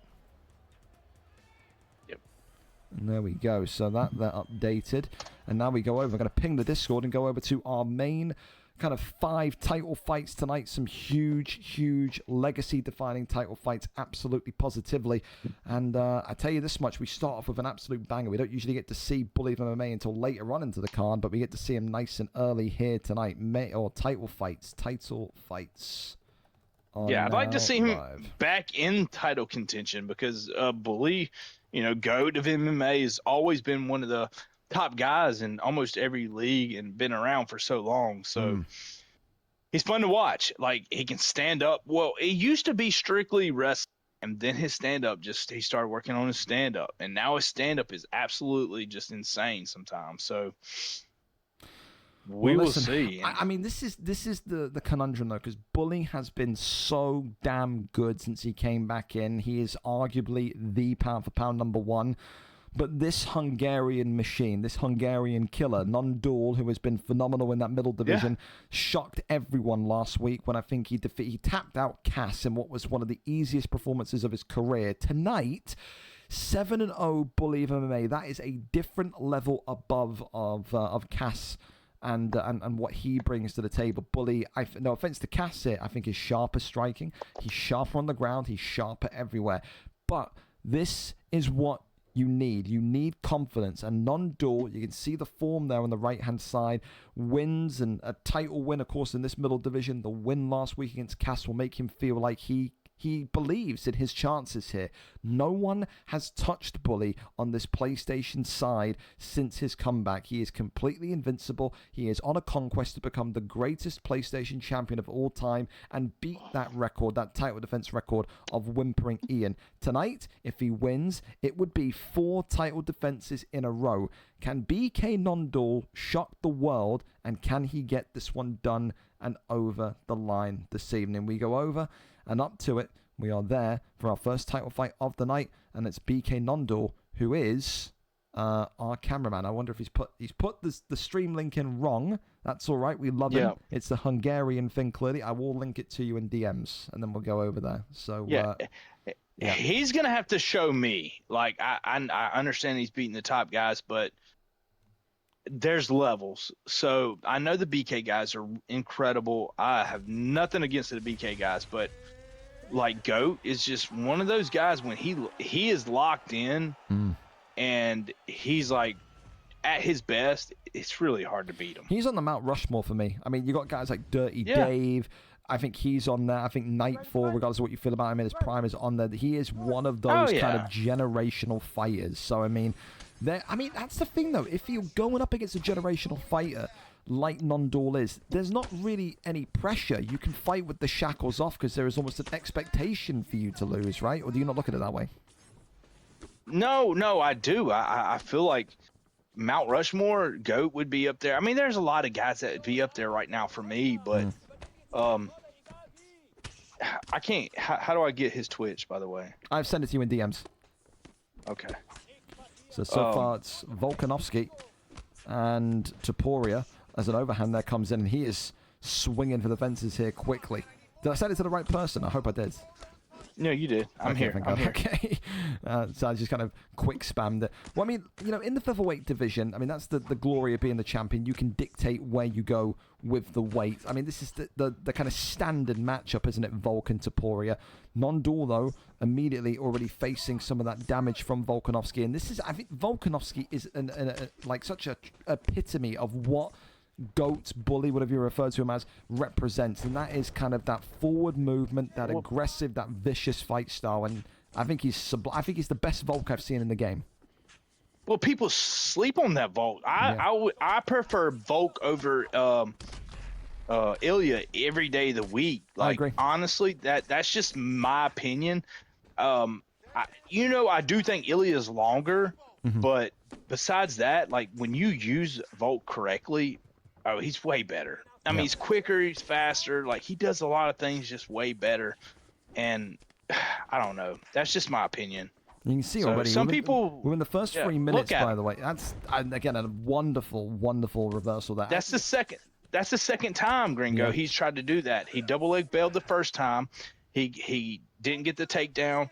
This time, he double leg bailed. He got switched. So he did get the get up, which is nice to see. So. Good defense on both sides. It's such a pressurizing performance. It just feels like when GOAT takes that step towards you, you actually have nowhere to go. You're like, your back is against the wall instantly. Nobody has out-pressured GOAT in a matchup since he's been on this PlayStation division. You just cannot shake this guy. And the power he generates, the combinations at the speed he generates is just phenomenal. He's a menace. He's a menace. And it's all done. over. It's done. Oh my goodness me. That there is why he's on the Mount Rushmore. He is on his way to being the greatest of all time. Whimpering Ian is maybe seeing that kind of short legacy disappear. 4 minutes and 7 seconds into round one, and that's a domination. Gringo, I think we need drug tests. Do we need a drug test him for steroids? We're sending John Jones to your house to drug test you. Jesus. Oh, no. Oh my God. It's exactly what I said in the lead up to the knockout there, Top Gun.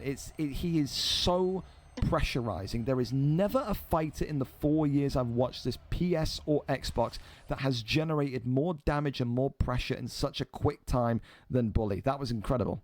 Ladies and gentlemen, referee I mean, I didn't get a chance. Like, it wasn't even like I didn't get a chance to even do anything or say anything. It was just that quick. It's interesting to see because you do know, like, BK non-duel is really, really, really good. Yeah. So all props to him. Do not even think that you're not that good. GOAT is just right now on another level, and we're seeing that. So good, dude. So good. Well, listen, I mean, the only question now is, who is actually going to be able to step up and take him? I mean, we just saw Tay fight earlier on. I mean, be honest, do you see Tay standing a chance in there? No. No offense to Tay. I love Tay. As a person, as Tay, like, we used to be camp members and stuff like that. He's in BK now.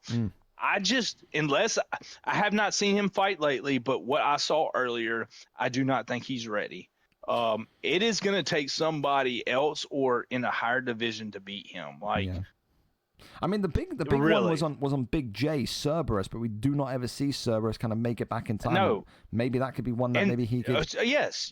So they're both NAE guys, and they're both in the same camp. And honestly, if you gave Big J a time and he could make it, especially being later in the card, if his was like the last, he would probably be able to make it. But that's that would be. I want to see. That's what I want to see. That's the fight. That's the fight to make, Gringo. It is. That is the fight, dude. So crazy. Well, listen, that's the kind of the big shot. We're gonna shine a big fucking letter J, like, you know, when they shine the bat in Batman. We're shining a big J. Come on, in the Jay. sky. Come and save the PlayStation division, man. You got a menace to take out here, Jay. But listen, congratulations again, Bully, one of the greatest of all time, no doubt. Up next, though, we stay in the PlayStation land here, and we go over to that beginner division, the vacant strap on the line. Graham on Tick against Inked Beast, your former belt here, and it's again a yin-yang matchup. You got the wrestling brilliance of Graham on Tick. He's undefeated in his last 5, 4 wins, 1 draw, 12 wins, 1 draw, 14 losses total record,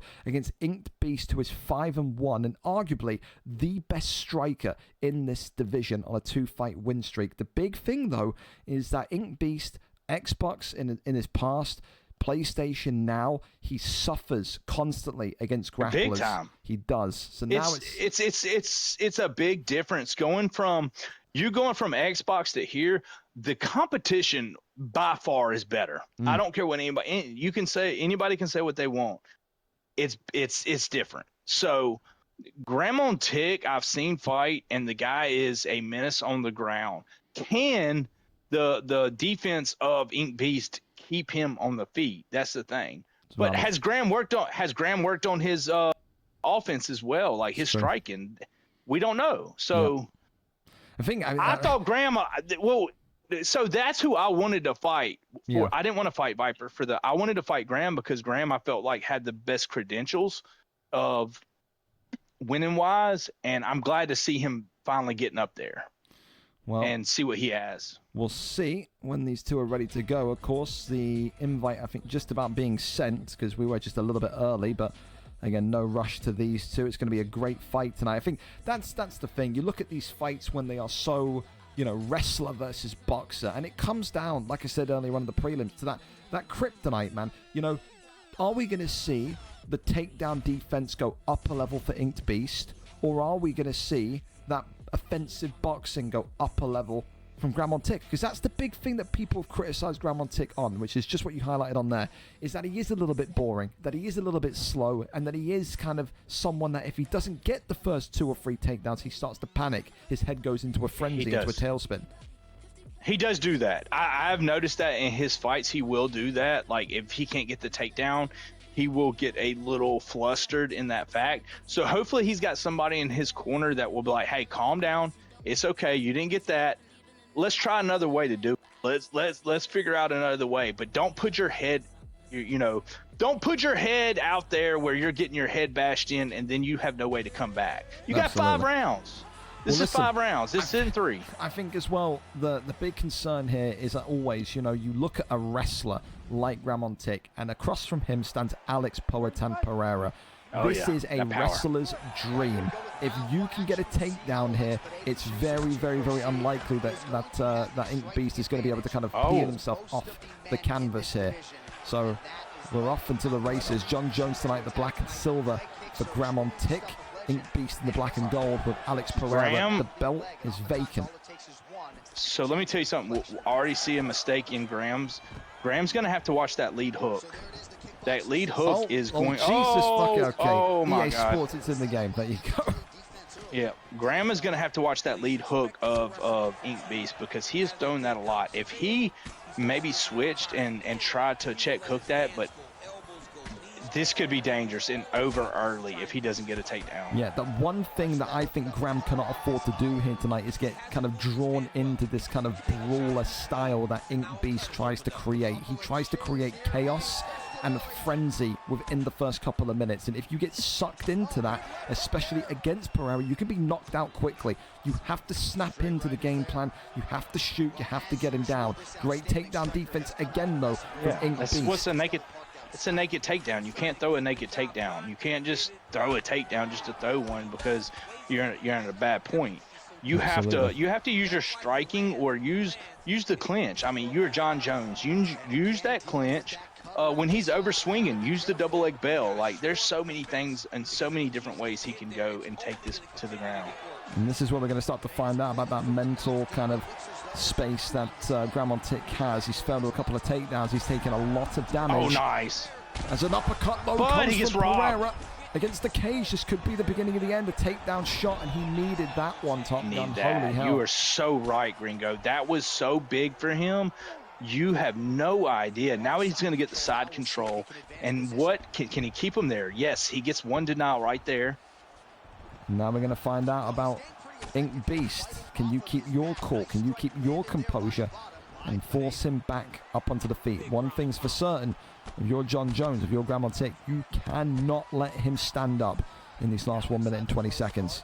Absolutely not. I do like the fact he's already let him get he got him back to full guard. Now he's back to half guard. Can he do something? Now he's back to side control. He's moving easily in the top mount. This could be dangerous. This is really bad here for Ink Beast now. But beautiful head work. Great little bit of kind of shuffle of the shoulder there. And that's a huge deny from top mount. I've said this before. Graham Montic's got some of the best top control in this PlayStation division. Raining down the strikes here. The elbow drops in. No submission. Now he's going to go for the submission. And he's going. He's going to go for the armbar here. And he's got the advantage.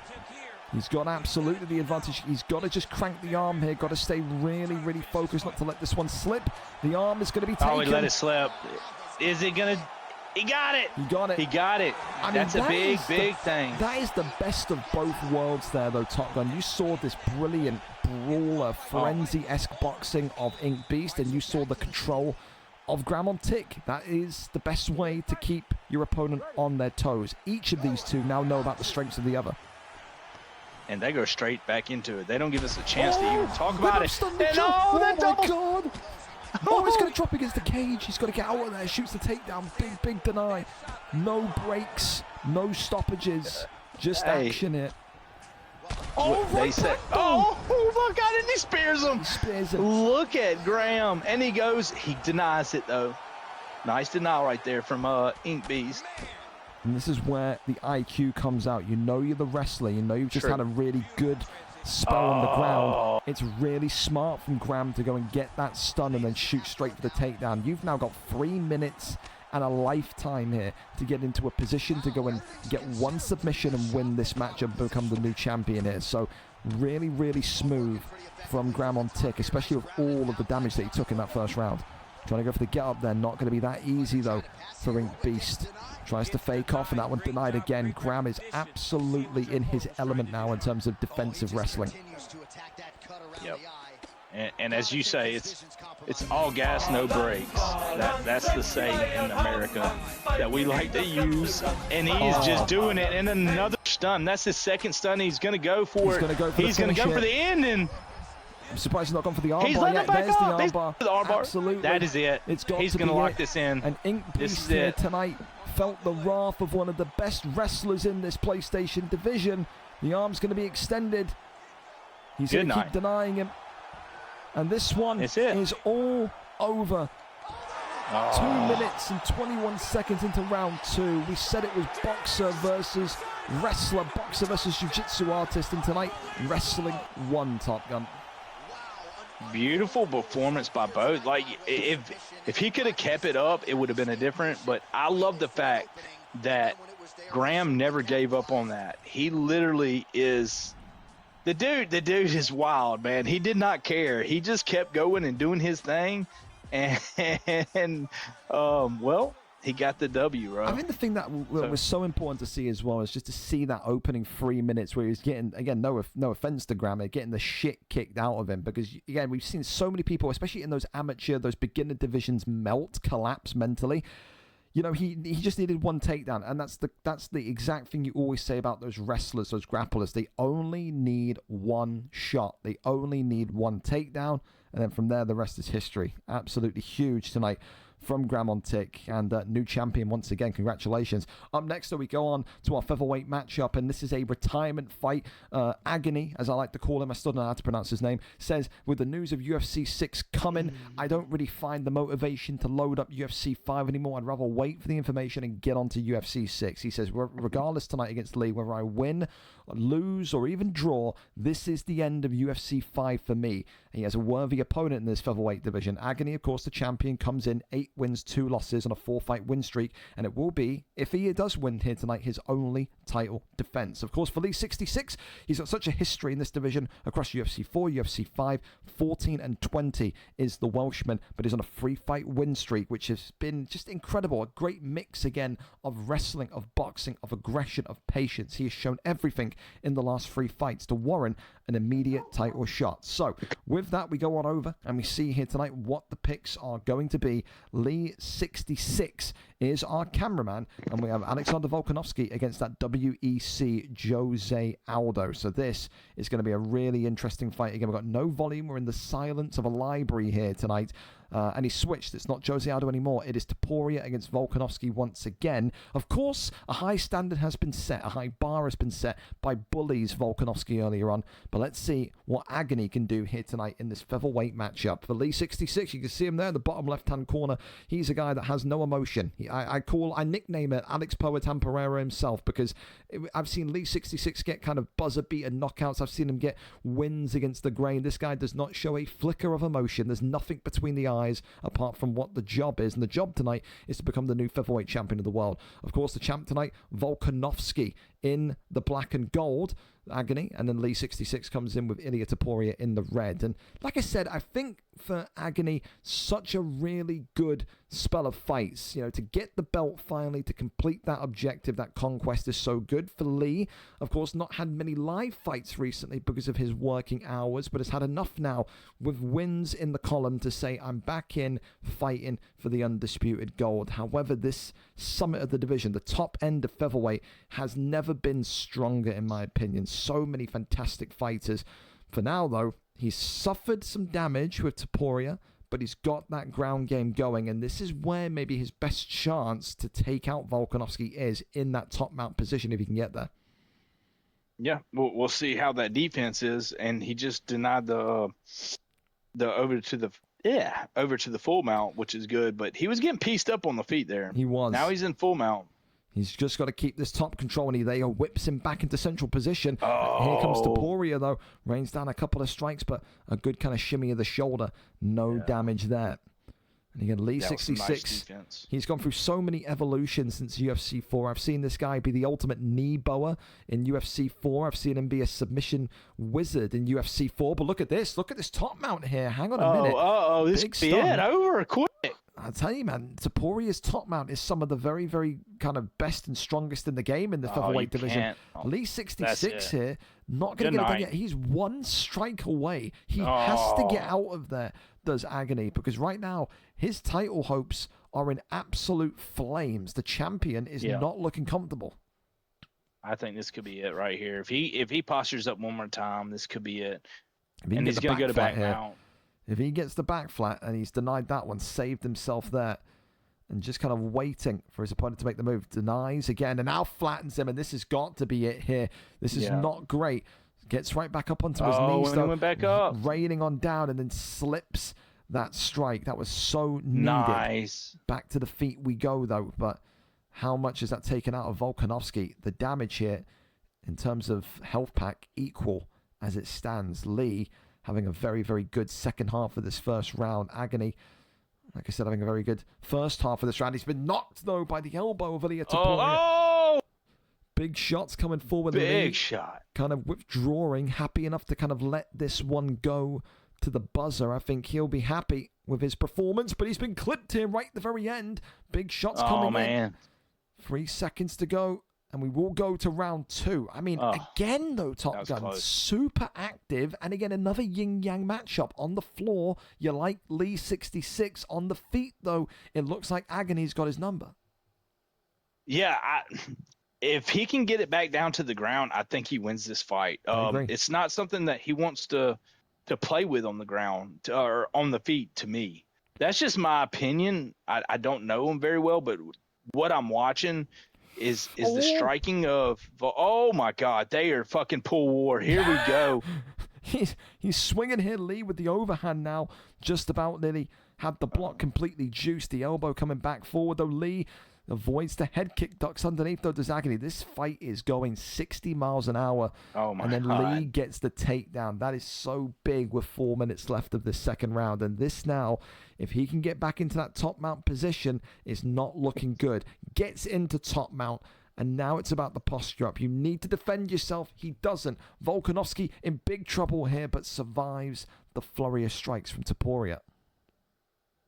Yeah, this has been a fun matchup so far. Absolutely. Even with this ground game right here, because this is a very, very bad situation that Lee is on the bottom. Lee is Topuria on top. It's Agony, the champion, who is on the bottom. Okay, he's on the, and I picked Agony actually. So, well, you're going to need to kind of get cage side and yell at him to kind of figure his shit out. Let me talk. And he gets the flip right now as we're speaking. Well, he's like, "Oh, you pick me? Okay, I'm gonna show you." Yeah, if you can get Volkanovski. I mean, Volkanovski's top mount here is not exactly to be slept on either. So no, that's definitely. Well, he gets back up. Well, okay, then a wise decision. He was very much kind of aware and respectful of what Lee can do on the ground. Didn't want to stay down there to find out, but it's a right hook from Topuria that drops him. Big strikes coming in here against the cage, and here we go. It's a big shot and a big drop, and this one is all over. New champion. 2 minutes and 58 seconds into round number 2, and Wales has a featherweight champion again. 4 in a row, and for Agony, he said, Top Gun, I'm not motivated. I'm not really enjoying UFC. I'm not really in the zone anymore. Maybe that's a big reason for that performance tonight. Yeah, I mean, sorry, saying drink it water, but sorry. Any time you're ready to be done, and then you put on a performance like that, is it really that time, or are you just like using that as an excuse if you lose? Maybe. I mean, that's a valid question. That's a valid question. You know. Now you're winning. Do you defend the title? Do you just like let it go? Like, I don't know. I think watching him fight, I think he can beat just about anybody in that division. So, I don't know. Well, there you go. That's going to be his call. We keep on going with some fantastic fights here still. We've got 2 big ones left, and somehow we are early, so this is fantastic. Whimpering Ian and Daichi up next is a huge, huge matchup. Whimpering Ian tonight, the champion, the greatest PlayStation champion of all time currently with the most defenses, now has Xbox hardware around his waist. 7-2 tonight is Whimpering Ian, looking to make it a first title defense. 4 wins in 5, a 3-fight win streak, looking to make it 4 this evening. Daichi, 3-1 on a 3-fight win streak, has the best form in this flyweight division. But again, is this one step too far? Is this Icarus flying too close to the sun? Is this David v. Goliath? He'll say, if it is, I like my chances. Let's go over and see who gets this one done tonight. Co-main event is ready for us. I'll send you the link as well, because Daichi just decided to put the username in rather than the link. So I've got you covered here, Top Gun. So here you go. Oh, Christ, I've lost you. There you go. That's for you. Inked Beast sending me a message as well during that last fight. Cheers for the fight. Also like to request my entry back into the Xbox League. In the process, I will be a 2-console champion eventually. So there you go. Let me know as well, Dolts, if you want to be in both or one. Because again, I always say to people, if you've got both consoles, being in both Xbox and PlayStation means you basically never have to worry about not getting a fight. If you don't get a fight in one week, you're going to get a fight in the other. So let me know if you just want to be Xbox only, PlayStation only, or both, because we can make both happen. So there you go. Well, the news here is that Whimpering Ian is here. He's just waiting for an invite is Daichi, because apparently Whimpering Ian does not have EA Play, so I imagine he's just fixing that and then getting ready to go. He says, I don't know how long it's going to be, but he is here. They are in communication, and it's just a case about waiting and seeing when this one is going to happen. I'll DM him and see how long. Hey, at least we have some advice, or at least some well-known about UFC 6 will be soon. So like the waiting is kind of over. Like, when that waiting is here, you're like, God, when is everybody's been talking about it. So hopefully they just announce it. I've heard the beta is coming out in May, and then June during the White House card, it's supposed to drop for that weekend or whatever. So, I'm excited. I really hope, because again, UFC is always released in either like the winter or like in February. I think obviously it's going to drop this year. I would really like it to drop in June or July. I think they've got like the golden opportunity there to drop it in the middle of summer. Because I think, when did they drop UFC 5? It was like October, right? August. It was August or October. I do remember. Okay, so August was 4, and then I think October was 5. If I'm correct, somebody can correct me on that, but I'm pretty sure it may be backwards. And I think as a gaming company, you want to stay as far away from GTA's kind of release month as possible. If you didn't say that, I was going to say that, because that's November. That gives you a few months to get your footing on the ground and to get this pumped out there and to get people playing it. Because I don't know if I watch TikTok a lot, and on TikTok, you can go to the live streamers. There is so many people live streaming UFC now. Older, younger, middle-aged. Like, there's no, you got to be a certain age. Like, this community is a lot of younger people. Me and you we're the unks of the. Fuck yeah, we are. Yeah, I've been around since the original UFCs, but never been competitive until 3, and I wish I would have gotten started earlier, but I don't think I can ever fall out of love with UFC. Just the fact I love UFC in general. Yeah. So the fact it makes it even more interesting that how far along are they willing to take this game and to make it real?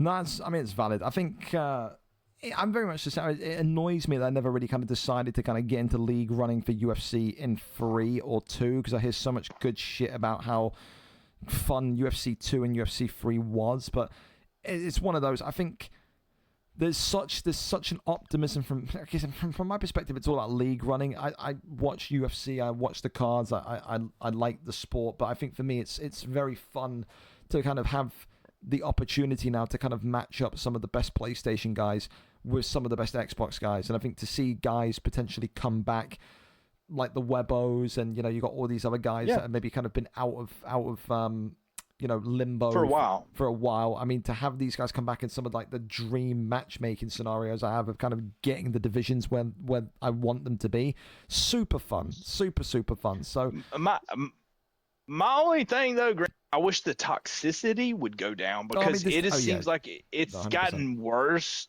as it's gotten, like the further we've gotten from 4 to 6 or 4 to 5, it just seems like it got worse because the players got younger. Yeah. They just say whatever the hell they want now. Like, I mean, I think, well, listen, I'll say something controversial, maybe not so controversial. I think that lies on what is quote unquote the big league. I think if ESFL were a bit more stricter and a bit more kind of consistent with their bans, and they weren't kind of, flip-floppy, oh, well, this guy's actually a good player, so we'll let him say whatever the fuck he wants about someone's kids or family or whatever, and people were just a lot more kind of by the book. If you say some stupid shit, you're banned. It would clear all that stuff up. But I think, like I said, it comes down a lot of the time to the guys at the league at the top of the mountain. So it's one of those. What you can hear is Daichi in the background flicking through the menus, but the comms I'm getting here in the back from Whimpering Ian, he says, I'll be 5 minutes max. I'm having trouble with loading up the game. So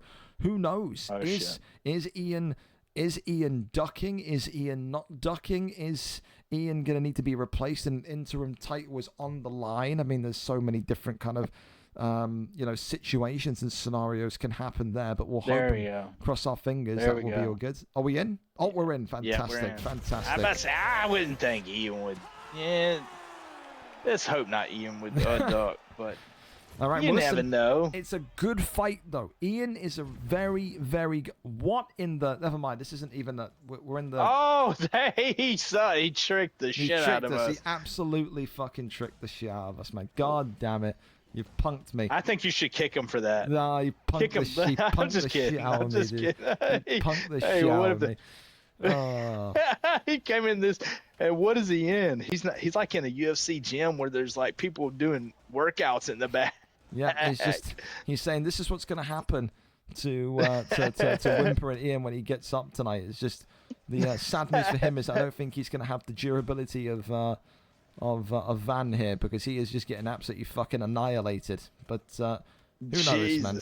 He's just absolutely. There's not been a rock either, dude. There's no rock and no knockdown. What is this? Is he a fucking like a soldier of God? What is this guy? Jesus. Well, Ian, he took his meth for the day, I guess. Ian just DM'd me saying he's loading up now, so it shouldn't be too far away here for Daichi and Whimpering Ian, our co-main event of this evening. Before, of course, those two incredible fan favorites, Mark the Shark and OG Mud, meet tonight. So, I mean, listen, great conversation there about UFC 6, and I think the sooner it's confirmed and the sooner it kind of gets out there, the better. I would like to think that I have a plan as to when they announce it, what we're going to do, because I think we learnt a lot from the end of UFC 4. I feel like one criticism people gave me is that I did UFC 4 cards too much until the release of 5 and people wanted a break. So for now, I would say, listen, these cards are going to keep happening every week, but we'll start to know like the timeline and more of what we're going to do as a league between now and UFC 6 when UFC 6 is announced. Because again, if they announce UFC 6 in 2 weeks' time and they say it comes out in a month, then it's very different compared to if they announce UFC 6 in 2 weeks and they say it's out in 3 months. There's a different timeline and a different kind of I'm just looking at this. It's just absolutely elbowing the shit out of Van here. This is it's a look at the pool of blood underneath him. He's literally needing an ambulance. But I mean, the plan and the structure of what we want to do is obviously going to change based on when the game actually gets released. So have faith. I'm kind of confident in my ability to schedule and get stuff ready and prepared. So it's not really a concern for me too much. All right. Well, it looks like he's backing out here, so we could be finally on our way to this one. So, I mean, we can't really complain. We are still early, 10 minutes early. Yeah. And I'll say this, Gringo, like, usually everything happens so fast with the UFCs once they start. the beta happens, it's usually fucking fast. Like Yeah. they come out and they roll it out. Now, is the game gonna be glitchy? 98%. Yeah. Yes. Yeah. They're gonna have to do a within the first few weeks, they're gonna have to do something with it, and somebody's gonna find the glitches and everything to use, and we all know that's gonna happen. So it's gonna be I would say the first month is gonna be really fun in leagues, kind of watching how people play. Yeah. And depending, because they said the striking system is totally rebuilt. Yeah. I heard that the grappling's basically the same. Certain situations, adding more what do you call it? Subs, which is nice. We lost a lot of them in 4. The windshield choke, we lost I missed we the lost windshield a choke lot a of lot. chokes. I missed that. Mm? I missed the Yeah, windshield I choke mean, a lot. Other chokes that we could put in that they haven't done, and we need everything. We need the UFC experience completely, not half of it, not a quarter of it, not 75%. We need 100% of it. We want it all. We want you to make the best game possible. If not, hand it down to somebody that can do it. That's what I'm saying. I agree with you. I feel like the big thing that that they've made the mistake on, though, is not changing the grappling, though. I feel like a lot of, from my perspective, people that play the FIFA side that want to get into UFC are so put off by the game because the grappling system is just so confusing, and it's just such a skill gap there. But it's one of those. Well, listen, we're finally there. Hallelujah. God bless. We're finally there. It's Pantoja against Demetrius Johnson. So you talked a little bit about Demetrius earlier on when we saw some of the other guys on the main card. Do you like this counter towards Pantoja, Top Gun? I do and I don't. I like it because the wrestling, but I hate it because the power that Pantoja holds. But if you can use him smart, he's quicker, he's got a good block, he's got good foot movement, and he's got good kicks. So yeah, I think it just depends on who the person using it has a lot to do with it. Yeah, but you can't pocket trade. Like, you're not going to win a pocket trade like this. Well, of course, Daichi has come in and he's had such an ascendancy. His kind of incredible comeuppance in the lightweight division, and then kind of taken over by force already. But again, huge stun already from Ian. I think this is the thing, though. We talked about, is this too much of a jump too quickly? Well, the reality is you have to take your moments when they are there. 3-fight win streak for a reason. Daichi feeling the most confident he's felt since his time in that kind of 155 division where he was dominating as the lightweight champion. But Ian has been there. He's done it. He's broken records. He is, like I said, statistically the greatest PlayStation champion that this league has seen currently. Most title defenses, 9, I think it is. And he is a brilliant boxer. He can dominate you. He can smother you. He can completely dog walk you if you allow him to. And I just think that you're so right here, Top Gun. I feel like the way that Daichi has approached his first 2 minutes with how he's trying to brawl with Pantoja, brawl against Pantoja with DJ is such a bad way to approach this fight. You can't do that. His head health is almost gone. His fucking block is being cooked. Like, the power that Pantoja holds, it's hard to just pocket box with him. Yeah. You want to get in and out, like in and out, in and out. Like, don't just sit there and trade with him. The thing is, as well, is that Daichi does have some good wrestling in his back pocket, but of course, that's nothing for Ian. Ian has been able to kind of cope with wrestlers. He's been able to cope with boxers. I remember that one fight that always sticks out in my mind in the PlayStation division. He fought Kieran Crow. He was down 2-0 against Kieran Crow and wrestle-fucked the life out of him to win back the belt. Like, he is so well-rounded, and he's had so many bad rounds that he almost embraces a bad moment. He embraces a bad round. There's no kind of negative kind of shift in his mentality. If he has a poor round 1 or a poor round 2, he'll just say, I've got this one. Oh, look at this, a big stun. Yeah. As that one maybe enables. I have to say this. If you watch Ian's footwork is so incredible right now, because he's cutting off the cage each time. Like, he's not allowing him to go forward. Like, if he sees him going left, he starts kind of trickling left with him. If he goes right, he starts trickling right with him. I will say, though, Top Gun, look at that head health of Ian, though. That's not in a great position. That's the speed. That's that speed, and those punches are going so fast. But you do not want to get in an exchange like that. I'm Yeah. telling you, those exchanges is just the power. You don't have the power to do it. Oh, a front kick there, attempted ducks. Oh my God! Nice! That was Daichi, such that a was beautiful. so quick, and that is to elbowing the life out of one another. That's the end of round 1. I mean, fair enough. The hands are up. Daichi is having a really good go here. I mean, they're both, I would say, on equal head health. You got the power of Pantoja against the speed of Demetrius Mighty Mouse Johnson.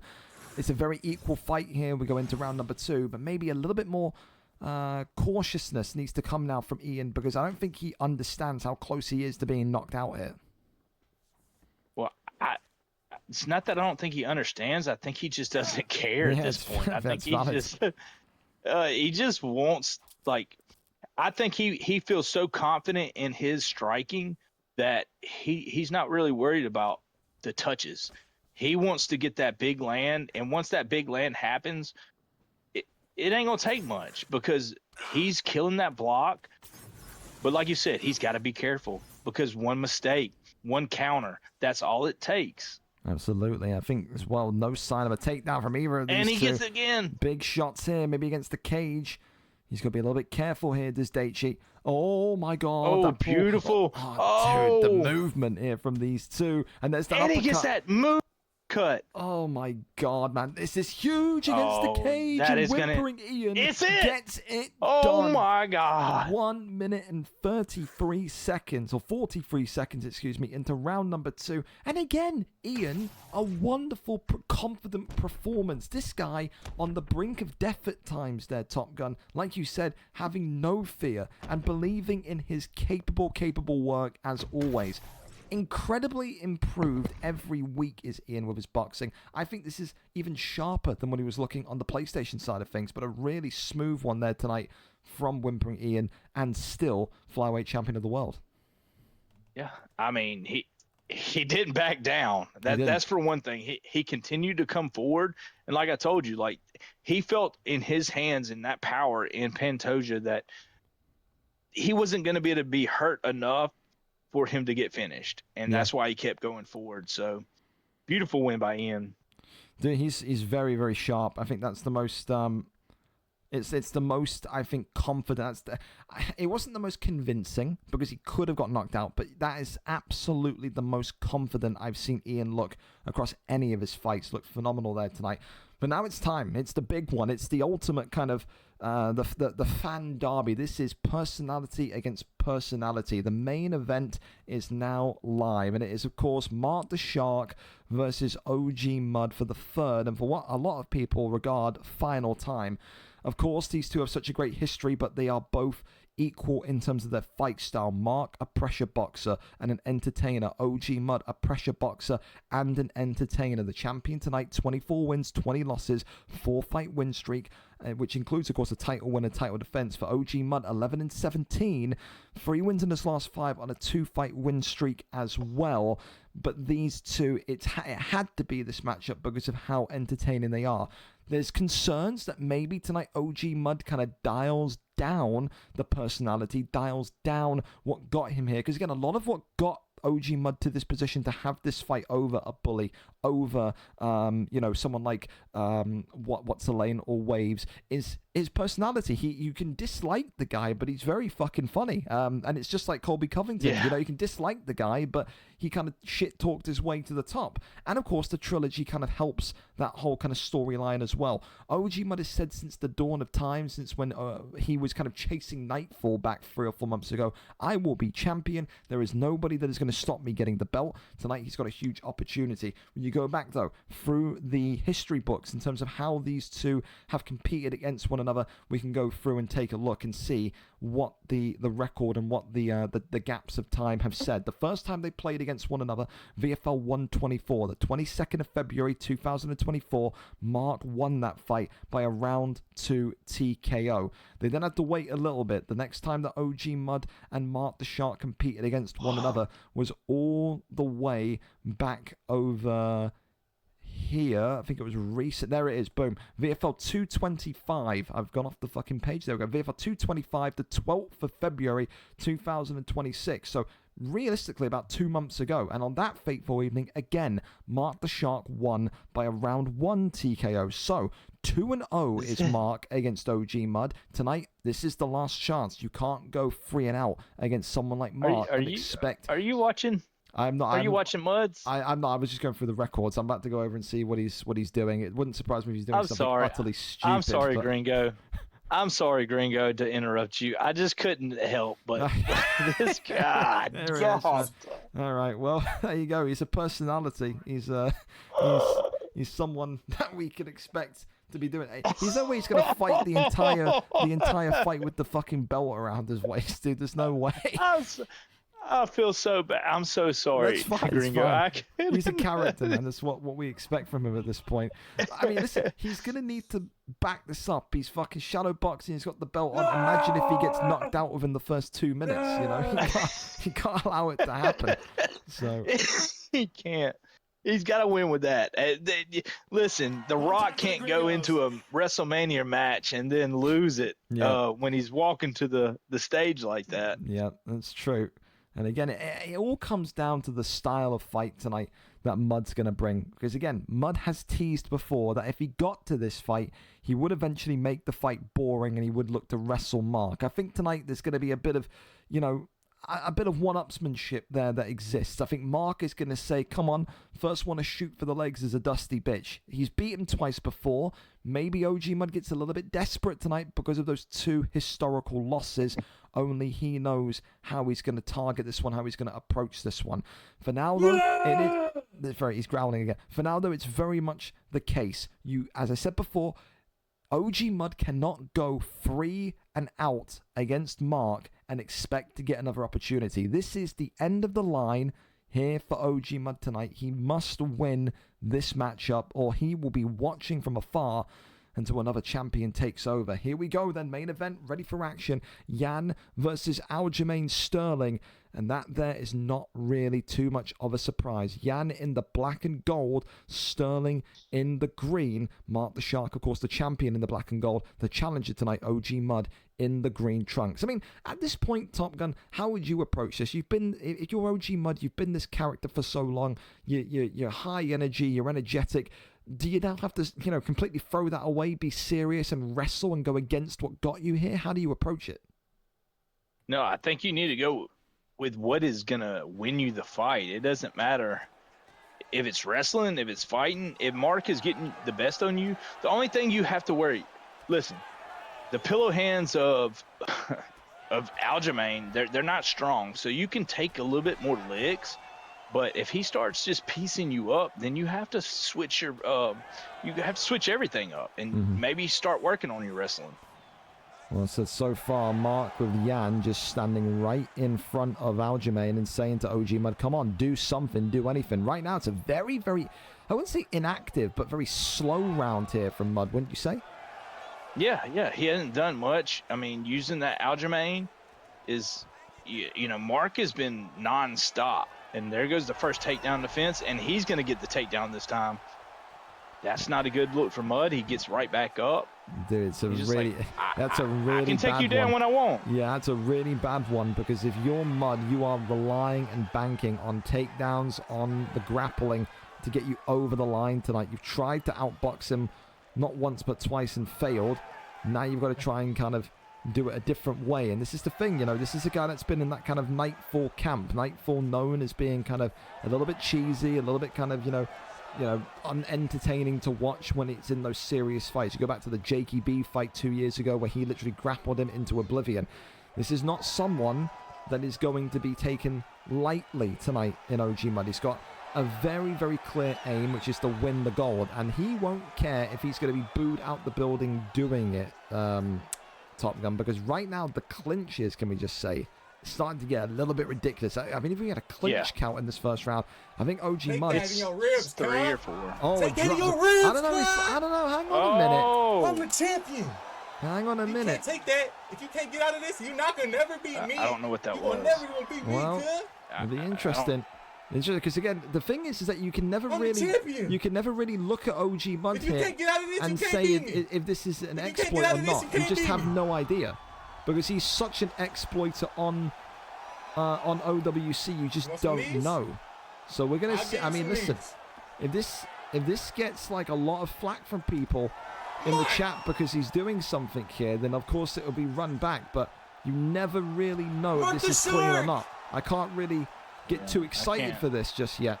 Mark the shark! I don't know, I man. haven't been used. I haven't seen many people use that. I want to see what people are saying. This kills leagues. It's not I'll be exploit getting market. ready It's for the this same as match. stupid. Okay, so there you go. I'll be OG ready for this. exploiting, by the way, I'm My whole 99% life. sure it's very, very flicked in terms of people saying it is or it isn't. I've been getting ready for Matrix this. saying, what is Mark doing? So there's a lot of people. It's What's flip the flopping. spin? It's very flip I'm pretty flopping. sure if you go forward, that stops that. But I don't. I've never seen that. I mean, this is Xbox, so I've never seen. So I've seen the knees, like somebody put you in the back, and they're on your back and just kneeing the shit out of you. But I've never seen just somebody punching your body until you just like literally just cave in. Yeah, it's the thing for me is that when you're seeing Mark kind of like not really kind of defend something, you're looking at it going, 50-50. Because again, like I said, the reality is OG Mud comes with a reputation from online. Everyone knows it. He's been banned off of UFC before for exploiting. So it's one of those. I'm not saying he is or isn't, but one of those that maybe we'll have to have the people have a look at here of Mark opts to kind of, Now it's a fight. But Now it's crap. see, now it's an interesting one because now he's opting to fight. So this kind of sends my suspicion high a little bit more. Again, Dirty Dave is the guy Now that we it's send crap, everything to. So we'll see if Dave has Oh, got anything nice to say check on this hook. one. But the check hook is nice. For now, we treat this like normal. But my suspicion has heightened. Yeah, I will say that. And that body is just cooked, and his stam is so low now because of those. And the Like right he's handers, at a big disadvantage. said he really was doing nothing in the first round before those body strikes. Those big shots that Another he one. drops him. Oh my God! And he drops. Right And then he hand. You're tosses. not so tough now, are you? Oh! So ribs are broken. I thought that was gonna be big. Well, another Beat body me up shot now, there. Mark. Beat me up now. Yeah, Well, he's this is- tearing that body up. I tell you, That this is- body He's is been cooked. humble. This is going to generate some real, I think, conversation and perhaps You controversy should have here, humbled yourself. which is very interesting because it's the same kind of thing that used to kind of follow You should have Nightfall been around. humble. You should It's, have been humble. it's a victory. Oh! It's a victory for now, but Oh like my God. I don't know. I think I don't know. I I'm a think champ. Mark is going to have something to say about that one to Dirty Dave. For now, we log it as it is. But I don't know. I said I don't know enough about the game. I'm not like you guys watching where I'm like, all day, every day on this. But I think if there's something there that Mark can point to and say, I want that reviewed, I think there's definitely going to be the potential. But it seems very strange. That's all I can really say on that. So, again, if it is legit, I'm not saying it is, I'm not saying it is. There's people here in the chat saying it's not. There's people saying in my DMs it's 99% sure. I can't, give you an immediate response because I'm not that guy. But I imagine Mark will send it in for a view. Only time will tell if that one's is gonna be the one or not. But yeah, very weird main event. Very weird main event. That was Odd. Yeah, very weird because you saw Mark completely dominate OG Mud. He was just standing there, just taking shots, and they got to that cage, that cage position, and then from there, it was those body shots that Mark wasn't defending or couldn't defend, depends what side of defense you sit on, and then from then the fight was kind of one-way traffic. So yeah, it's strange for me because you saw Mark literally just completely go from dominating to then having nothing so kind of quickly. It's such a juxtaposition is what I mean by strange. So it's one of those. I'm not saying it is. I'm not saying it isn't. It's one of those. If Mark wants to submit it, he will. Only Mark knows if he feels he wants to submit it. But yeah, now more and more people saying in my DMs on Discord, it's not an exploit, it's just very cheesy, very cheesy. It's a cheese mechanic, it's cheese. Cheese, as much as, how do I describe this? Cheese, as much as it annoys people, isn't illegal. If it's illegal, it's an exploit. Cheese is not illegal, so it's one of those. Go on. This Sorry, is Top Adam Gun. Mark says, no, there was no exploit. I simply froze and forgot how to muscle out of there. Well, there you go. So no complaints there from Mark the Shark. He's completely literally held his hands up and said, "I got no issues with that one." It was just very weird for me. Like I said, I think if anyone was on the comms booth here of us watching, they would feel that same way because it's just such a weird thing to happen in a bantamweight title fight. You know, I think that's fair to say, isn't it? But listen, regardless, it's a title win for OG Mud. He has that now. But now he's got a huge stack of contenders coming up. Waves looked phenomenal tonight, and that would likely be his next matchup. And even Bully of MMA is kind of circling and swimming around that kind of top end of the bantamweight division. Almost kind of a shame for Mark because he's been such a brilliant kind of champion for the last couple of weeks. But listen, this division is so difficult to get defenses in, to get kind of win streaks in, and we saw that tonight. OG Mud, an entertainer, took an arse whipping. I'll be honest. Like I said, he did not look good in the first 3 minutes of that round, but he got Mark. He made Mark, in his own words, freeze. He made Mark forget how to work his hands and to hold the controller. And from there, what you can say is it was a dominant victory through the body strikes and through the kind of breathtaking boxing that Mud can often do. And you heard it there during the fight as well, talking to Mark, toying with him, saying you should have shown a bit more respect, shouldn't talk so much, not talking so much now that the ribs are broken. That there is the champion, that there is the man to beat, and that there is OG Mud, pretty much right up there now into the top 5 pound for pound in the Xbox one, not in the Xbox, but in the league's rankings. That is the guy to beat. So congratulations to him tonight. A huge, huge victory for OG Mud. But how long can he hang on to the belt? So there you go. Listen, recap on our title winners here tonight, or title fights tonight, and still PlayStation Champion of the World, Bully of MMA, and new PlayStation Champion of the World, Graham on Tick, and new Featherweight Champion of the World, League 66, and still Flyweight Champion of the World, Whimpering Ian, and new Bantamweight Champion of the World, OG Mud. Performance bonuses are as follows: knockout of the night for Spooky Ghost, submission of the night for Velotry, fight of the night was Jack R against Techie Dags, an absolute bloodbath that one was, and of course Keza, performance of the night there this evening. A really fun card, and a card that again finishes early, so that's always a big bonus. And for you, Top Gun, did you enjoy your first time on comms? Did you like it? Do you want to come back? What's the comms from you tonight? Yeah, man, for sure, I enjoyed it. Hopefully you'll have me back. I'll do Absolutely. it more often whenever you get a chance, or you need somebody to step in there with you. Definitely was fun. So I enjoyed it, man. So I love Thank you for having me. I love it when I can bounce off of a guy. Pause. I love it when I can bounce off of someone for commentary. I know what you meant. You know what I mean? It's much easier. It's much easier. 1,000%, man. 1,000%. Well, listen, I'll let you go, and I'm going to do the wrap up here, but I appreciate you being here tonight, and we'll see. Whatever week you want to come on, you just tell me, man. You're always welcome. All right, man. Thank you. All right. Well, y'all thank you very have much, a good man. night. And you. Good All night, right, brother. There you go. Well, listen, he was great. Awesome. Anyone that I can kind of vibe with on commentary is always fantastic. Thank you so much to you guys, though. Again, another clean card, another on-time finish. That's all we can hope for. Great conversations mid-card as well about UFC 6. I think we're all excited. I think we're all kind of itching for it. It's this year. I mean, there is no doubt about it now. We've heard it from the fucking horse's mouth and Dana White. We've heard it from Mike Straw. All of these guys are saying the same thing. It's just a matter of time of when. And until then, we try our side to make UFC 5 as enjoyable and entertaining for you as possible every Thursday night. Thank you so much for everyone being here tonight. I appreciate you. Of course, sign-ups, as per usual, will be out while you're asleep tonight, so get involved. VFL 234 next Thursday. Same usual business. Should be a great one. We've got some great contenders. We've got some great title fights to make. It's going to be a very, very fun couple of months in the build-up, of course, to UFC 6. For now, though, you take care. You take it easy. It's been wonderful to be with you and share my Thursday night with you again. Don't get shot. Don't get stabbed. And we'll see you next Thursday night, VFL 234. Take care. Take it easy. And drop me a DM if you need something. Good night. We're out.